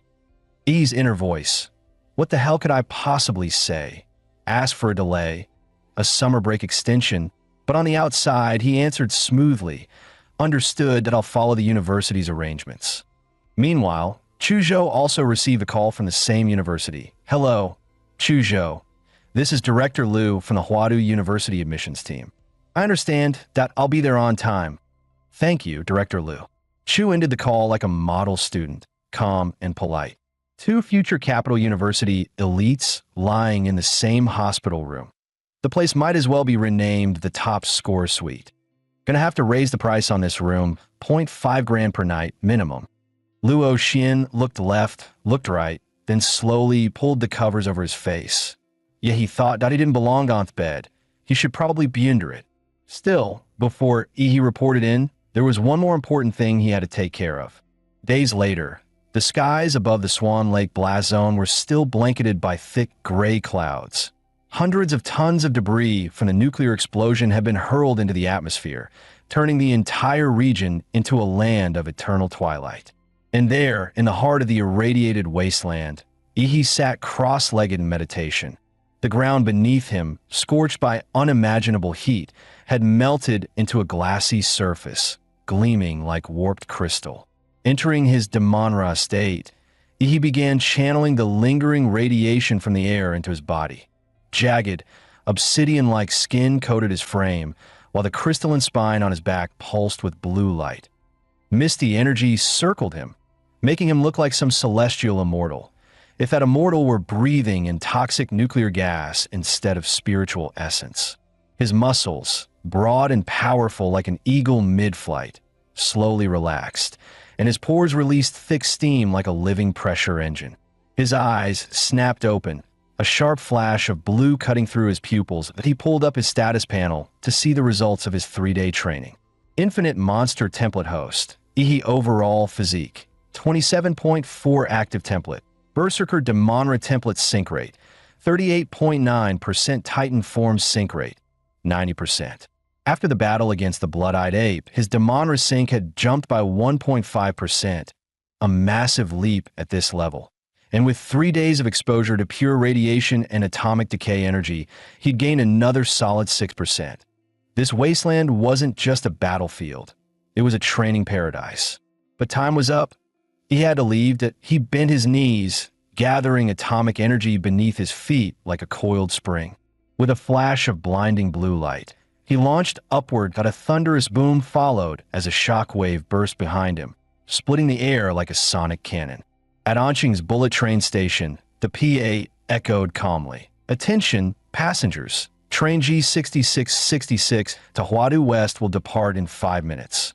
Please proceed to ticket check-in if you haven't done so. Inside the station, Chuzhou stood with his suitcase, calm as ever, waiting near the platform. His eyes twitched as he looked to the sky, and a faint smirk crossed his lips. He's here. Boom! Boom! Explosive shockwaves ripped through the sky. All across the station, martial artists instantly went on high alert, hairs standing on end. That pressure, is it another high-level beast? We just survived one invasion. Don't tell me there's another. Still reeling from the recent chaos, fighters instinctively entered combat mode. Some had even drawn their weapons. Relax, it's me. A familiar voice echoed from above that a split second later. A figure dropped from the sky and landed perfectly. No cracks on the pavement, no shockwave, just heat hissing from his glowing legs. Blue halos flickered around his calves as steam curled up. Ihi brushed off his pants with a grin. Made it just in time. Holy crap, that's Ihi. Bro, you nearly gave me a heart attack. I thought another damn monster was coming. Even top-tier warriors burning their blood wouldn't create pressure like that, someone muttered. No doubt about it. He's truly Anqing's pride. Chuzhou, however, barely blinked. You've gotten stronger, again. Anqing, once drowning in beasts, was now fading into the distance. For Ihi, this place was the first stop in his journey through this world. His origin. Farewell, Anqing. He turned toward the horizon, eyes steady. Let's go Huadu. The special train for Capital University students gleamed in red, black, and gold. Its design sleek and intimidating. Constructed from cutting-edge military alloys, The train could withstand impacts from thousands of tons, resilient even against king-tier monsters. Still, for insurance, at least 5 Schwanwa-level warriors have been assigned as escorts. Rumor had it that even grandmasters were stationed on board, quiet, unseen, but always ready. After all, this train carried the nation's most elite students, every single one a provincial champion, each destined to become a pillar of Xia's future defenses. Sitting by the window, Yi curiously expanded his biofield to scan the train. As expected, a few hidden powerhouses stood out, but after gauging their energy, he estimated no more than 5 could last 3 moves against him. Chuzhou sighed, side-eyeing him. Seriously? Can you stop flexing for 5 minutes? We just got on the damn train. Suddenly, a deafening boom rocked the entire train, followed by a piercing alarm blaring from the speakers. Level 1 alert. Level 1 alert. Capital University train is under unknown enemy attack. The announcement continued. Professors and security staff are assessing the situation up front. All students must evacuate their carriages immediately. Don't engage with the enemy under any circumstance. The cabin, which had been calm seconds ago, erupted into chaos. No way. Who'd dare attack this train? Could this be a simulation? A test for us freshmen? Not necessarily. Xia's national defense is at its weakest point right now. Our Patrioteer warriors are still in recovery. Grandmaster Du Jingming is missing. Dozens of Grandmasters and Xuanwu elites died in the beast tide across multiple cities, with major powers eyeing the cracks. Yeah, this could be very real. What do we do? Evacuate or stay put? Tension filled the cabin as the nation's top freshmen debated their next move. Chuzhou turned to Yi with a sharp gaze. What's your take? Yi groaned from his seat, rubbing his temples. So annoying. I just wanted a nap after 3 days of non-stop training. But before the words fully left his mouth, he was already on his feet. Screw it, let's go check it out. Action always spoke louder than waiting. Their carriage was located near the rear. Yi and Chuzhou moved forward, alert and silent, eyes scanning for clues. When they reached the 5th car, a blood-covered freshman stumbled toward them. Pale and shaking, Yi rushed forward, catching him before he collapsed. Hey, hold on. What happened up there? The blood-covered freshman panted heavily, eyes wide with fear. They've already taken the first 3 cars. The enemy uses some kind of domain ability, pulls people into a separate space where no one outside can detect the battle. Our Schwanwa-level escorts, they're almost all dead. They joined forces to push me out of that space, told me to warn the rest. This isn't a drill, it's real. My name's Zhou Jingxian. I'm a freshman, just like you. Please, you have to run. His desperate warning sent a shockwave through the students. Many who had been preparing to move forward immediately froze. Uncertainty, fear, and doubt crept across their faces. Then, a loud and impatient voice broke the silence. Danger, prove it. A burly student with a wild lion-like mane stepped forward. His gaze was sharp, domineering, like a walking tank. Where's the token your teachers supposedly gave you? Where are the other survivors? Why is it just you who made it out? His eyes narrowed. I've got a friend in those front cars. He's strong enough to be the freshman top rank. And you expect me to believe he escaped and hadn't? With that, he turned and marched toward the front of the train. Several other freshmen, clearly in favor of the trial by fire mindset, followed him without hesitation.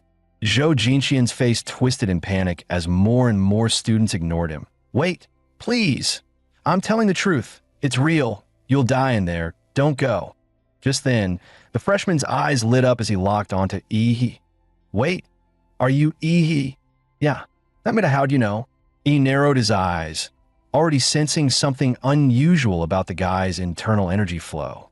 A girl named Lu Qingzhu showed me your photo. She said if anything happened, I had to find you and tell you not to go to the front cars. She told you that herself? Yeah. She took a hit to protect me, got seriously injured. I couldn't stop the others from rushing in, but you're different. She entrusted me with her final wish, to keep you alive. He was just getting choked up when, smack, he slapped him on the forehead. Bro, seriously? She's not even dead yet, and you're already doing the last wish speech? With a sigh, He patted Chu Zhou's shoulder. Let's go check it out. You're actually going? Chu asked. Of course that I promised, Aunt Sheen. But Zhou Jingxian suddenly stepped in front of them. No, I can't let you go. He blinked, completely deadpan. Dude, with that level of stubbornness, how the hell did you even get accepted into Huadu? Chu Zhou, at Yi's sharp command, the legendary #1 enforcer didn't hesitate. Two fingers sliced through the air. An arc of sword energy shot straight toward Zhou Jingxian. Zhou Jingxian's eyes narrowed. Really? Straight to violence? He sneered. A refined girl like Lu Qingzhu would never hang out with thugs like you. As Crane City's top scholar, he casually dispersed the attack with a flick of his wrist. But the moment he dropped his guard, Yi's fist drove straight in his gut with crushing force. An O flash, an O technique. Just power. Shut up. Yi muttered, pulling his fist back as Zhou doubled over. Zhou was seeing stars, nearly coughing up blood, until Yi stuffed a blood recovery pill into his palm. Keep that on a tight schedule. Yi dusted off his sleeves. Chu Zhou, let's go see what kind of mess we're dealing with up front. The two reached the doorway connecting to car 3. The air felt heavier there, like it was holding its breath. A swirling layer of murky gray energy shrouded the door, pulsating faintly. It looked like stepping through it would lead to a completely different dimension. He looked around, spotted an abandoned suitcase nearby, picked it up, gave it a test swing. All right then, let's see what we're dealing with. The suitcase vanished into the mist without a sound. No impact, no echo, nothing. It was like the fog swallowed it whole. Even Yi's life force detection completely failed to penetrate the haze. He squinted. Plenty of freshmen walked this way earlier. Looks like they all went in. His eyes gleamed with interest. Fine, let's follow the crowd. Without another word, he and Chu Zhou stepped into the swirling mist. Their figures twisted unnaturally, then dissolved into the haze like ink in water. Yi blinked as he emerged on the other side, only to find Chu Zhou gone. They entered together, shoulder to shoulder. Now, not a trace. A wave of dizziness hit. Yi scowled. Someone's messing with us. A faint light flickered ahead. He steadied himself and moved toward it. Let's see what's out there first. As he crossed the threshold, cold wind slammed into him. No train and no carriage. Just an unfamiliar, desolate landscape. The sky was a dull gray, like a dying breath. All around him stood crumbling ruins of forgotten buildings. For once, Yi's expression turned grim. His life force sense, gone. Not just suppressed, erased, or worse, completely blocked by the strange dimension he'd just entered. When faced with unknown territory, he went with his go to move, find a high ground. He bent his knees and launched himself into the air like a missile. Moments later, he landed atop a crumbling skyscraper, scanning the eerie horizon. Without wasting a second, he summoned his inner force. Dense martial energy surged through his arms. He shaped his hands into a sphere, pulling in volatile atomic energy. Even though his life force sense was jammed, he could still feel it. A hostile gaze, watching him like prey. He sneered, "You think hiding makes you safe?" Boom! A deafening explosion erupted from his hands, blasting searing heat into the air. The gray cloud shattered, and the still, silent city was finally jolted awake by the thunderous blast. He hurled the energy sphere high into the sky. A heartbeat later, a terrifying blast erupted among the clouds, its blinding light and searing heat ripping the gray mist apart. The deafening shockwave shattered the silence of the entire city. Across the city, freshmen who had been scrambling to escape some unknown threat froze in place, staring wide-eyed at the massive explosion overhead. What the hell? Another huge blast. Damn, which powerhouse is this? Making an entrance this flashy. Some looked on without a shred of worry about the trouble it might bring. Some shouted in admiration, and others remained cold and indifferent. But to Chu Zhou, this was unmistakably Yi's signal. Sword in hand, he surged forward, racing toward the source of the explosion. In a high rise elsewhere, Lu Qingzhu's pale face reflected the blue-tinged light flashing through the window. She knew instantly. It was Ihi. He had told her not to let him come. Standing atop a rooftop, he scanned the restless city below. He knew this move had drawn in both allies and enemies alike. Then came the heavy thud of footsteps behind him. From the silhouette alone, he could tell it wasn't human. It was a bizarre figure clad in black, wearing a white pig-headed mask. In its hand, a rusty chain dragged along the ground, the other end bound to a blood-stained dagger. One look at the bizarre outfit, and Ihi knew this guy was trouble and testing the waters. Blue flames erupted under his feet, scorching a deep mark into the ground as he shot forward, swinging a fist straight at the pig mask. Playing creepy, "I'll rip that mask right off your head," he snarled. But just as his punch was about to land, the pig-headed man's dagger shot out like lightning, even faster, completely bypassing Ihi's protective energy field. The blade pierced through his defenses like a demon's scalpel, stabbing deep into Ihi's abdomen and ecchi the same moment. Ihi's fist slammed square into the pig-headed man's skull. Heat intense enough to melt steel erupted instantly, a torrent of blue energy engulfing the pig-headed man's head. Yet, even after taking Ihi's nuclear punch head-on, the guy's skull remained completely intact. The pig-headed man tightened his grip on the dagger buried in Ihi's gut, muscles straining as he tried to split Ihi open in one savage pull. But no matter how hard he yanked, the blade wouldn't budge, locked in place. The realization flickered across his eyes.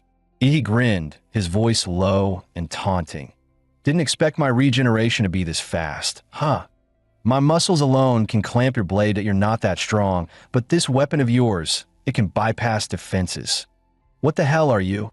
He clamped both hands on the pig-headed man's mask, prying open those snarling jaws with a wicked grin. "Open wide, pal. Time for a little dental work." Mouth-to-mouth atomic breath. Boom! A blazing blue beam roared forth, flooding straight into the pig's gaping maw. The scent of charred flesh filled the air as the pig-headed man's struggle ceased. His mouth blown clean through, his neck severed by the searing heat. He hoisted the severed pig head, locking eyes with the hollow mask in a silent stare down. He smirked. "Told you I'd rip it off. Guess I'm a man of my word, huh? What's this inside?" Digging through the mask, he pulled out a pendant, his lips curling upward. Figures, Huada's trial. Beat the boss, get the loot, right? Inwardly, he deduced the masked man's weapon had been infused with a high-level warrior's aura, giving it its deadly sharpness. Once that aura faded, it was nothing more than scrap metal. But this pendant, what was it for? Could it be he had to hunt down every masked enemy and claim the pendants hidden in their masks? Just then, whoosh, a sharp whistle split the air. He felt a vicious wind rush toward him. Murderous energy erupted from within, manifesting as several shadowy maws that lunged from all directions, biting down on the arrow aimed at his forehead and snapping it in half. "Already on to the next wave?" He growled. "I hate sneak attacks the most," and was about to charge forward, when agony shot up from beneath his feet. A razor-sharp spear burst through the concrete floor, skewering his foot and driving straight for his heart. At the same time, the shadowy archer seized the opening, loosing a rapid volley of arrows like a storm, each one aimed for Ihi's vital points. In the archer's mind, Ihi was about to be turned into a pincushion. Ihi sneered, "Think you can kill me with that? Dream on." With a roar, he summoned the giant's power from deep within his bloodline. Blazing heat burst across his body as massive rib bones sprouted from his back, quickly weaving together with molten, regenerating flesh, the demon armor personified. The spear aiming for his heart was forced aside by the giant's bone and flesh. Standing within the dissolving ribcage, he clamped one hand onto the weapon, refusing to let the attacker below pull it back and escape. He wrapped his other hand in black and crimson killing intent and slammed his fist into the ground. The violent blast shattered the rooftop, and he dropped down in one smooth motion to avoid any more ambush arrows. From afar, onlookers had no idea what had just happened, only that the entire building suddenly collapsed. Ihi sneered.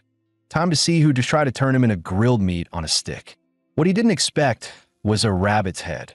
Sure enough, One of the Zodiac, a short figure in a black suit, wearing a red-eyed rabbit mask, stood before him, clutching a pristine spear. Apparently, as long as these masked fighters weren't killed, their weapons could regenerate endlessly. The figure bent his legs, and his calf muscles bulged to the size of basketballs. In the next instant, he launched forward with explosive force, shooting through the air like a cannonball. He twisted his waist and swung his leg in a horizontal kick, striking the rabbit-headed man in the torso. But the enemy's body was unervingly flexible. He spun several times midair, effortlessly dispersing the force of the blow. What the hell? He knows martial arts.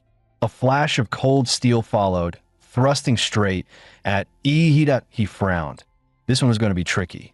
At that moment, a familiar chill swept across the battlefield. An ice wall. The rabbit-headed man's thrusting spear froze mid-motion, locked in place by solid frost. Chuzhou's sudden arrival not only broke Ihi free from danger, but also trapped the rabbit-headed man within an ever-tightening maze of ice walls. That was close. This rabbit's mine, Chuzhou called, leaping forward with his sword. His blade sliced straight for the rabbit-headed man's neck, but the nimble opponent twisted away in an instant. The masked fighter was clearly annoyed now. Sword and spear clashed in a blur, sparks flaring with every strike in mere seconds, they traded dozens of blows. Even with the spear's reach advantage, the rabbit-headed man found no opening against Chuzhou's relentless swordplay. In one fierce bind, Chuzhou suddenly unleashed a burst of icy power, freezing the spear solid in the rabbit-headed man's grip. The instant the weapon was sealed, Chuzhou drove his palm hard into the rabbit-headed man's chest. Fortunately for the masked fighter, he managed to bring his spear up just in time to absorb most of the impact. But the next moment, a wave of dread hit him. Two massive hands, lying in wait all along, suddenly lunged out from the darkness. They clamped around him with crushing force, a mocking voice rumbling, "Finally caught you, little cutie." At the same instant, a massive stream of blue energy ripped through the sky, cleaving the gray heavens clean in two. A few minutes earlier, inside an abandoned high-rise, why is it still dead quiet over there? That loudmouth who barged in. You think he's already dead? He has to be. Those masked fighters can take on more than a dozen of us without a scratch. Their weapons can cut through any defense, way beyond what we can handle at our level. The voices belonged to a man and a woman. The woman sneered. That guy who came in blasting the sky was way too full of himself. Probably just some small-town kid who lucked his way in a hwada, frog in a well, thinking he's all that. Honestly, the top scorers from big cities aren't even on the same playing field as those from small towns that I've heard that Yin Zhengxiong and Ouyang Zhe from Magic City, Lan Yusi from Deep City, and Xian Shun from Lily Island have already started hunting mass fighters, and no idea how they're managing it. That's strong. Then the freshman champion has to be one of them, right? No. Almost every freshman champion comes from Huadu itself. Against those monsters from Huadu, students from the rest of Xi'an Nation can't compare. The martial training resources they've had since childhood are worlds apart. Another boom split the air. The two of them instinctively looked up, their faces frozen in shock. They exchanged glances, both stunned. What the hell was that massive beam just now? A railgun. But how could there be a railgun here? Elsewhere in the city, freshmen actively hunting animal mass fighters also paused mid-chase, silently watching the blinding beam in the sky. Yin Zhengxiong planted his massive broadsword into the ground, its sheer weight driving the blade deep into the earth. The tip rested on the corpse of a horse-headed fighter. Zhe, what do you think? The jacket-clad Ouyang Zhe, also a freshman, replied in a low voice. That kind of attack doesn't match the masked fighter's style. Most likely, it's the work of another freshman. Aside from the few in Huadu, how could anyone else have power that insane? Yin Zhengxiong muttered, disbelief flickering in his eyes. We have to go, Ouyang Zhe said grimly. We've already collected the rat, dog, monkey, and horse pendants. Lan Yusi from Deep City has at least the sheep pendant. Xian Shun from Liuli Island holds the snake, and a girl named Lu Qingzhu apparently killed the minotaur and took the ox. If the masked fighters really follow the 12 zodiac, that leaves only the pig, rabbit, rooster, tiger, and dragon pendants. And the dragon, you know as well as I do, that thing is instant death that a boss you run from, not fight. As for the remaining pendants, that freshman who fired the blue beam definitely has a few. Xin Shun and Lan Yusi will almost certainly be drawn to him too. Zheng Xiong, this game's already in the final round, that if we want to win, we'll have to take them from someone else. Half of Ouyang Zhe's face was hidden beneath his hood, but his eyes burned with raw ambition. Meanwhile, he had already slain the rabbit masked fighter and claimed the rabbit pendant. What's that? Chu Zhou asked, eyeing the pendant in his hand with curiosity. Before you got here, I took down a guy wearing a pig mask. Found this pendant with a pig carved on it inside his headgear. If I'm right, this trial's goal is to collect every pendant hidden inside the animal masks. So, we're going to actively hunt the masked fighters? Chu Zhou asked. Exactly. Back on the rooftop, someone took a shot at me with an arrow. Pretty sure he's one of them, slipped away in the chaos. But his arrow hit me, I can track him through that. Let's move. By the time they arrived, however, the place was deserted. All that remained were traces of a fight. Someone else had gotten here first. Chu Zhou crouched down, running his hand over the scorch marks on the ground. They were still warm, which means they haven't gone far. They're still nearby. Chu Zhou gripped his blade, Lone Frost, and swung instinctively toward a certain direction. A 10-meter spike of ice erupted from the ground, smashing straight into what appeared to be empty air. TSK, my optical camouflage got spotted. A sultry voice rang out as the figure shimmered into view. It was a stunning woman. Lurking nearby with ill intent, she was met with another flash of Chu Zhou's blade, cold light slicing forward. But in the next instant, a sharply dressed man appeared out of thin air. The moment he materialized, the air temperature spiked, and his palm glowed red-hot like a branding iron. Lan Xiu darted aside. Genetic art, flame demon battle form.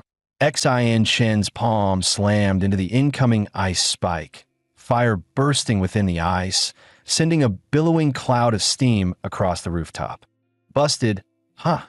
Lan Xiu, your optical stealth is pathetic. As if you're the one whose powers clash with this tall, cold, pretty boy. You exposed us, don't pin it on me. Lan Xiu shot back with a glare. He stepped toward them, cutting straight to the point. Were you lying in ambush for us? You've got it wrong. Handsome, Lan Xiu said innocently. We just took out a guy with a chicken mask. We were hiding to lure out more masked fighters. Beside her, Xin Shen casually clamped a cigarette between his lips, flicked his fingers, and lit it with a tiny spark. He clearly didn't buy their story. Oh yeah, then what's this supposed to be? He asked coldly. In a flash, his hand shot out, grabbing something out of thin air. A woman identical to Lan Xiu materialized, choking and struggling in his grip. Lan Xiu bit her finger in mild frustration. Even my clone got spotted. Looks like these two boys have some skill. Xin Shun smirked. I never expected you to pull off that sneak attack anyway. That would have been boring if you had. Time for me to step in. He flicked his cigarette to the ground, his cheeks swelling up like two oversized balloons. Then he spewed a massive cloud of black smoke toward Yi and Chu Zhou. He crushed the clone's neck in his hand and pulled back alongside Chu Zhou. But before they could retreat far, Lan Xiu whipped out a yellow folding fan etched with glowing runes. Sneering, trying to run? Lan Xiu lifted her fan and gave the black smoke a graceful flick. Wind rise. A violent gust surged forth, propelling the smoke until it swallowed Yi and Chu Zhou whole. Xin Shen rolled a fireball between his fingers, smirking. Not done yet. Let's add some heat. Boom! The black smoke ignited instantly, blooming into a blazing fire cloud so hot it warped the air around it. Skill means nothing if you still lose to us, Xin Shen boasted, shooting Lan Xiu a smug eyebrow raise. But the next instant, a thunderous clap echoed like a cannon blast. He emerged from within the burning cloud, slamming his palms together. The resulting shockwave snuffed out the entire firestorm in an instant. "The hell are you laughing at?" he snarled. Xin Chen's worldview crumbled, snuffing out his flames with a single clap. That kind of power was unreal. Before he could dwell on the shock, Ihi's fist was already in his face.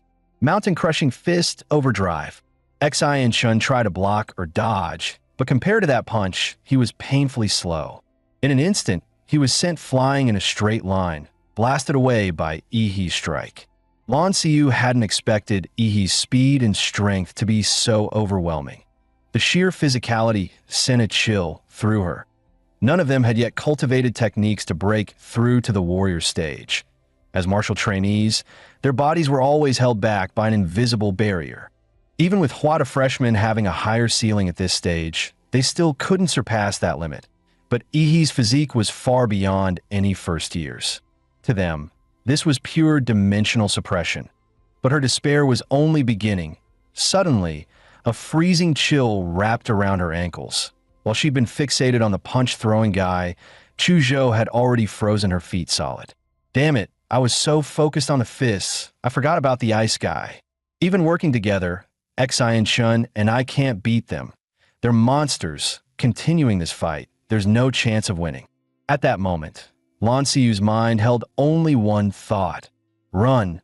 She let out a sharp cry, swinging her magic weapon with all her strength as currents of air swirled violently around her, forming a hurricane-like barrier. The ice at her feet shattered under the slicing wind, and her light frame was lifted into the air by the gale. No, I have to get out of here, she thought in panic and rage. But Ihi's hand shot out, seizing her slender ankle. The shock nearly made her lose control. Get down here, Ihi roared, slamming her into the ground. Dust and debris exploded upward as the impact carved a crater into the earth. He raised his fist again, ready to unleash another brutal strike. Gritting her teeth, Lan Xiu burned through a massive amount of martial energy, determined to break free. Xianhuang martial art, shapeless shadow scatter, she shouted as thick smoke erupted around her. Countless duplicates of Lan Xiu burst from the haze, scattering in every direction. Ihi grinned darkly. Run, Xianhuang martial art, flesh prison, demon veil illusion, activate. From Ihi's body burst a swarm of black and crimson demonic shadows, outnumbering Lan Xiu's clones several times over. They morphed into countless monstrous beasts, swarming in to tear her illusions apart. In Xianhuang martial arts, there were clear gaps in power, and her clones couldn't match Ihi's shadows in either numbers or strength. Outmatched and unable to run, Lan Xiu felt a wave of despair crash over her. She realized, to her horror, that she couldn't even move. What are these things? Ihi's grin was equal parts lecherous and menacing. Can't beat me. Can't run. So just accept your fate. One look at that expression, and Lan Xiu caved instantly. I surrender. I surrender. Take my pendants. In moments, 2 more pendants fell into Ihi's hands. See? Would have been easier if you'd done that sooner. Now, tell me everything you know. Without hesitation, Lan Xiu sold out her ally Xin Chen, spilling every detail about the snake and tiger pendants he held, along with the abilities he'd shown in battle. She also confirmed what he had already suspected. Winning this trial required gathering all 12 pendants ecchi this late stage. Even if you didn't hunt others, they'd come hunting for you. Ouyang Zhe and Yin Zhongxiong from Evil City are among the top freshmen, and I bet they've already snatched plenty of pendants. Want me to take you to them? Lan Xiu batted her eyes, her blue-violet eyeshadow glinting. I've got no hope of winning anyway. So why not stir the pot? Pit you all against each other. Let the tigers fight while I watch. Ihi. Unfortunately for her, Ihi just chuckled. You don't need to worry about that. But I do like your fan. At those words, a bad premonition surged through Lan Xiu's mind. Meanwhile, on another deserted street, Yin Zhongxiong and Ouyang Zhe were leaping swiftly through the steel jungle. By now, Xin Chen and Lan Xiu have probably already made their move. Ouyang Zhe said coldly. Doesn't matter who wins. Once it's over, we'll just take the pendants from them. All they're doing is holding on to them for us for a while. Yin Zhongxiong didn't seem surprised. To him, it was simply the truth. Suddenly, his pupils shrank. Zhe, Look at that body, he said sharply. Ouyang halted, narrowing his eyes toward the grisly sight ahead. A corpse cleanly severed at the waist, tossed carelessly into the middle of the street like a dead dog. The face still bore an expression of anger, frozen in time. As if the killing blade had been so fast, Exenshin never even had the chance to feel fear before death claimed him. Minutes earlier, sent flying by a single punch, Exenshin tumbled dozens of meters before crashing into a street. That guy's a monster. Lon Siyu's probably done for two. Feels like he marked me. I'm sure he'll come after me. He thought bitterly. He hadn't expected to meet such an absurdly strong opponent so early. Maybe it was time to join forces with Ouyang and those two from Magic City. Then it came, a piercing screech of metal dragging across pavement. The sound made his skin crawl. He turned and saw, some 30 meters away, a figure advancing with a long tang blade in hand. The man wore a dragon mask forged from cold, black steel. Majestic yet hideous, he stood over 2 meters tall, his frame gaunt and wiry. But what drew the eye and chilled the soul were his pupils. Double pupils, both blood red, squeezed into a single eyeball. That it was a sight both otherworldly and deeply unsettling. Xian face twisted in terror. Hey, it's the dragon. SEST. The streetlights between them flickered erratically, as if the current was being disrupted. Xian blinked, and in that instant, the dragon-masked swordsman seemed to vanish. Reappearing past him, he strode forward another dozen meters, and every streetlight behind him went black. Once the lights went out, everything vanished into darkness. When the lamps flared back to life, a corpse lay in the street, severed cleanly in two. The dragon-masked man scooped up a snake pendant, then melted into the misty streets. Why would Exenshin die here? In this cut, Ouyang knelt to inspect the wound. This was the work of the Qianlong .1 strike, clean and fatal, absolute dominance. The only one capable of that is the dragon among the 12 zodiac masks. Yin Zhengxiong frowned. But wasn't the dragon supposed to be confined to that underground parking garage? I even led over 20 followers there to find you. And we ran straight into him. Only the two of us made it out alive. That I still can't believe that thing actually kills people. I thought this was supposed to be a trial, but that boiling hot blood? That was no illusion. At those words, cold sweat ran down Ouyang back. The memory it dredged up was one he'd rather forget. So what now? Looks like Xianchen's pendants are gone too. Yin Zhengxiong's voice snapped Ouyang back to reality.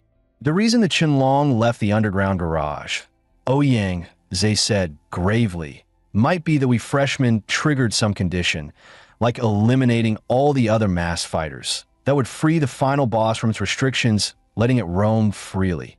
Just like the other Zodiac mass hunt freshmen on their own, the Qianlong may now actively target those of us holding pendants. There's no way to fight the Qianlong head-on that we have to move before he does. Take the remaining pendants from everyone else and make sure none of them fall into his hands. Determination hardened Ouyang tone. He would broadcast a signal, draw all the pendant holders to him, and settle this in one decisive battle. Bloodline Awakening, Golden-Winged Dragon Rock, 4th tier, King-class bloodline. With a sharp cry, golden radiance erupted from Ouyang body. Feathers sprouted along his cheeks, platinum dragon horns curled from his brow, and a pair of massive golden wings, over 4 meters wide and laced with dragon scales, unfurled with domineering force. Ouyang golden wings beat once, launching him high into the air as a sharp, taunting cry tore from his throat. Wrapped in golden martial energy, the cry echoed across the entire city, a clear summons for challengers. Elsewhere in the dead city, Lu Qingzhu sat slumped amid the ruins. She'd only been on her way to Huada when she was inexplicably dragged into this eerie, lifeless place where countless freshmen had already been slain by the man in the dragon mask. I was with another survivor when we met a teacher. He said he could only take one of us out. I couldn't go. Not yet. In that moment of crisis, only one thought filled her mind. She had to warn that fool, Ihi, not to get involved. She didn't know if the classmate who escaped had reached him. But when she saw the blue explosion burst in the sky, she knew. he had come anyway. Unfortunately, she didn't have the strength to go to him. With his brute force, as long as he didn't face the dragon mass head-on, he shouldn't come to harm. Lu Qingzhu focused on healing until she could at least move again. Then a piercing, aggressive cry hit her ears. Ecchi was the call of a fellow high-tier bloodline. Her heart clenched. She'd been found, in her current state. There was no way to run. He'd locked on her aura, and he would be coming for the pendant in her hands. Lu Qingzhu didn't care much for the pendant herself, but she had a feeling he would need it in her current state. She couldn't possibly fight them head-on, so her only option was to lure them somewhere else. High above, Ouyang Zhe felt the faint pull of a shared bloodline and turned his gaze in a certain direction. Lu Qingzhu. Back during the college entrance exams, he'd heard rumors about the fallen Lu family producing someone who had awakened the Nether Sparrow bloodline. As a fellow high-tier divine, bird bloodline holder, he had looked at her. If memory served, she also held the Ox Pendant, an unexpected bonus. And now, she was moving toward a certain place, clearly trying to lead him to the Qinlong's underground parking garage. How adorably naive. The Qinlong's already out with his blade. The parking garage will be empty. Zheng Xiong, I'll go catch someone. You wait here. Ouyang Zhe unleashed his golden martial aura, stirring a violent storm through the underground parking lot. The sheer pressure crashed down like a tidal wave. Lu Qingzhu, there's no escape, he growled, his killing intent palpable in the air. Suddenly, a chilling sound cut through the wind. A blade dragging along the ground, it pierced straight into Ouyang Zhe's ears. His spine stiffened. Cold sweat broke out instantly. That sound, he could never forget it. From the depths of the darkness, a pair of glowing, blood-red vertical pupils locked onto him like a beast sizing up its prey. Qinlong. No, that's impossible. That wasn't he supposed to be hunting the pendant holders? A dreadful realization hit Ouyang Zhe like lightning. If Qinlong was truly hunting for zodiac pendants, then with four already in his possession, it made sense he'd be drawn to the one place that held the most here. Staring into Qinlong's dual pupils felt like having death itself gaze back. Ouyang Zhe's entire body froze under the overwhelming pressure. Just locking eyes was enough to make him suffocate. He wanted to run, but his legs felt like they were made of lead, and no matter how hard he tried, he couldn't move an inch.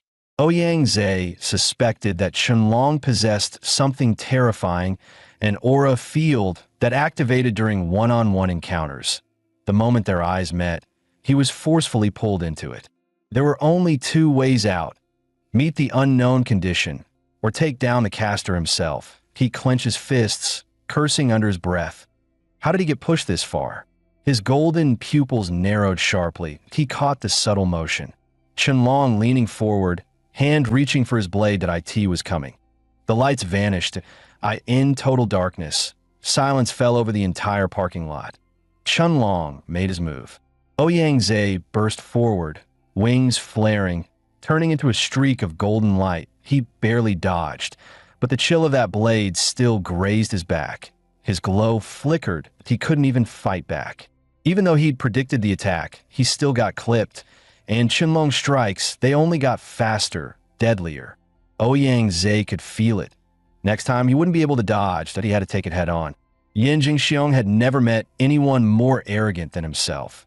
But today, fate threw two of them at him, back-to-back. He looked down at Yin Jingxiong with the swagger of a man who ruled the world. Seriously? You really had the nerve to open global chat just to trash talk? Shuzhou stepped forward, sword drawn, and pointed at Yin Jingxiong. Leave him to me, that I want to test my strength. Yin Jingxiong hoisted his massive broadsword, a violent aura surged around him, forming a phantom tiger that circled his body.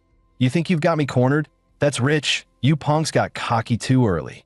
Shuzhou's eyes narrowed. He could feel the deadly intent radiating from the blade, as if just looking at it could slice deep into his flesh. Yin Jingxiong clearly wielded a dominant blade aura, in that case. Shuzhou had no choice but to go all out. Ice Vein, activate. The broadsword slashed through the air like a vicious crescent moon. Shuzhou moved like a slippery spirit fish, gliding across the frozen ground, and narrowly dodging the blow. But Yin Jingxiong wasn't just a brute. Midair, he shifted weight with surprising finesse, arms flexing, and launched another slash from a new angle. The blade came crashing down like a mountain, but Chuzhou didn't dodge. He wanted to find out, between his sword intent and his opponent's blade aura, which one truly reigned supreme. Chuzhou instantly shut off all 5 senses, stepping into a trance-like state where man and sword became one. Soul-cutting sword intent. Compared to the college entrance exam a month ago, his intent now was far purer, sharper. He'd even begun to infuse his sword with his own elemental traits. Within the blade's glow, a faint dragon's cry rang out. The broadsword, roaring with tiger's fury, clashed violently with the dragon song of the longsword. Blade chi and sword chi twisted and tore at each other, their roars echoing across half the street. Dragon versus tiger. He sat casually on his massive golden blade. Watching from the sidelines, he knew a warrior like Chuzhou had his own pride. Some battles had to be fought alone. Suddenly, Yin Jingxiong's brows twitched mid-duel that he sensed it. Ouyang Zai's aura did a distress signal. Exploding with martial force, he tried to force Chuzhou back and retreat. But Chuzhou wasn't about to let him go. This opponent he couldn't afford to lose. Yin Jingxiong snorted coldly. If I wasn't in a rush today, I'd make sure to break at least 8 of your bones. Just then, Yi's voice cut through the air. Talk tough and think you can walk away? Did I say you could leave? What? You think I'm just here for decoration? His fist surged with power and flew straight at him. What the? Yin Jingxiong barely saw a shadow before the impact hit him like a truck. His body shot through the air like a ragdoll, smashing through 3 streetlights before crashing to the ground in a wild roll. Gritting his teeth in pain, he tried to sit up. What the hell, did a magical beast just swap me? That was me, he said casually. Your battle cry was just way too awful. Maybe I went a little overboard. You sucker punched me. Yin Jingxiong shouted in disbelief. He shrugged. Nah, that wasn't a sneak attack. You were just too slowed and my fist came, and your brain didn't keep up. Yin Jingxiong roared with fury. You arrogant punk, I'm gonna end you. In that moment, he completely forgot about Ouyang Zai's cry for help. 3 minutes later, he lay sprawled out on the ground. Lifeless eyes, motionless body. He spun a massive broadsword in his hand. Nice weight on this thing, I think I'll borrow it for a while. Don't mind, right? Yin Jingxiong stayed silent, utterly broken. Just remembering how he kept slamming him into the ground like a basketball made his body twitch. He gave a rare smirk. Come on, don't be so down. Lasting 3 minutes against me is already impressive. Xian Shun, that guy got one punched. He examined the blade and muttered, but this weapon still needs some upgrades. With a simple motion, the blade began to morph, its shape twisting into something resembling a demon shark weapon. Just then, Chuzhou walked over. There was no pendant in his storage ring, but I did find this. He handed over a jade token with the word Ouyang carved on IT. IT was pulsing faintly, as if transmitting a signal. At this point, Ouyang Zai had already lasted 5 full minutes against Qianlong. But the price was steep. Both his golden wings had been severed, and every life-saving trick he had was spent. That was the terror of the domain. He'd even tried launching an attack, and lost an arm for it. Now, with blade energy raging inside his body, his condition had gone from bad to worse. He never imagined this would be as far as he'd go. His gaze fell on Qianlong's chest, where a bronze spike was embedded that a relic from a hidden ruin. If it struck the heart directly, it could block his martial energy and internal flow completely. Sadly, even after sacrificing an arm, he'd missed the mark by just 3 fingers. It still managed to suppress Qianlong's output by roughly 30%. But for Ouyang Zai, already broken and bleeding, it only meant one thing. What should have been a killing blow now required a second strike, a second he no longer had. His only chance to win was gone. Moments later, the lights flickered back on in the underground lot. With his wings shattered, Ouyang Zai was pinned to the wall. Qianlong's blade driven straight through his heart, a brutal, eerie image, frozen in time. Lu Qingzhu's heart trembled as she watched the darkness around Qianlong devour Ouyangze. Without a second thought, she turned and sprinted out of the underground lot. But she knew Ouyangze wouldn't last much longer, and she herself had no strength left to flee far. Just a bit more. She was almost at the rooftop. That monster Qianlong was terrifying. Compared to him, that ox brute was nothing. She was next, his next target, that if she wanted to survive, her only chance was to somehow draw Ihi to her and escape together. This was the tallest building in the area. Ihi had drawn them in earlier with a signal flare. Now, it was her turn to send a flare of her own. Gritting her teeth through the searing pain in her back, Lu Qingzhu forced herself onto the rooftop. Bloodline awakening. Nether sparrow, strange, glowing markings crawled across her face as violet black tail feathers spread out around her like a fan. Mustering the last of her strength, she let out a piercing cry. Then, with a heavy thud, she collapsed. The pain almost made her black out. Sweat beaded on her forehead as she silently begged, please get the signal. But just then, her eyes flew open in shock. She heard it. That unmistakable, chilling sound of blades scraping slowly across the ground. Lu Qingzhu stared down from the rooftop in disbelief, only to see Qianlong already making his way up the stairs. She hadn't expected him to find her so fast, and yet her first instinct wasn't fear for her own life. It was dread. She had to send the signal. Ihi had to get away. But in that exact moment, Qianlong's domain activated. The instant her eyes locked with those blood-red pupils, she was already caught inside. A one-on-one domain closed in around her. The world dimmed, like someone had turned down the brightness of reality itself. The grinding sound of the blade against the concrete grew louder and louder, until Qianlong stepped into view, sword raised. As he slowly lifted the blade, time itself seemed to slow. All she could see was the gleaming edge of that weapon, drawing closer and closer to her eyes. Death was now only inches away. But in the very next instant, a sharp crystal-like shatter echoed through the air. The domain cracked. A figure bathed in blazing blue light burst in like a battering ram. I promise your parents I protect you, and I keep my word. Qianlong was stunned, completely blindsided. Tears welled up in Lu Qingzhu's eyes. Ihi roared, fury in his voice. You dare lay a hand on my woman? You tired of living? What even are you? He raised the broadsword high, dark energy and atom-powered martial force flooding the blade. A massive black-red arc burst out like a moon slash, over 10 meters wide. He didn't know a thing about blade intent or sword principles, but with enough raw power and energy, the result spoke for itself.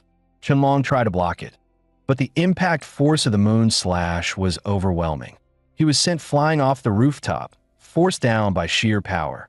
The building beneath them cracked and split in half, collapsing in a thunderous roar.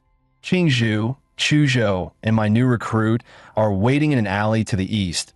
Go find them. I've still got unfinished business with Dragon Face over here. He didn't wait for a reply. He launched himself like a blue meteor, crashing down toward Qianlong's position, leaving Lu Qingzhu no time to speak. 1781. He landed with explosive force, sending waves of dust and debris flying in all directions. 1782. The sound of a blade scraping against the ground echoed once again. 1783. He turned his head. There he was, at the shadowy figure holding a blade stepped out of the dust, barely scratched. Qianlong stood shirtless now, his clothes shredded by the earlier moon slash. And once again, that same cursed domain surrounded them. He narrowed his eyes. So this is your little game, huh? Is this all you've got? Hiding your fancy domain? You seriously think you're untouchable? Then Ihi's sharp gaze locked onto something. Protruding from Qianlong's chest was a bronze spike. Could that be it? The same relic Yin Zhengxiong mentioned, the key to taking Qianlong down?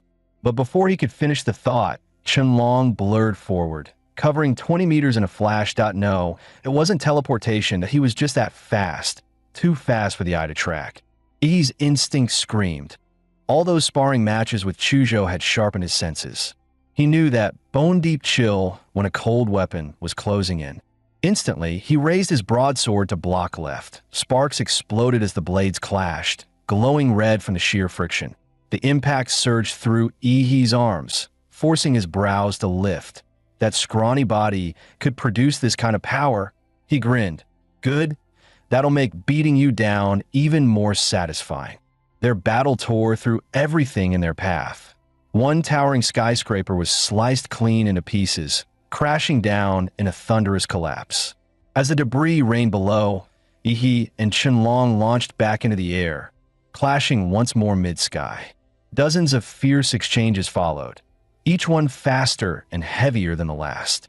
Frustrated by his failure to break through, Qianlong let out a roar that shook the sky. Ihi stared at the massive arc of blade, energy sweeping over dozens of meters. Even he had to admit, it was impressive. No wonder they call you the toughest boss yet. The force behind the strike sent Ihi crashing to the ground like a meteor. But in that very moment, his Damonra armor snapped into place. His atomic core ignited. Blue light exploded outward, piercing through the dust like a rising star. The entire battlefield turned blue. Even Qianlong's face reflected the chilling glow. This was the first time since arriving here that Ihi entered his true Damonra state. After all, no one else had been strong enough to force him into Phase 2. A blue blur shot upward like a beam of light, tearing through several buildings on its way into the sky. Its target clear, Qianlong. He's strong, a worthy opponent, Ihi muttered, and I know he won't go down that easy. Just as expected, a withered arm pushed aside chunks of rubble and broken stone. Qianlong emerged, his dragon mask partially shattered, exposing those strange, piercing dual pupils. Blood streamed down his arm. He chuckled coldly. Now that's more like it. The unbeatable boss, taken down that easily. Please. Qianlong's body blurred, leaving several afterimages as he charged forward again. He braced himself, no longer underestimating the threat. He couldn't afford to slip up now. Blades collided once more, sending out a shower of sparks as power clashed against power. Faster, Ihi thought. With that mask broken, Qianlong wasn't just quicker, he was stronger too. Qianlong's dual pupils flared open, scarlet light burst from his eyes. In that instant, Ihi's broadsword snapped in half with a loud crack. The sudden break caught Ihi completely off guard. At the exact moment the blade shattered, Qianlong surged forward like a bullet. His sword shot straight toward Ihi's heart. But Ihi reacted with pure instinct. His jaw clamped down and bit the blade midair. With the sword between his teeth, he smirked. Got you. A heavy black and blue claw shot out and clamped around Qianlong's wrist like a vice. The sudden grab startled Qianlong. His expression shifted for the first time. Then came the blow. A thunderous uppercut surged with black-red lightning, slamming straight into Qianlong's jaw. The air cracked with arcs of killing intent and energy. Qianlong's body was launched into the air, his mask shattering completely, revealing a grotesque face with no lips, no nose, only eyes. He didn't give Qianlong even a second to recover. One hand clamped onto Qianlong's sword arm, locking it down completely. His other fist blurred into motion. Technician number 23, at your service, he muttered with a wicked grin. Like a hurricane of steel, his punches rained down. Temple, throat, heart, spleen, kidneys, groin. Every vital point was struck with terrifying precision. Each blow carried condensed killing aura, drilling deep into Qianlong's pressure points and meridians, wreaking havoc from within. And with the bronze spike still embedded in his body, his flow of martial energy was already severely blocked. The combined trauma pushed his body to the brink. Blood erupted from his pores as his aura collapsed. But even so, Qianlong stared at Ihi like a coded boss in a video game. Relentless, locked on with deadly intent. With his trapped hand, he suddenly dropped his blade, then flicked it upward with his foot, aiming the tip straight at Ihi's chest. But Ihi was ready, effortlessly dodging the vicious strike. I knew it, that you're the type that just won't die easy, Ihi sneered. Your only real shot at killing me was right at the start, when I first arrived. If you'd ambushed me, then using the element of surprise, maybe, just maybe, you'd have had a 30% chance. After all, up to this point, he hadn't even used his full strength. He flipped his palm, revealing a yellow fan engraved with runes. Time to take off. With a powerful swing, a fierce, swirling wind erupted from the ground. The artifact, now infused with killing intent, was far more potent than when it was wielded by Lan Yusid. It swept Qianlong up midair like a ragdoll. Dark red wind blades slashed across Qianlong's body while the vortex launched him dozens of meters into the sky. With no ground beneath him, he became nothing more than a helpless, airborne target. He leapt into the air like a blinding blue meteor. Faceless freak, I'm not done with you yet. First strike, nuclear impact fist. Boom! The explosion mimicked a nuclear detonation. Tiles shattered. Glass exploded. The surrounding buildings shook. Caught in the blast, Qianlong was violently launched backward, swallowed by fire and smoke. Blue flames burst from Ihi's feet, giving him a midair boost as he rocketed forward again. Second strike, mountain-splitting fist. Black flash. From across the city, every new student looked skyward to witness the chaos. A glowing blue figure repeatedly pummeling some poor soul through the sky. Blow after blow, like playing cosmic ping pong, he drove Qianlong from the eastern district all the way to the western edge. With a final devastating punch, he smashed Qianlong into the city's outer barrier. So hard, the air itself rippled like water. Staring at the bloodied, broken mess that was Qianlong, Ihi scoffed. A dragon?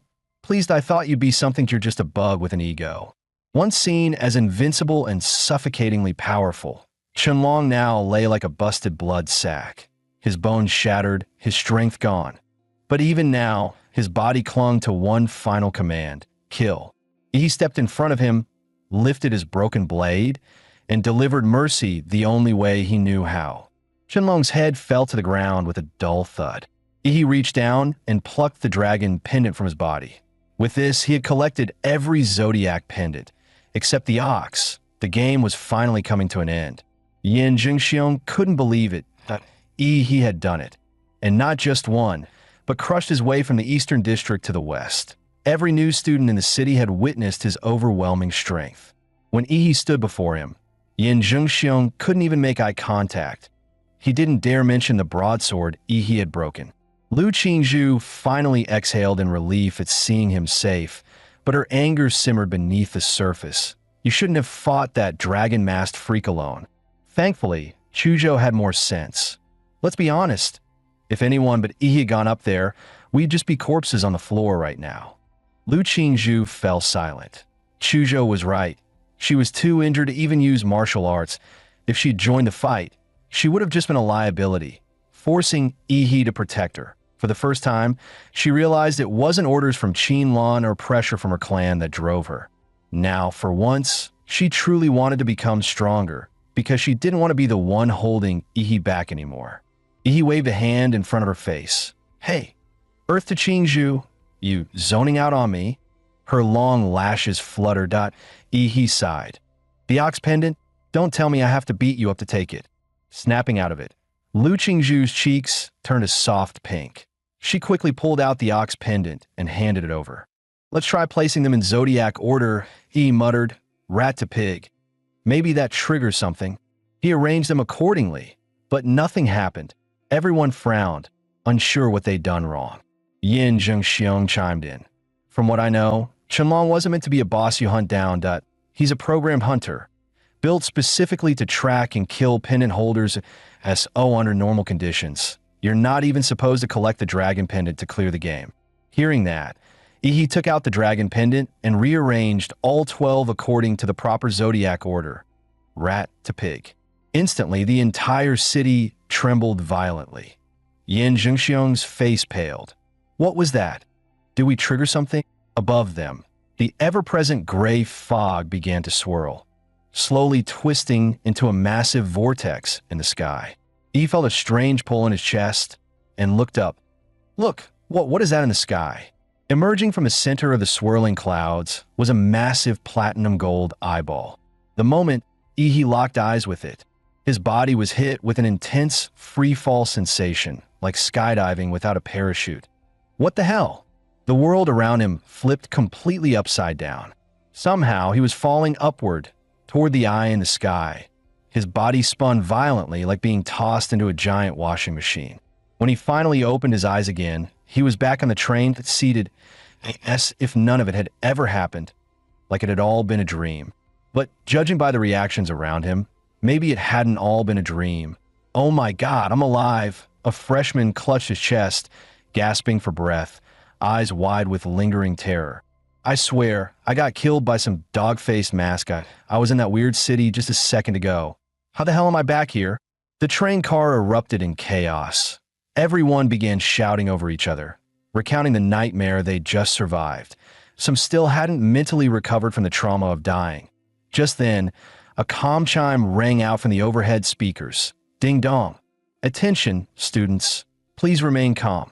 What you just experienced was an illusionary dreamscape constructed by the magical artifact, Mirage Eye. This was part of Imperial University's annual freshman trial. Take a deep breath and welcome back."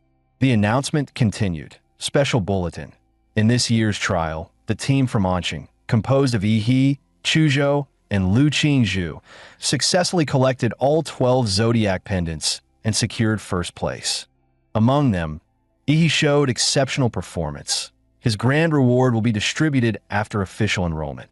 After the announcement ended, silence fell across the train car. Brief, stunned silence. Then chaos erupted. Who the hell is Ihi? I died early. I didn't see anything that happened after.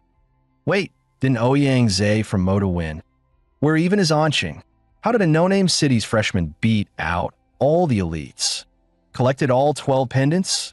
No way. I couldn't even beat a single mask. And yet the center of all this chatter, Ihi, simply sat there calm and quiet, as if none of it had anything to do with him. But at that moment, every freshman on the train had the same thought. We have to meet this guy. This wasn't just a top scorer. He was a walking legend. Meanwhile, the system's reward finally dropped frowny face congratulations. In the Mirage Eye trial, you surpassed all other freshmen. Reward, template draw ×1. He casually asked Chuzhou for a tissue and wiped his hands in his mind, he muttered, "This time, no trash luck, please. Begin draw." The interface began to spin, faster and faster. Inside, the shrieks of countless, unnameable monsters echoed like a twisted symphony. Then came the sound, one mad, domineering laugh that drowned out all else. Draw complete. Template acquired. Grade 3D plus vampire. Raked. 1874. Bloodline abilities. Corpse infection, blood manipulation, immortality compatibility. 1% evolution form. Raked. Zerudo. At that moment, the Huada train rumbled steadily onward. When he first saw the words D-rank template, his heart sank. But the moment his eyes landed on the name Raked, they lit up. Inside, he grinned. He'd pulled an SR gold card. The bloodline itself wasn't much, but its advanced form had a time stop ability that was broken beyond belief. Just then, a voice came from behind him. "You're Ihi, right?" Yin Zhengxiong instantly tensed, worried his proud friend Ouyang Zhe would pick a fight with Ihi if it came to blows. He was ready to haul Ouyang Zhe straight to the hospital. Except there was no hospital on this train. Ouyang Zhe asked bluntly, "You beat the Qinlong?" He turned his head toward him and corrected flatly, "Not beat, killed." At the word killed, a bead of cold sweat slid down Ouyang Zhe's face. Beating and killing were two entirely different levels, and having faced the Qinlong twice himself, he understood exactly how much weight that word carried. He drew in a deep breath and looked at Ihi seriously. "I'm planning to start a new club at Huada. One completely separate from the student council that I want you to join, and I'll make you the president. For years, the freshman champion and the council president have always been locked down by Huadu locals. Ihi, your strength shows me a real chance to break that tradition. Join us." Ouyang Zhe's voice was firm, his gaze earnest as he extended his hand. The entire carriage erupted in chatter. Many felt they were witnessing the birth of a legendary organization at Hwada, a historic moment. The famously proud Ouyang Zhe inviting Yi and even offering him the position of president. But he simply shook his head. Sorry, I'm not interested in fighting for power with the student council or building organizations that I prefer to act alone. He turned him down. Gasps rippled through the crowd. Who is this Yi to reject Ouyang Zhe? What a waste. Yi's refusal didn't draw the slightest displeasure from Ouyang Zhe. Instead, he smiled and handed over a business card. That's fine, here's my card. We'll always be looking forward to working with you. The train rolled on, the rest of the journey passing without incident until they reached their destination safely. Night had already fallen when Chu Zhou spoke up. We're here. Yi glanced out the window and froze in awe. A futuristic cityscape unfurled before his eyes like a living painting. Neon lights wove a kaleidoscope of colors, while skyscrapers stood sharp and three-dimensional under the glow. This is Hwadu, truly a big city. The Hwada train pulled smoothly into Hwadu high-speed rail station. A guide stepped forward. All new students of Hwada University, please proceed through this passage to the campus. For many, it was their first time in Hwadu, and they couldn't help but be awestruck by the city's dazzling prosperity and advanced technology. The sound of people swallowing in amazement rippled through the crowd. Led by Hwada's staff, they arrived at a helipad. Please board in an orderly fashion. Your seat number corresponds to the one you had on the Hwada train, the staff reminded them. Yi stepped up behind Lu Qingzhu and poked her in the lower back. The unexpected touch made her jolt, her ears turning visibly red. Xiao Zhuzhu, what are you doing? We're in public, she blurted, her mind flashing back to Qinlan's warning. Qingzhu, remember, even though you and Yi are engaged in name, you're not married yet. Don't act too close in public, and don't let him take advantage of you. Protect yourself, understand? Yi looked genuinely puzzled. In public? What are you talking about? I just wanted to ask. Why are we taking a plane? Lu Qingzhu couldn't help feeling a little cheated. How could Mama promise me to this country bumpkin? Because Hwada's in the sky. In the sky, Yi tilted his head upward. Just then, a patch of clouds drifted apart, revealing the tip of a colossal structure.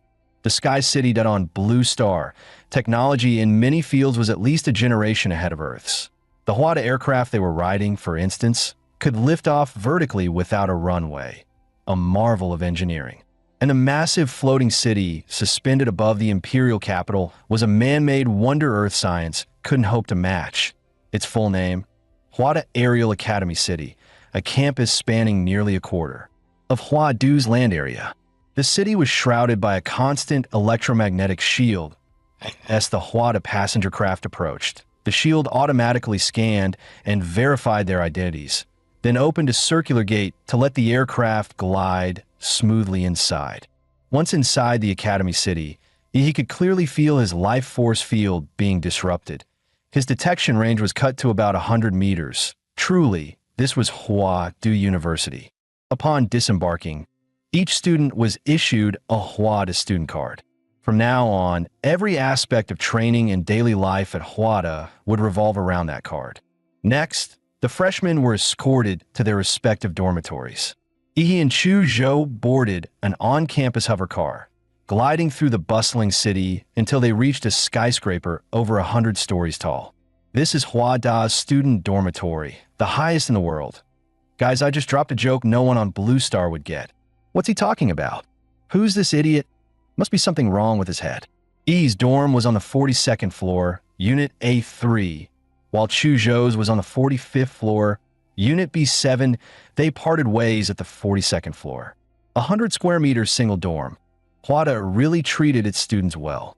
Yi took in the fully furnished room, complete with the latest model computer.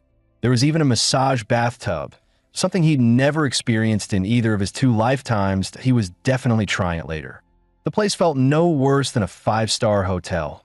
Sprawling out on the bed, arms and legs wide, he relaxed for a moment. But then he remembered the real task, maxing out the Vampire Rakud template. Back on the hover car, he had already figured out how to use the student card. By scanning the unique barcode on the card with his phone, he could log into Hwada's exclusive app, Hwada Pass. The Academy City's marketplace, there only accepted Academy points, Hwada's own digital currency. He immediately converted the remaining 30+ million Xia Nation dollars in his account into points. Ding! 322.43 Academy points credited 0.10 million Xia dollars for just 1 point. Outrageous. Still, the marketplace carried goods you couldn't find anywhere else, all perfectly legal here. That privilege alone made being a Hwada student worth it. He spent it all on blood attribute magic cores. More than enough to max out the Rakud template, he figured. After all, his ultra giant humanoid template had hit over 90% compatibility with less than 10 million invested. Delivery in Academy City was lightning fast, in less than 10 minutes. A drone hovered outside Ihi's window with a package. Student Ihi, thank you for your purchase. Wishing you smooth progress in your cultivation. Please remember to leave a 5-star review. The sweet electronic voice faded as the drone zipped away. Ihi tore open the package, revealing rows of neatly packed blue and green magic boxes. All right, bottoms up. A surge of energy poured into him, instantly converting into nutrients and reflecting as compatibility on his status panel. The overwhelming rush made his body strain under the pressure. Template, Vampire Rakud, compatibility 100%, unlocked. Overall physique, 29. Staring into the mirror, Ihi saw his complexion grow even paler. His 2 fangs were now sharper, and faint blood grooves had formed along their backs. Once they pierced an enemy's flesh, he could drink their blood as easily as sipping bubble tea.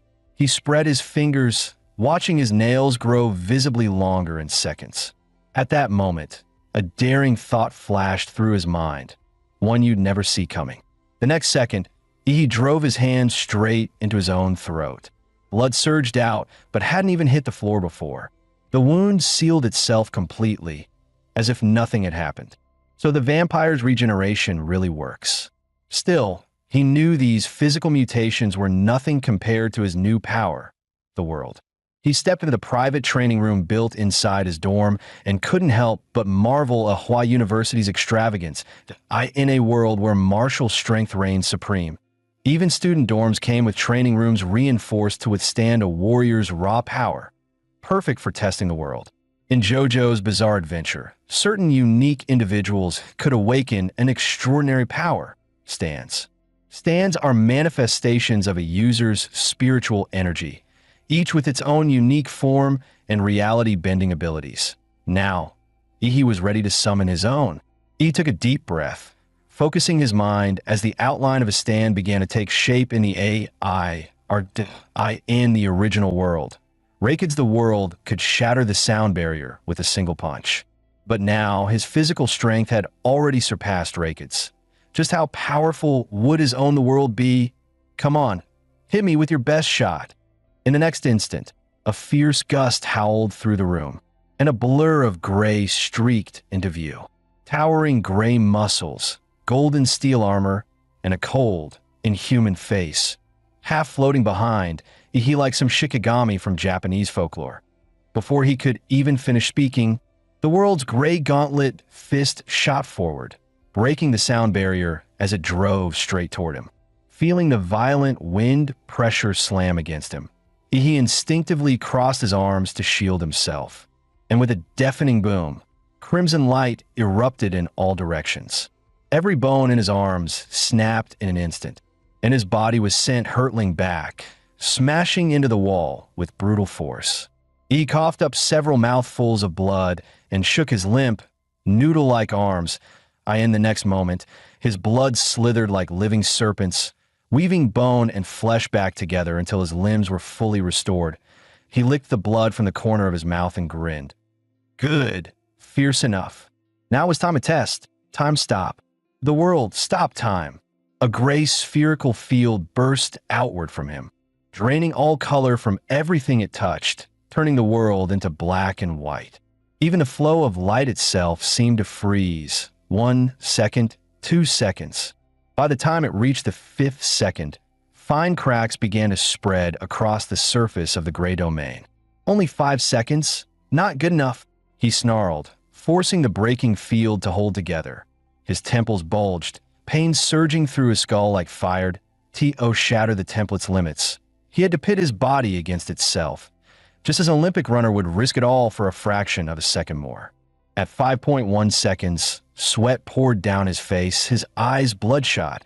At 5.3 seconds, blood trickled from his nose, and vessels in his eyes burst under the pressure. At 5.5 seconds, the stand behind him began to fade and flicker, the gray domain trembling on the verge of collapse. Still, he clenched his teeth and held on. Finally, at 5.7 seconds, the black and white world crumbled apart, dissolving into nothingness. He knelt on one knee, wiping the blood from his nose before curling his lips into a smirk. 5 seconds might have been the original owner's limit, but it was far from his limit. The next morning, he walked alongside Chu Zhou on the campus path, noticing how the latter's gaze lingered on him more than usual. The sunlight's a bit harsh today. Is it? Yeah, a little. Ever since merging with the vampire template, he had developed an odd aversion to sunlight. It wasn't lethal like in the legends, but compared to the immense power he'd gained, this minor side effect was barely worth mentioning. Chu Zhou suddenly asked, "Have you read about Huadu University's new academic reforms this year?" Nope, what? He had spent the entire night sparring with the world and hadn't paid attention to anything else. They've scrapped the old class-based system and switched to a mentor group model. Basically, each academic year you follow a main instructor, and you can also take on secondary mentors if you wish. So, we're going to pick a mentor? Chu Zhou shook his head. Not we. I need to pick one that you don't. He raised a brow. And what's that supposed to mean? The freshman group announced it last night. You, as the collector of all 12 zodiac pendants, have a right to choose any mentor you want, and they can't refuse. Chu Zhou paused, smirking. They even made a special post about it in the group. Don't you think that's a bit high profile? The two walked together to the gymnasium, where a long line of students was already waiting outside. Normally, groups of 3 would enter the gym for testing, after which the mentors would light up a panel to select their candidates. You go ahead, Chu Zhou. I'll wander around. Since I can pick any mentor I want, it doesn't matter when I go in. He waved him off casually. After leaving the gym, he muttered to himself, picking a mentor, what a boring process. That was when he caught a faint trace of blood in the air.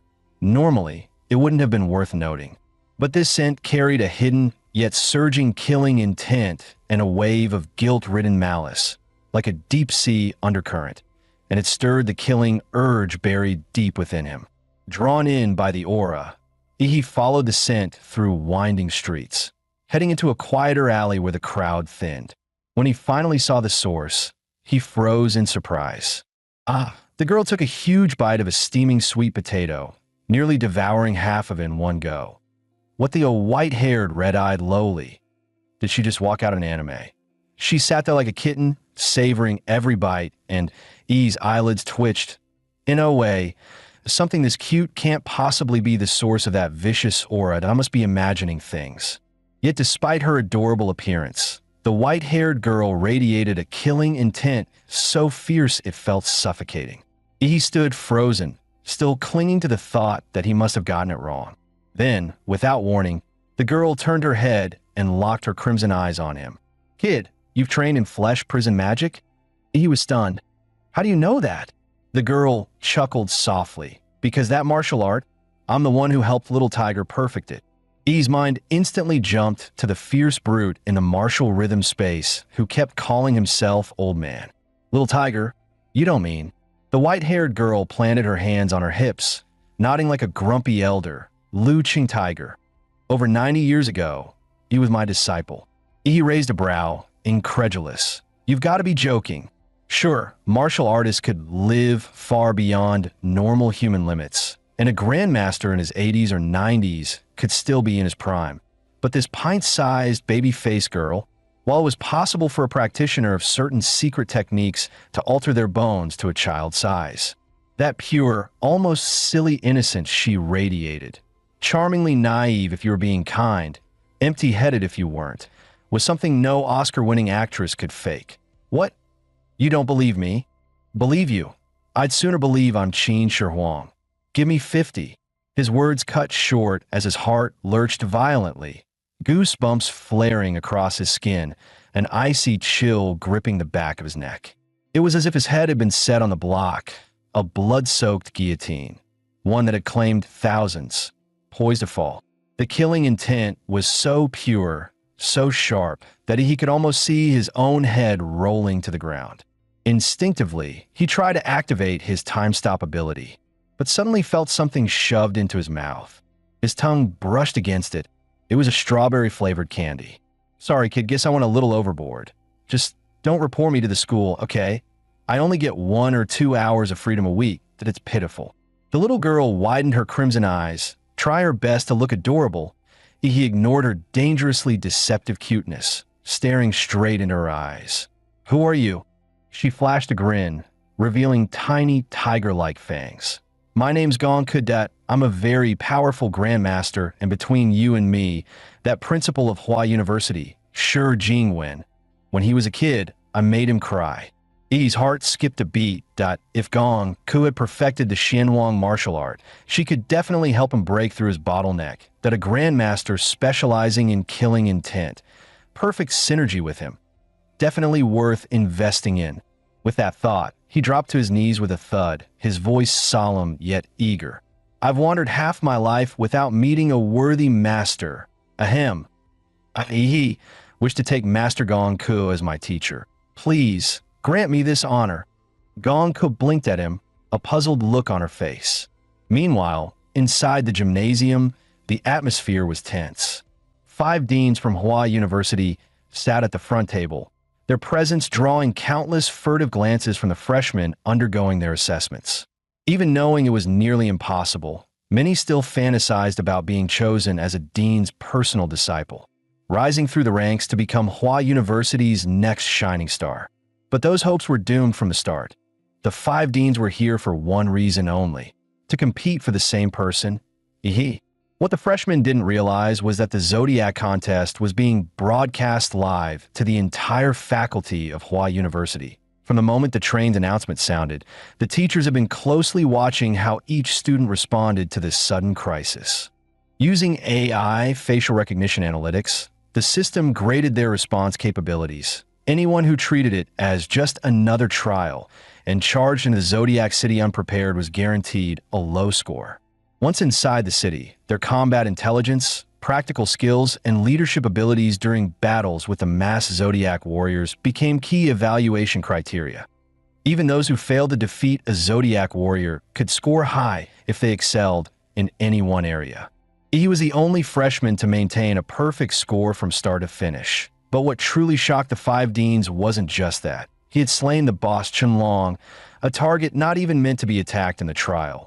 One considered certain death for anyone who faced it. He probably had no idea just who the Chenlong he'd slain really was. That creature was a top-tier simulation created by China's supercomputer, Manhwa, using the complete combat data left behind by the national guardian, martial artist Fu Hongxiang, when he first enrolled at Hua University. Even Manhwa couldn't fully replicate the godlike power of Fu Hongxiang's divine dual pupils within the Mirage realm. Yet Fu was still recognized as the strongest martial artist in the history of China, and perhaps the world. His records at Hua University had stood untouched for over a century. For Yi to defeat a model trained from the data of such a legend, even without its full strength, was proof enough of his extraordinary talent. As long as nothing derailed his path, he was certain to become a grandmaster, perhaps even reach the level of a great grandmaster. The 5 deans could only suppress their excitement and wait patiently for Yi to choose a master. But then, a sudden urgent call came in. Bad news, Dean. Yi, he's just become the disciple of former Hua University professor and current special grade operative, Gong Ku. What? The 5 deans froze in shock on the spot. Outside the gym, Yi shamelessly went all in, dropping to his knees and wrapping his arms around Gong Ku's leg. Master, I made up my mind. It has to be you. Gong Ku shook her head and replied, Too bad. I think I've already been expelled from Hua University. He instantly started painting the dream. Teacher, You said you only get 1 or 2 hours a week to relax, right? Take me as your disciple, and within 2 years, I'll find a way to set you free. Gonka's eyes lit up at once. Really? Fine, I accept. Just as he had successfully talked her into it. 5 powerful auras suddenly closed in at high speed. Hold on, Senior Gonku. Didn't you agree not to interact with students during your leave time? And in your current mental state, you're not suited to teach anyone. That's right, Senior Gonku. Please head back home. Gonku's expression darkened slightly. She turned to Ihi. Go home. Sure, what's your name? Ihi immediately replied with full respect. Ihi. Gonku gave a small nod, ignoring the 5 deans entirely as she turned toward the campus. All right then, Ihi, come home with me. Soon after, Gonku led Ihi all the way to Hwada's Research Institute. She swiped her card and stepped into an elevator that descended deep underground. As the elevator dropped, Ihi asked curiously, Teacher, why do you live so far out of the way? Gonku raised an eyebrow, her lips twitching into a wry smile. For decades, I had episodes and people got hurt that relocated me to the underground levels of the Institute. Luckily, in recent years, I've been able to control myself, so I finally get a little time outside. So, I'm your first student in all these decades. Gonku glanced up at him. You have a strange way of thinking that shouldn't you be afraid? Sweat beaded on Ihi's forehead. Afraid you'll chop me up, teacher? As they spoke, the elevator arrived at level 666.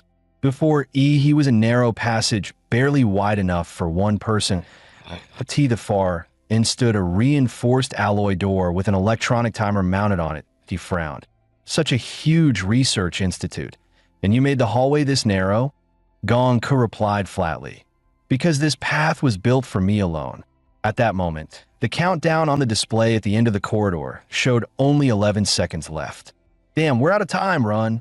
Gonku bolted toward the far end like an arrow from a bow. She called back while sprinting. Every time I go out, the timer starts counting down. If I don't make it back in time, the principal's office gets an alarm, and then I'll have the entire university hunting me down. He felt his heart skip a beat and dashed after her, barely making it through the door in the final second. The alloy door slammed shut with a deep thud, and a strange electromagnetic field spread through the room. He instantly noticed his martial energy couldn't gather outside his body, meaning his combat skills would be severely weakened here. Gonku let out a breath and explained casually, to keep me from escaping, sure Jingwen and his brats built me a 3-story house down here. It's got everything, training rooms, entertainment, but they also set up a high-powered electromagnetic field to suppress martial energy, so I don't get bored enough to smash the door down. He glanced around, curious about the lavishly furnished space, and realized it was more like a luxury apartment where Gonku was being kept than any kind of prison.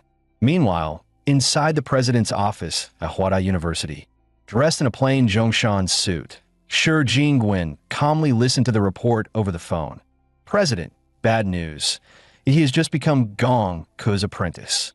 Shi Jingwen paused for a moment, then spoke evenly. Leave it be. Remember, Hwada's reform goal isn't to produce a group of mid-tier elites.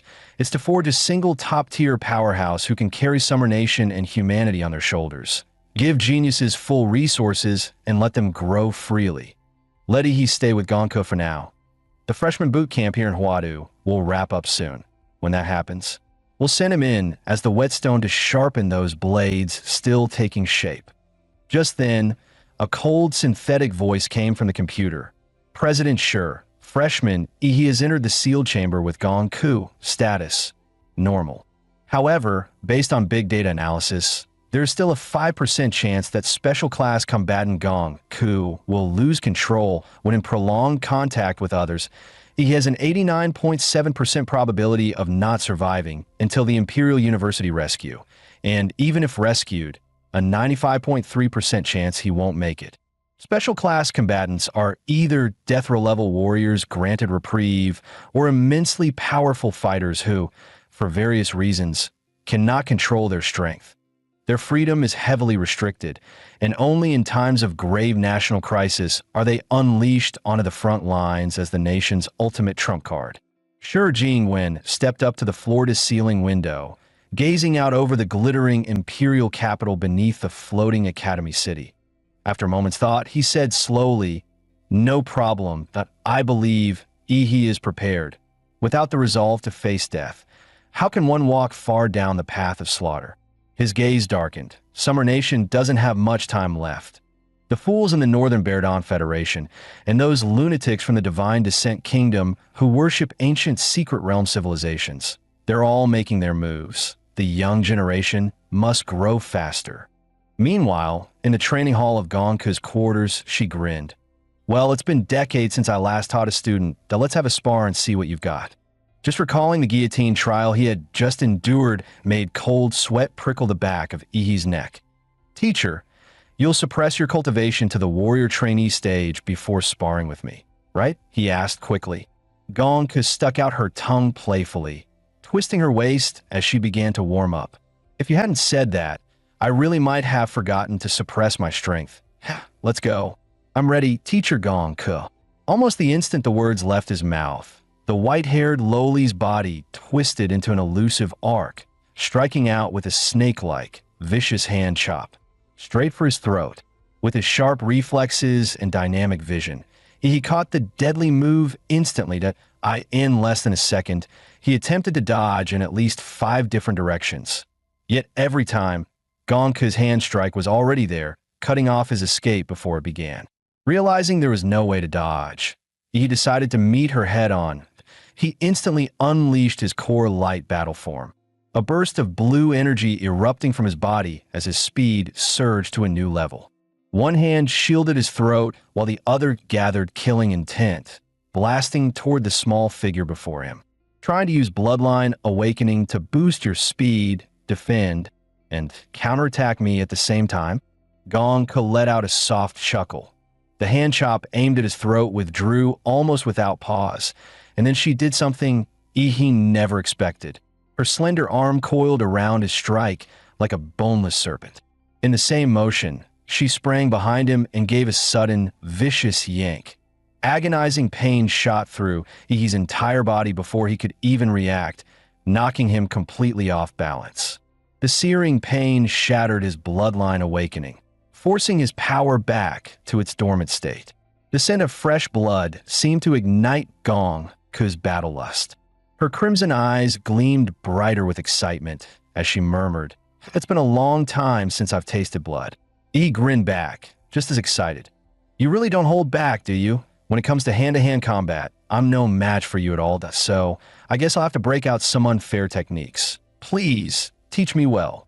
First form, Titan's Power. With a deep roar, blinding blue lightning exploded outward, engulfing the entire training ground.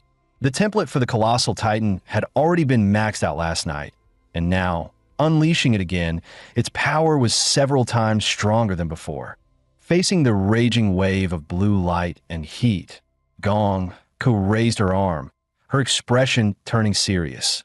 Golden light flickered in her crimson eyes as she muttered, "A move like this from a mere martial novice. Looks like I've taken in a monster for a student. In that case, your teacher will show some real skill." Heaven's Doomblade slash. Her hand chopped downward, releasing a crimson sword aura that sliced straight toward the weakest point in the lightning storm. Seeing this, he immediately halted the Colossal Titan transformation, switching instead to the primordial anthropomorph split form, Armored Anthropomorph. Based on a Godzilla skin, the Armor Titan's flesh and steel plating was dozens of times tougher than anything from the original Titan world. The moment the transformation completed, he raised his massive, black steel-clad fist and drove it toward Gonka. The enormous shadow descended, wind roaring from the sheer force of the strike. Gonka, however, showed no intention of dodging. Her cherry lips drew in a sharp breath. Facing the incoming fist like a runaway truck, Gonka's arm flashed, unleashing a lightning-fast hand strike, Calamity Spiral Nail. The moment they collided, the armor on Ihi's arm shattered instantly, followed by the sickening sound of torn flesh. The sight froze him in place. He hadn't expected her to break through his defense so easily. Seizing the moment of his distraction, Gong Ku's petite figure leapt and climbed up the giant's body like an agile ape, heading straight for its head. Hiding inside this armored mouth. Get out here, boy. Just as her hand strike was about to fall, instantly fired a barrage of bone spikes from the giant's faceplate. Her advance came to a sudden halt. Waiting for her was a gaping maw glowing with eerie blue light. Master, since your slashes are so powerful, let's see if you can cut through this. As spoke, he began charging the energy for his atomic breath. Blue light flaring from the base of his spine, racing upward along his backbone toward his neck. But before the breath could be unleashed, he was stunned to find himself no longer in the training ground, but bound by countless massive chains that pierced his body, locking him to a 100-meter-tall guillotine. This was Gong Ku's killing intent domain. Not reality, but a mental illusion forged from pure killing intent that to break free. He would have to fight it with his own mental power. The guillotine's blade came screaming down. He instantly summoned his stand. In the next instant, time froze. A towering, muscle-bound warrior emerged. At Ihi's command, the stand unleashed hundreds of punches per second, hammering the killing intent guillotine. Perhaps it was the stand's overwhelming spiritual force. Or perhaps Gong Ku never intended to keep him trapped here forever. Under the relentless golden barrage, the killing intent domain and its guillotine shattered to pieces. The illusion dissolved, and Ihi slowly opened his eyes. Gong Ku looked at him with amusement. Awake? That turtle shell of yours is ridiculously tough. Ihi glanced at the diamond-like crystal shards scattered across the ground, then at the giant's remains not far away, which were slowly vaporizing into nothing. He could already guess what had happened. He'd probably been violently yanked out from the nape of the giant's neck, and the hardened crystal armor he'd formed to protect his real body had been shattered in the process. That's not something a martial novice should be able to pull off. Teacher, you cheated, didn't you? Gong could turn her head away, feigning innocence. Cheated? Pleased that I beat you fair and square. No cheating involved. He raised an eyebrow, his tone dry. Really? Realizing she couldn't fool him, Gong Ku pouted, putting on an almost pitiful expression. Thought I might have used a little more strength than I should have. You know how strong your teacher is. Sometimes I just can't hold back in 1 or 2 strikes. She blinked at him, her voice softening. Next time I won't cheat. Don't be mad, okay? Please don't leave. I haven't had anyone to play with in decades. He couldn't help but feel conflicted. It was hard to imagine what kind of life a 100-year-old monster had lived to end up like this. Don't cry, I'm not leaving. Took me long enough to find a teacher like you. Why would I go? Hearing this, Gong Ku quickly regained her usual composure, though her cheeks were still slightly flushed. Ahem, I wasn't crying just now, all right? She hurriedly changed the subject. Anyway, I've got a pretty good grasp of your strength now. Not quite as good as I was back in my day, but compared to most people, you're exceptional. Oh, what do you want to learn? E's mind instantly went to the techniques she'd just used in their spar, the kind of skills suited for an advanced martial artist, and how she'd managed to slice through lightning and pierce his manifested arm. Gong Ku nodded. Ah, you mean my slashing technique? That's not something easy to teach. You just need to cut enough things until you develop the right feel. What kind of feel? He asked curiously. Gong Ku answered with a single, serious word. Line. Whether it's a human body, a magical beast, or any other object, there's always a perfect entry point, and a line where it can be cut effortlessly. I call it the killing line. Hearing this, Ihi finally understood. The killing line. So his master was nothing like Chunlong, another master of the blade. If Chunlong's slashes were all about overwhelming force and razor-sharp power, then his master's cuts were the precision of a butcher carving meat, every strike guided by flawless technique. Gong Ku continued. Learning this will be troublesome. I suggest you first break through to the warrior realm. Without that level of martial cultivation, you won't even have the foundation to learn most of my techniques. Do you know the difference between a warrior and a martial disciple? It's not just about physical improvement, it's about the mind. Compared to a martial disciple, a warrior gains one crucial ability, inner vision. With inner vision, a warrior shifts from training on a broad, external level to refining their body on a microscopic scale. They can see their own meridians, acupoints, and even their internal organs, reinforcing them with martial energy to push the limits of the body to, in other words, strengthen the mind first, then the body. I's eyes lit up in sudden realization. He hadn't expected Gonku's teaching to be this profound. She truly lived up to her title as an Imperial University professor.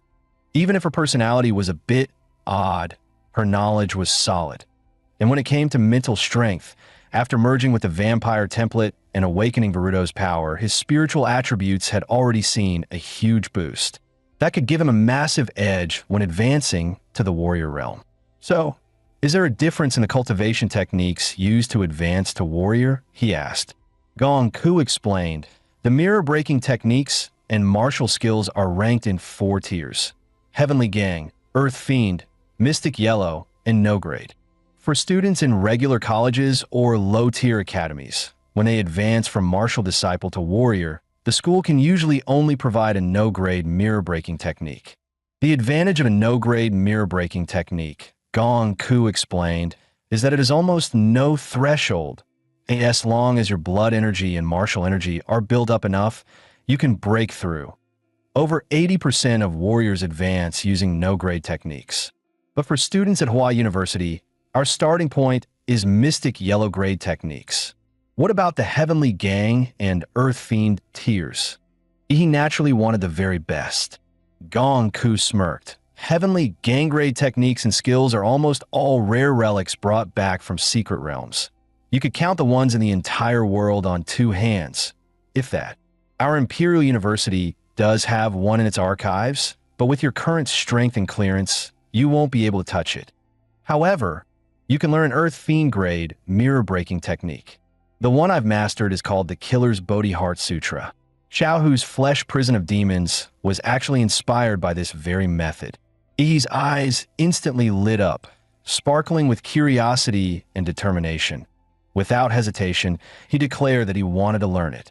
All right, let's begin. Feel the killing intent I've created for you.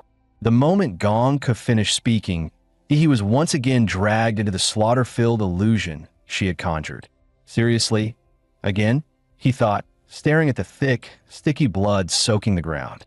He couldn't help but grumble inwardly. Gonku was way too impatient, not even giving him a moment to breathe. Night soon fell, and the entire academy lit up with dazzling, golden lights, bathing the campus in a luxurious glow. After finishing his day of classes, Chujo headed back to the dorms. That was when he spotted Ihi in the distance. He was about to walk over and greet him, but as he got closer, a sudden chill crept up his neck, as if a butcher's blade had been pressed right against it. The sheer, overwhelming killing intent made him instinctively draw his sword. The sound of the sword snapping him back to reality, he finally came to his senses. Sorry, Chujo, guess I overreacted just now. Chujo's eyes were filled with shock and confusion. What on earth happened to you today? It wasn't just a casual question. He looked perfectly clean, yet Chujo could almost smell the thick stench of blood, as if he had just waded through a mountain of corpses. And in truth, he had, just a few hours earlier, Gonku had filled her killing illusion with countless undead and walking corpses, forcing Ihi to fight them with nothing but a blade, no powers allowed. So he spent the entire day swinging a battered knife. After severing thousands upon thousands of heads, he had grown accustomed to the sensation of steel slicing through flesh and bone, slowly sinking into the rhythm of slaughter. It wasn't until Gonku called him back that he finally snapped out of it. He realized he'd almost fallen into chi deviation just now, a stark reminder of how dangerous the Dishatir techniques could be. Even with mental fortitude far beyond that of normal people, he still couldn't stop the killing intent from seeping in. For an ordinary martial apprentice, stepping into Gonku's killing illusion would mean either a complete mental breakdown or becoming nothing more than a puppet of slaughter.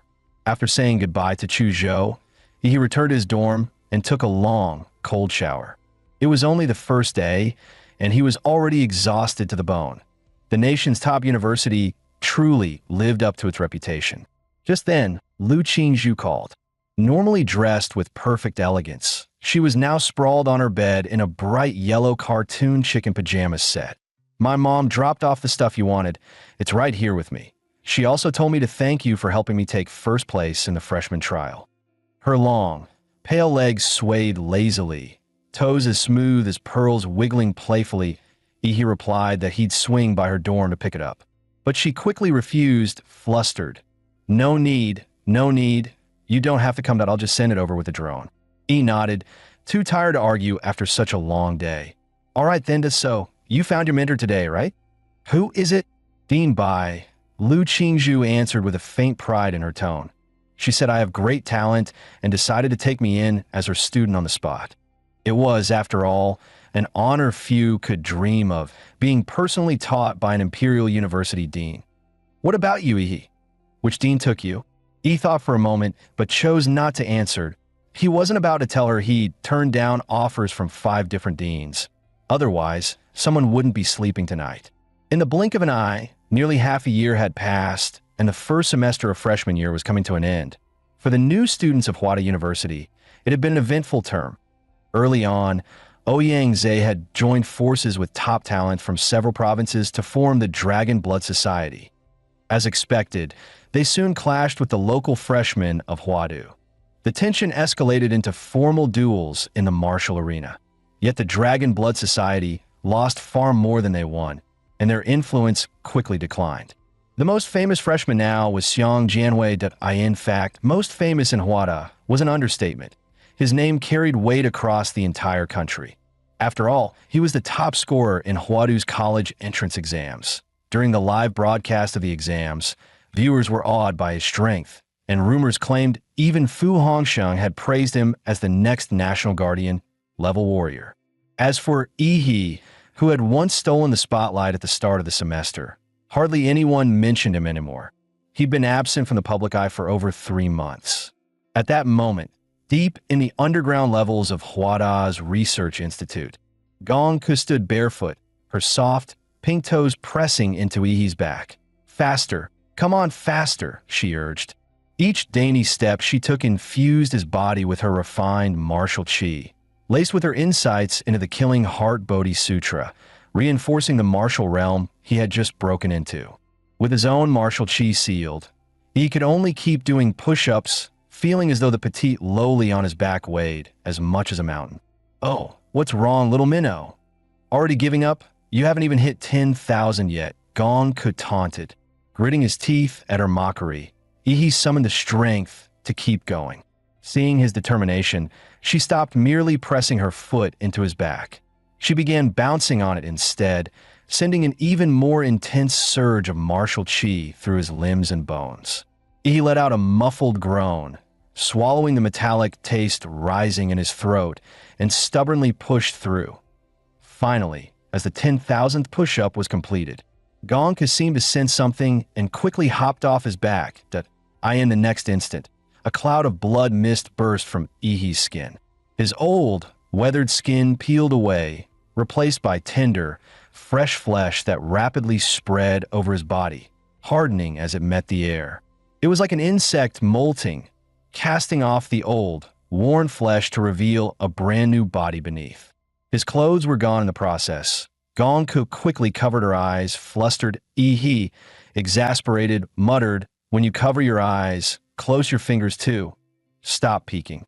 After 3 long months in seclusion, Yi decided it was time to step outside and feel the sun again. Gongku asked softly, "Will you come back?" Yi chuckled, "Of course that you're terrible at games. Better practice before I come back next time." After bidding Gongku farewell, he stepped into the elevator headed for the surface. He wasn't particularly fond of sunlight anymore, but after 3 months without it, he couldn't help but miss it. Walking along the streets gave him a strange, almost surreal feeling. He didn't linger or wander around. Instead, he headed straight for the Student Activity Center at Hwada University. One of the most critical parts of a student semester grade, there was the off-campus mission. Tasks ranging from hunting down wanted martial criminals, investigating secret realms, and aiding in beast-hide defenses, to striking at illegal organizations or even foreign forces. This time, his sole purpose for leaving seclusion was to complete his mission for the semester. When he arrived at the center, Chu Zhou was already waiting, dressed casually. Upon seeing him, Chu Zhou smiled. Finally, you've been keeping me waiting forever. Hey Chu Zhou, how's it going? How much stronger have you gotten? Broke through to the warrior level 2 months ago, Chu Zhou replied. When his eyes landed on he paused. He's aura and physique didn't seem much different, yet Chu Zhou could feel a far stronger pressure radiating from him. 2 months earlier, after his breakthrough, Chu Zhou had been invited to watch a private duel between Xiang Jianhui, the star freshman of the imperial capital, and Ouyang Zhe, vice president of the Dragon Blood Society. That fight lasted only 10 minutes before Ouyang Zhe admitted defeat. Chu Zhou was certain Xiang Jianhui hadn't fought seriously, yet even so, he still believed He's strength surpassed his. He had no idea about his friend's fanboy thoughts. His gaze drifted toward the street as he waited for another teammate to arrive. Moments later, Lu Qingzhu came into view. Even among the countless beauties of Huadu University, her presence made the others pale in comparison. She offered a warm smile. Sorry, I'm late. He raised an eyebrow at her apology. And what else? Lu Qingzhu asked in confusion. Even after 3 months apart, having He's gaze fixed on her still made her ears turn red. After all, her mother had been whispering all sorts of blush-inducing couple advice in her ear. Qingzhu, remember, you and He are a couple now. Even at school, you need to act like one. Thinking about her mother's words, her face flushed even deeper. Does that mean we have to act like a couple right now? She overthought for a moment. Then, mustering her courage, pouted and leaned toward him. He froze. What are you doing? After 3 months apart, you're not even going to say hello first. Lu Qingzhu hadn't expected that to be what he meant. Flustered, she quickly turned away and ignored him. They soon stepped into the university's activity center, a massive 5-story dome-shaped building. In the first-floor lobby, a huge central screen displayed the latest popular missions, as well as the rankings of top-performing students. Chu Zhou and Lu Qingzhu had already completed 3 missions, surpassing their quota. Today, they were here mainly to form a team with He. After browsing the mission list, they narrowed it down to 3 suitable ones: Serial Psychopath in Hung City, Beast Tide Investigation in Lian City, and Anomaly in Linshui County. Originally, all 3 missions were level 2, but the Linshui County mission suddenly jumped to level 3 today. The university's off-campus missions are ranked from level 1 to level 5, with difficulty increasing by rank. Freshmen can usually only take level 1 missions.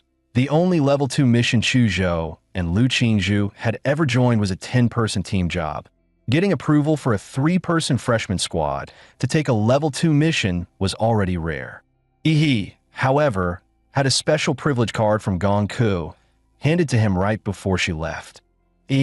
You're already capable of handling things on your OWN that in all of freshman and sophomore year. There are only a handful who can spar with you. You need high difficulty missions to sharpen yourself. With this card, you can accept any mission on campus, regardless of rank. Just don't mess with level 4 or 5 missions. They're too unpredictable. Even Xuanwu level warriors have died on those. Truth be told, he didn't want to try a level 4 or 5 mission, but out of consideration for his teammates' limits, he held back. Chu Zhou asked, "Which one are we taking?" He thought for a moment before replying, "Risk and reward go hand in hand. The first mission is pure pursuit. It'll be inefficient if the criminal investigation unit couldn't catch this rat in months. The challenge is in tracking, not in the kill. The second mission is auxiliary investigation. With the Great Xia Dragon Sparrow Division involved, we'd be relegated to trivial tasks. Neither the main fight nor the real investigation would fall to us.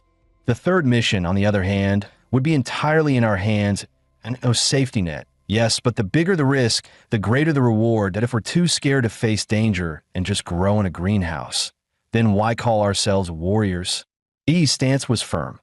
Chu Zhou nodded in agreement, and Lu Qingzhu felt the same way. Seeing both of them agree, Yi handed the mission registration form to the receptionist. The receptionist's eyes widened in disbelief. An all-freshman team daring to take on a level 3 mission. This was madness. Didn't they know a sophomore squad had already been wiped out in Linshui County? Before she could refuse, Ihi flashed his privilege card. Her expression immediately turned serious, and she called the Student Activity Center's director to confirm. Once verified, her tone shifted to respectful as she processed their registration. "May fortune favor your blades," she wished sincerely. Leaving the activity center, Ihi said he needed to pick something up before heading to Linshui County. The first place prize in the Zodiac Pendant Tournament was either a dish-level martial art or a weapon forged from special grade alloy. With Gongku, that old monster, as his mentor, high-tier martial arts were the least of his worries. So he chose a weapon that fit his style. After all, ordinary materials couldn't withstand the sheer brutality of his fighting methods. This weapon was forged from special grade alloy, Starfall steel, a perfectly tailored war blade built to match his physique, and strength point 3 months had passed. It should be ready by now. Ihi rushed to the Mechanical and Magitech Academy's forge, eager to claim his weapon. The war blade measured about 1.2 meters long. It's broad, flat edge dark in color, but speckled with tiny, star-like glimmers, signature markings of Starfall steel. The spine of the blade was lined with dense, serrated ridges, adding weight and impact so that each swing could unleash devastating force. The hilt was wrapped in custom black leather for grip, with fine Starfall steel threads woven inside to channel martial energy directly into the weapon. When he drew the blade and swung it, the air itself seemed to split apart. Each strike came with a sharp whoosh and a flash of light that sent chills down the spine. Perfect, just the right weight in a hollow feel. Fits like a glove, he thought, impressed. It had been crafted using his measurements from 3 months ago, yet still matched his newly enhanced warrior strength. Truly, Huada's master smiths were in a league of their own. After stowing the blade, Ihi set off with Chu Zhou and Lu Qingzhu toward Lingshui County, a small, unremarkable town. With no secret realms ever appearing in the area, local warriors were rare, and the place felt far more outdated and closed off compared to the outside world.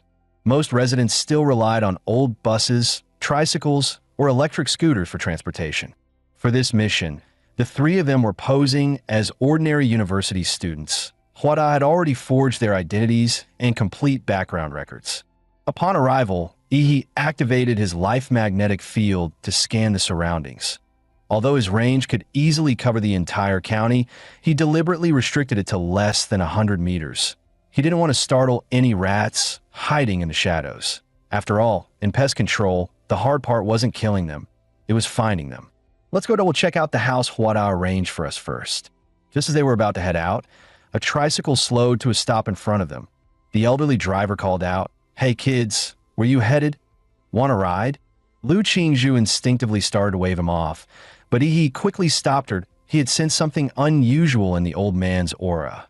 Playing along, he smiled and said, "Sure, Grandpa, we're carrying luggage and could use the rest." Once they were seated in the tricycle, the old man pedaling glanced back curiously. "You boys look like well-educated students. Which school are you from?" "Here on vacation?" He answered calmly, sticking to his cover story. "I'm a local from Lingshui County, just bringing 2 classmates over to visit. I'm studying in Yinqing now." The old man's brows rose. "A local? Huh. Who are your folks? Can't seem to recall you." He chuckled. "My grandfather was Ishorong. He passed away a few years back. I moved away after that." He was glad he'd practiced some Lingshui dialect on the plane, and that the ID Huada prepared for him matched a real, verifiable person. Turned out the old man really did know Ishorong. His suspicion eased, and he grinned. Good, good. You still remember your roots. To man like that's bound to have blessings." He dragged out the last word, eyes glinting with a strange excitement. Soon, they arrived at the old house Huada had arranged for them.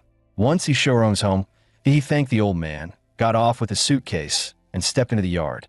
Interestingly, the old man didn't take any fare. Instead, he reminded Ihi, "In 2 days, we'll have Lingshui County's biggest festival, held only once every 3 years. You must come. If you're too shy to step out, I'll come fetch you myself." He smiled. Got it. He could tell the man wasn't just being polite. He meant every word.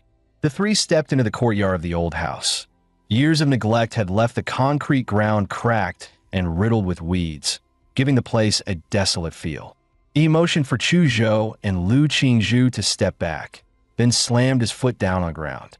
In an instant, a wave of intense radiation swept through the courtyard and the entire house. Every insect dropped dead on the spot, and the weeds withered and rotted at a speed visible to the naked eye. Pest control and weed removal done in seconds. Lu Qingzhu wasted no time inspecting the condition of the house, while Chu Zhou discreetly set up miniature surveillance cameras at the gates and around the perimeter. Come take a look at this." Following Lu Qingzhu's voice, he stepped into what had once been the owner's bedroom. There, embedded in the wall, was a wooden shrine. Inside sat a clay statue, its head draped with a small red cloth. A shrine made of wood should have rotted long ago if it had been here all along. Yet despite the thick layer of dust, once it was brushed away, the shrine looked surprisingly new. That meant someone had placed it here later. Chu Zhou stared at the statue, an uneasy feeling creeping over him, and drew his sword, intending to smash it first and ask questions later. Lu Qingzhu thought Chu Zhou was being reckless. How could they destroy such a crucial lead without examining it first? He, however, fully agreed with Chu Zhou's approach. Seeing Yi side with him, Lu Qingzhu reluctantly compromised, but suggested, "At least let's see what's under the statue's veil before smashing it." As she spoke, she reached out and lifted the red cloth from the statue's head. In that instant, Yi suddenly sensed a surge of sinister energy and quickly shouted for her to stop. "Knew it! It's something filthy! Chu Zhou, smash it!" Without a moment's hesitation, Chu Zhou's blade flashed from its sheath, cleaving the clay statue clean in half. What happened next was grotesque. From the split surface, thick black blood began to gush, and a wave of foul psychic energy erupted like an explosion. He immediately summoned his stand, seizing the formless, corrupted spirit in his grasp. Chu Zhou and Lu Qingzhu couldn't see Yi's stand in their eyes. What poured out of the statue was a twisted lump of flesh, still writhing, still alive. With a single sweeping motion, Chu Zhou froze the grotesque mass solid in an instant. "What the hell is that?" A chill crept up Lu Qingzhu's spine. She had never seen anything this unsettling before. It was like a human who could easily crush a cockroach, yet instinctively recoils from touching it. She knew she could destroy the thing with a flick of her hand, but the filthy, unnatural aura it radiated still made her uneasy. He stepped forward, patting her shoulder, and infused her with a surge of pure psychic energy. Warmth spread through her body, chasing away all traces of feared. It was now clear. The strange happenings in Linshui County were tied to this bizarre clay idol, and their investigation had just taken a critical step forward. Yi's lips curved into a faint smile as he told them to stay put. He had something to take care of. Earlier, he had left a radiation marker on the old tricycle driver that by his calculation. Now was the perfect time to reel him in. "No need for you to come find me, old man. This time, I'm coming to you." Meanwhile, in Linshui County's Jinshan Buddhist Temple, a 1,000-year-old sanctuary and the most magnificent, prosperous site in the county, nearly every resident was a devoted follower, day and night. Incense smoke curled into the air as worshippers came to pay their respects around the clock. Lu Jinsheng pedaled his tricycle up the mountain road, heading for the temple's rear slope. A rosy-cheeked young monk greeted him with a polite bow. "Benefactor, the abbot is waiting for you inside." Good. Lu Jinsheng rubbed his calloused hands together, unable to hide his excitement at the thought of the blessing he was about to receive. The two entered a hidden passage carved into the rock wall. After a series of twists and turns through the winding tunnel, they finally arrived at their destination. Towering before them stood two 20-meter-tall, wrath-faced bodhisattvas, their four arms wielding demon-subduing staffs. Swords and great blades point one guarded each side of a crimson gate, its surface engraved with intricate golden Buddhist patterns. The young monk stepped forward, bowing deeply. "Abbot, the benefactor Lu Jinsheng, who has met the blessing standard, has been brought. He also says there's a matter he wishes to report. The young monk was about to push the door open when he suddenly froze, his brows knitting tightly as he glared into the void behind him. Stranger, what brings you here at this hour? What's your true intent? Before his words could settle, black muscles surged across his body, shredding his robe apart. The fair and handsome face twisted, replaced by a hideous lizard-like visage. Lu Jiansheng was so horrified he collapsed to his knees, trembling as he cried out, "A living god!" But in the next instant, he dropped from the sky, stomping directly onto the monster's skull. The head, harder than a steel helmet, collapsed instantly, and the neck shattered into fragments under the crushing force. In one continuous motion, he stomped the creature from head to toe into pulp. Blood and gore exploded outward, yet all of it was blocked by the protective barrier. He sneered in disgust, shaking his foot. "Filthy. Good thing my stand keeps this trash out. If it got on my clothes, cleaning it off would have been a nightmare." The moment Lu Jiansheng recognized Yi, his whole body trembled uncontrollably. Yi, however, had no time to spare him a glance. For in front of him, the two wrath-faced bodhisattvas began to move. Their eyes blazed red, and their towering, gold-painted bodies started to stir. One brandished a demon-subduing cudgel, the other a demon-slaying sword, both charging at Yi with overwhelming fury. Yet Yi stood his ground, motionless. Behind him, his stand raised its massive, muscular hands, catching both strikes that carried the weight of dozens of tons. Each bodhisattva had an arm seized, held so tightly that escape was impossible. Abandoning the struggle, they made a ruthless choice. 6 remaining arms swung at once, bringing down 6 colossal weapons, all aimed straight at Yi. Yi rubbed the ring on his finger, and in the next breath drew out the Starfall blade. A crescent-shaped flash of icy light burst forth in his hand, with just a single casual swing. All 6 colossal weapons shattered on contact, their edges crumpling and breaking apart. The strike carried through into the bodhisattva's arms, exploding joint by joint like firecrackers, reducing both weapons and bones to fragments. Their crimson eyes blazed brighter, warping the very air around them. From within burst forth scarlet beams saturated with destructive power, all aiming to annihilate Yi. But Yi moved faster than their laser eyes. In the blink of an eye, his figure soared above the 2 statues. A flash of cold steel, and both wrath-faced bodhisattvas were decapitated. Their scarlet beams spiraled wildly out of control in midair. Lu Jiansheng hadn't even reacted before one of the stray beams sliced him clean in half. Boom! The 2 massive bodhisattvas collapsed, exposing sparking cables and mechanical structures within. So they weren't living beings after all, Yi thought. From the start, he hadn't sensed a single trace of life force within them. But how could a backward little town like Linshui County possess such advanced technology?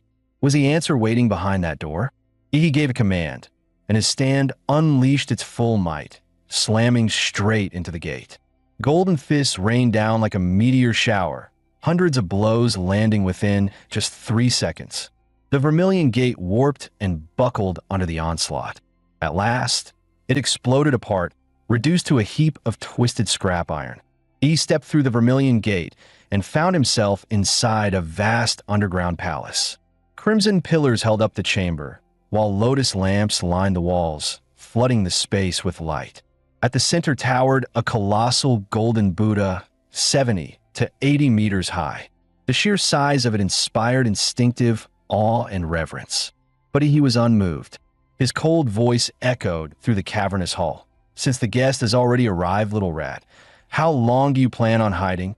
Moments later, a monk draped in a purple gold kasaya slowly stepped out from behind the giant Buddha. With a weary sigh, he said, "Our temple bears no grudge against you, traveler. Why come here to bring offense?" He sneered, drawing the Starfall blade. In an instant, his slash split the monk clean in half. He spat in disgust. "Damn it, you just a robot? What, addicted to playing dress-up as a fake monk?" Another monk emerged from behind the giant Buddha, his voice chilling. Your sins are far too heavy. Better you spend some time with the fiends of the 18th hell to temper that vicious nature of yours. Cut the crap. He snapped, lifting his blade to strike. But before he could swing, the entire floor of the underground palace began to sink. He plunged downward with it. After falling nearly 20 meters, he landed hard at the bottom. Around him, 18 massive holes split open the walls. From them poured a swarm of humanoid monsters, their black, gel-like skin glistening, faces twisted into lizard-like shapes. Each one radiated the energy of a level 1 or level 2 warrior. Their life force signatures were almost identical, like products of mass production. He sneered. Trying to drown me in numbers? The last fools who tried that are long buried with weeds over their graves. He roared, pouring a surge of murderous chi into the Starfall blade. The weapon swelled under its power, its blade extending to 30 meters in length. Xianlong blade art, Shura's 3 slashes. First slash, 1,000 miles of carnage. With a single sweep, Ihi swung the colossal blade. A crimson arc of blade energy erupted, engulfing the entire hall. Within 30 meters of Ihi, every lizard-like creature caught in its path was cleaved clean in half. The strike didn't stop there. The energy wave spread outward. Though slower in speed, the swarm of bioengineered soldiers packed like ants had no room to escape. They were cut down like fields of grass, harvested in one brutal sweep. Even as the 18 tunnels kept spewing more creatures, Ihi's slaughter made their numbers meaningless. 10 minutes later, only corpses and rivers of blood remained at his feet. Not a single living thing was left. Standing atop the mountain of bodies, Ihi climbed out of the pit. With one casual stroke, he severed the head of the monk from earlier. Even decapitated, the synthetic husk still repeated its pre-recorded line. Your sins are too heavy. He narrowed his eyes at the glowing red optics, his voice cold. I'm already tired of killing. Stop hiding, get out here. No sooner had Ihi spoken than laughter echoed through the vast hall. So, we've drawn the attention of a formidable foe. Impressive, but that's all you are. As the voice resonated, the giant Buddha seated in the center suddenly began to move. The grinding roar of gears thundered from within its body. The prayer beads hanging from its neck floated upward, transforming into hovering cannons. Its shoulders split open, revealing rocket thrusters within. In the blink of an eye, the golden Buddha had reconfigured itself into a towering mecha. Sinner, your fate is sealed. Return to the cycle of rebirth. The massive Buddha hand rose, descending like a mountain to crush Ihi beneath it. Turbines at its joints roared to full throttle, driving the strike with overwhelming force, intent on grinding Ihi in a paste. Yet instead of fear, Ihi's fighting spirit ignited, his gaze burning with defiance. As the colossal palm fell, he unleashed his transformation, awakening his titan form. Godzilla! In the next instant, the temperature in the chamber spiked to terrifying levels. Thick steam spread rapidly, shrouding the entire hall. The operator behind the giant Buddha hadn't even figured out what was happening when a towering black-armored titan, even larger than before, loomed into view. No chance was given to react. Amit Ba, Ihi sneered, mockingly chanting the Buddha's name before using his biological body's superior agility to hurl a massive punch straight into its face. Immediately after, Ihi seized the Buddha's head with one hand and drove his iron-hard knee upward in a brutal strike. The impact shattered the mecha's facial armor, tearing open a gaping crack. Sparks erupted from its steel skeleton within, accompanied by a harsh mechanical alarm. Critical warning. Multiple damages detected in head unit. The mecha Buddha staggered, its massive body tilting backward. The floating prayer bead cannons crossed their fire, unleashing a torrential rain of lasers that hammered into Ihi's titan form. Yet the beams, powerful enough to pierce military-grade armored vehicles, left nothing but a few scorch marks on the black-armored titan. Not a scratch beyond that. The next moment, the Buddha's chest split open, revealing a cluster of crimson-tipped missiles. They launched in unison, slamming into Ihi's body. The detonations rocked the entire underground palace, shaking it to its core. But when the smoke cleared, the black-armored giant still stood tall, flames licking across his body. Ihi sneered, his gaze sharp. All your toys are just heat-based weapons. Against a warrior, they're useless. With that, he invoked the power of the Warhammer Titan. The ground split open, and countless hardened bone spikes erupted upward, skewering the Mecha Buddha and suspending it in midair. He opened his massive jaws and unleashed a blazing atomic breath straight into the Buddha's chest.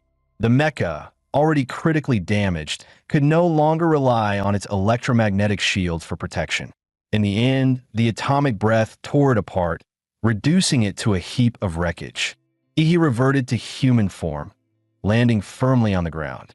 There, beneath the lotus throne where the Buddha once sat, he spotted a hidden passage leading deep underground.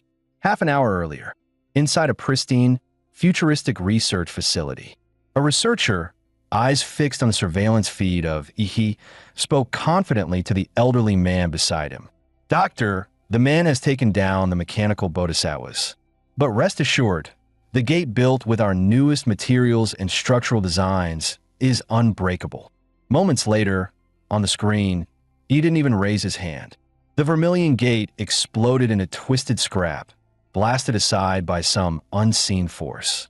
The researcher stiffened, forcing calm. "No problem, doctor. We still have our army of bio soldiers. Tens of thousands of them, enough to wear down even a Grand Martial Master. Perfect chance to clear out some inventory." But soon after, the feed showed Ihi wielding a 30-meter blade, cutting through them like fields of wheat. One sweep, and entire hordes fell. The researcher's face turned pale. Drawing a sharp breath, he muttered, "Doctor, but it's fine. We still have our trump card. Trust in our design. This Mecha Buddha was engineered specifically to counter Lord-class beasts. Against a mere martial warrior, it'll crush him with ease." A moment later, when a researcher saw the Mecha Buddha torn apart by Ihi's bare hands, he was struck dumb. "It's fine, doctor. We still have." Before he could finish, the short old man beside him snapped in fury. "Shut the hell up. Enough with your cursed optimism. The enemy's already tearing through our front door, and you're still saying it's fine? The guards above might buy us a few minutes at best. We need to retreat immediately. Once we're out, trigger the base's self-destruct protocol. We cannot allow any of this information to leak." The old man was known as Dr. Fong, once a level 3 researcher for Prometheus. After Prometheus was disbanded, he was secretly recruited by Laserbird. 10 years ago, Laserbird set its sights on the unremarkable Linshui County, quietly replacing all the monks of Jinshan Temple. Using the townsfolk's devotion to the temple, Laserbird began brainwashing them under the guise of bestowing blessings. One by one, the residents were lured into undergoing human modification, turned into free test subjects to fuel the organization's biotech research with endless materials and clinical data. But now, this facility had to be abandoned. Just as the core researchers were heading toward the escape tunnel, a beam of blue light suddenly sliced open the ceiling above. "Abbott, where exactly do you think you're running?" E's mocking laughter echoed through the hall. Several guards rushed forward, intent on killing him. But before they could even get close, Ihi's stand appeared, instantly snapping their limbs like twigs. Ihi strode up to Dr. Fong with a cold sneer, his gaze sharp as blades. "What do you want? We can negotiate," Dr. Fong stammered, even as his hand slipped into his pocket to trigger the base's self-destruct. 4 Laserbird had implanted micro-bombs into every key researcher and leader. Their families and friends were kept under strict watch as well, ensuring absolute obedience and preventing any leaks. But he had already caught the old man's trick. Before he could press the switch, Ihi crushed his arm in an instant. Dr. Fong flailed in agony, his throat clamped shut, choking like a fish dragged onto land. His short legs kicked wildly in the air, powerless. Only when he was on the verge of passing out did Ihi finally release him, tossing him to the ground like trash. Dr. Fang's lungs finally drew in fresh air again. When he looked back at Yi, his eyes were filled with raw terror. Seeing him subdued, Yi began his interrogation. Now, you're going to tell me everything you've done here in Linshui County. 2 weeks ago, were you the ones who killed those 3 young martial artists? What the hell are you people doing here? At that, Dr. Fong let out a twisted, deranged laugh. This lab's secrets will never reach you. There's a signal monitor wired into my brain.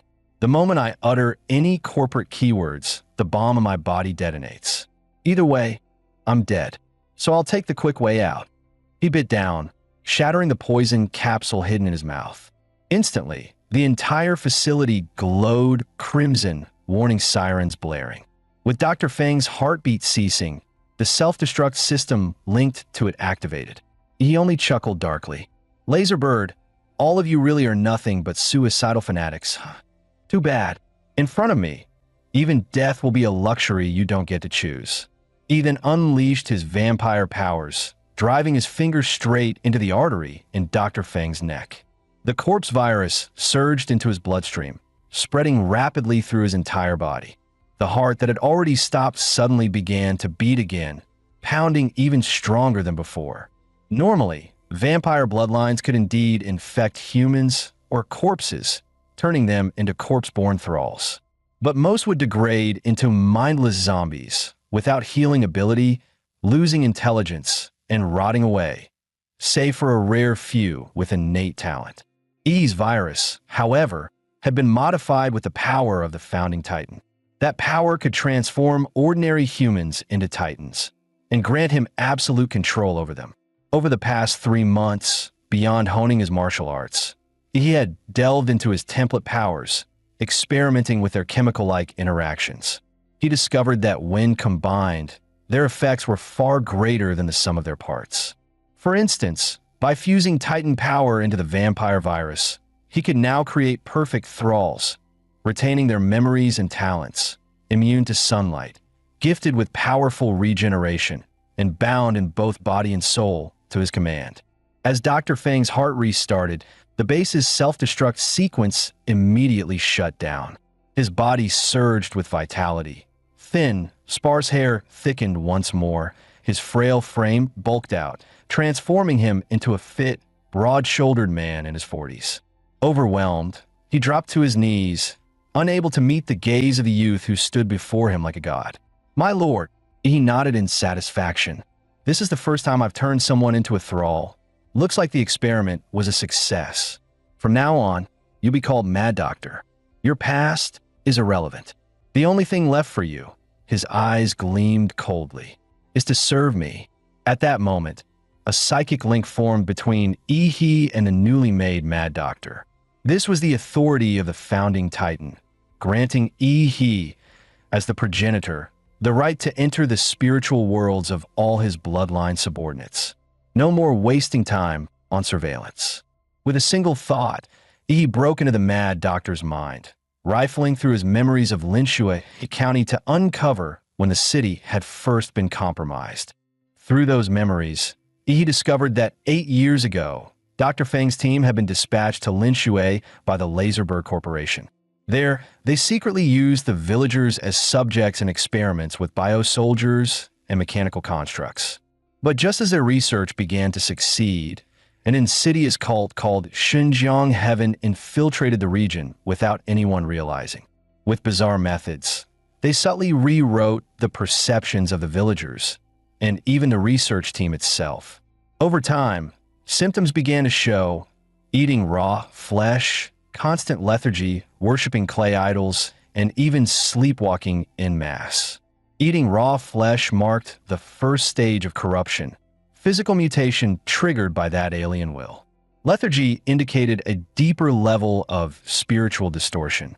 Worshipping clay idols meant the mind and body had been almost completely corrupted beyond salvation. And mass sleepwalking, that was the final sign. Their souls had already become food for that twisted will. The investigation revealed that in the past 2 years, the maximum lifespan of Linshui's residents had dropped to just 50 to 55 years. anyone older than that had already been devoured by the alien will.